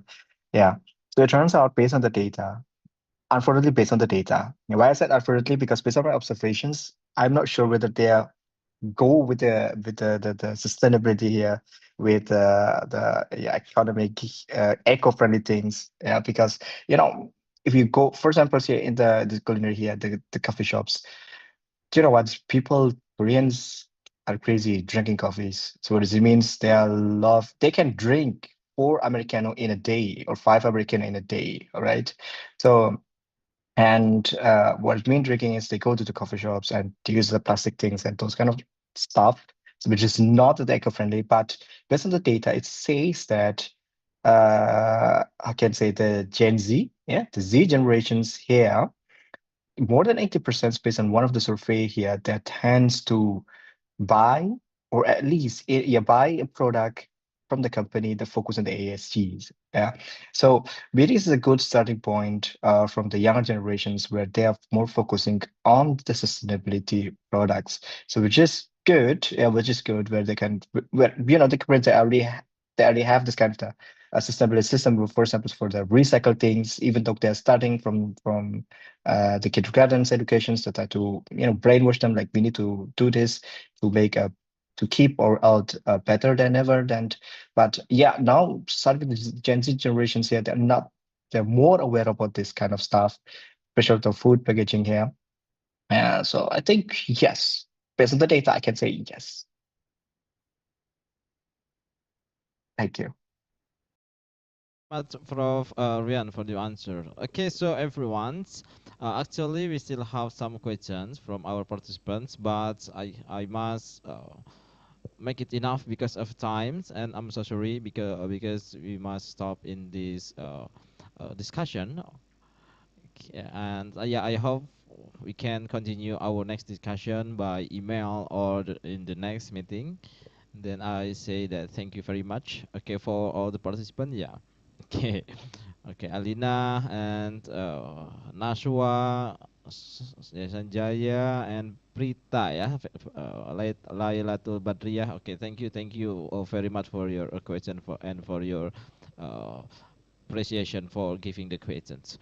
Okay, and now, okay, Prof. Rozainun and Prof. Rian, I hope you can still stay because after I close these sessions, the committee will give certificate for you. Okay.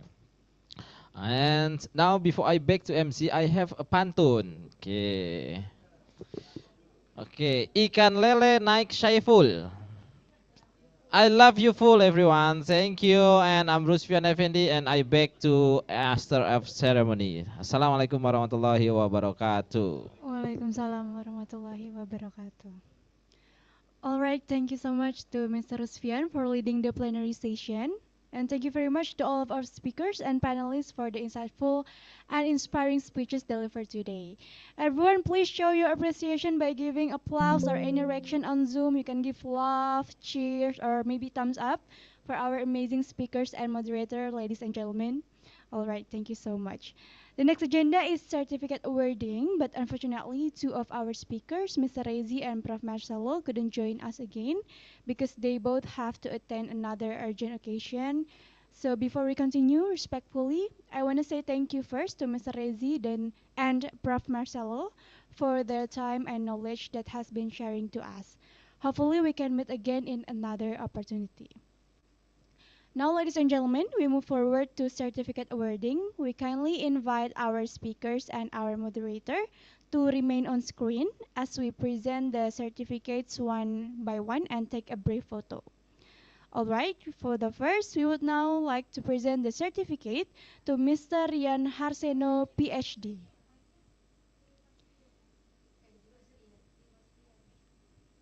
And this certificate will be presented by the Dean of Faculty Economic and Business, UPN Veteran Jakarta, Dr. Jubaida, SMM.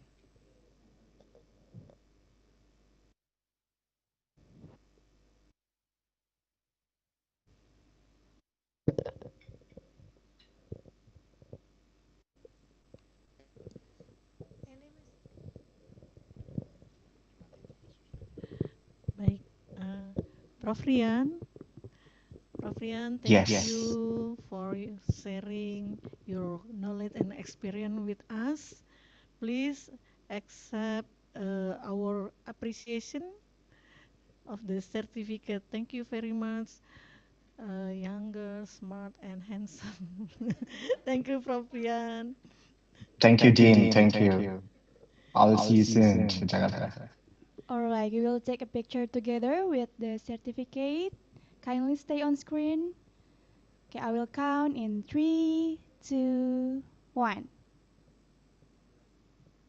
All right, thank you so much to Dr. Jubaida and Kamsahamnida to Mr. Rian Harseno.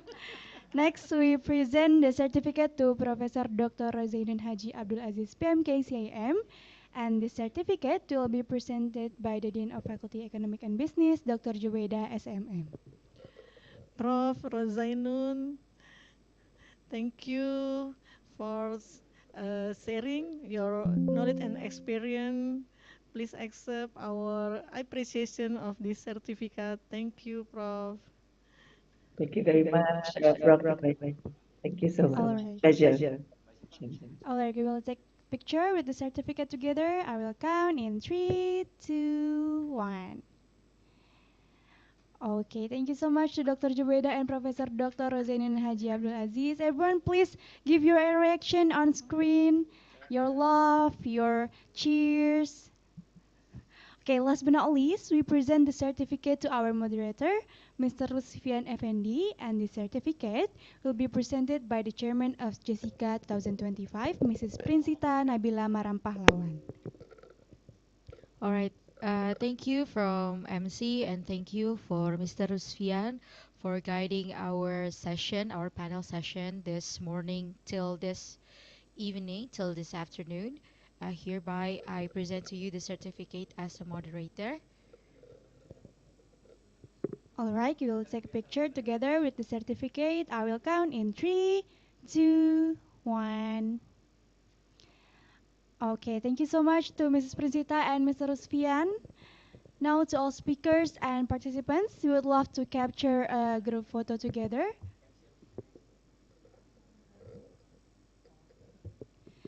We would love to capture a group photo together for this special moment. So please kindly turn on your camera if it's still off, and please get ready so you can get your best smile, everyone, because we will be capturing this moment together.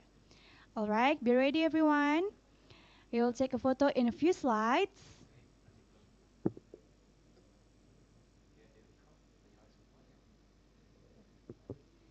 All right, we will start with the first slide.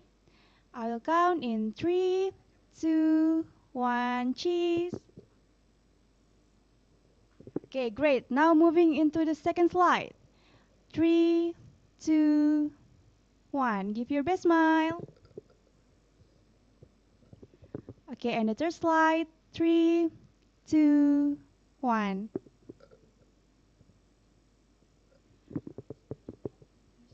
All right, everyone. Thank you so much for taking a picture with me. And with this, I declare that the plenary session has come to an end. Thank you for all the invited speakers, Mr. Rian and Mrs.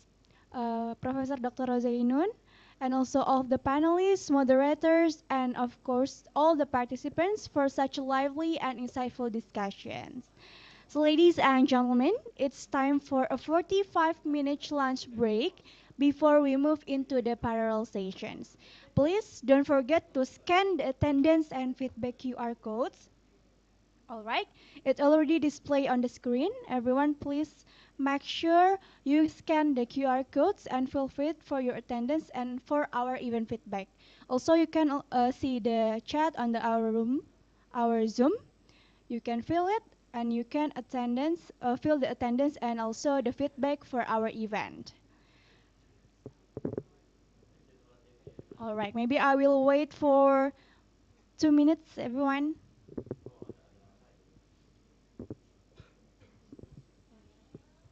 Make sure you fulfill and also you give the best for our event feedback.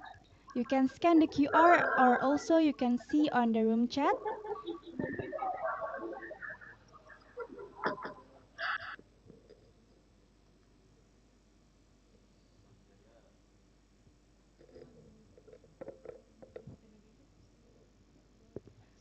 All right, everyone, please don't forget, I want to remind again, don't forget to scan the attendance and feedback QR codes displayed on the screen, or maybe you can see on our Zoom chat.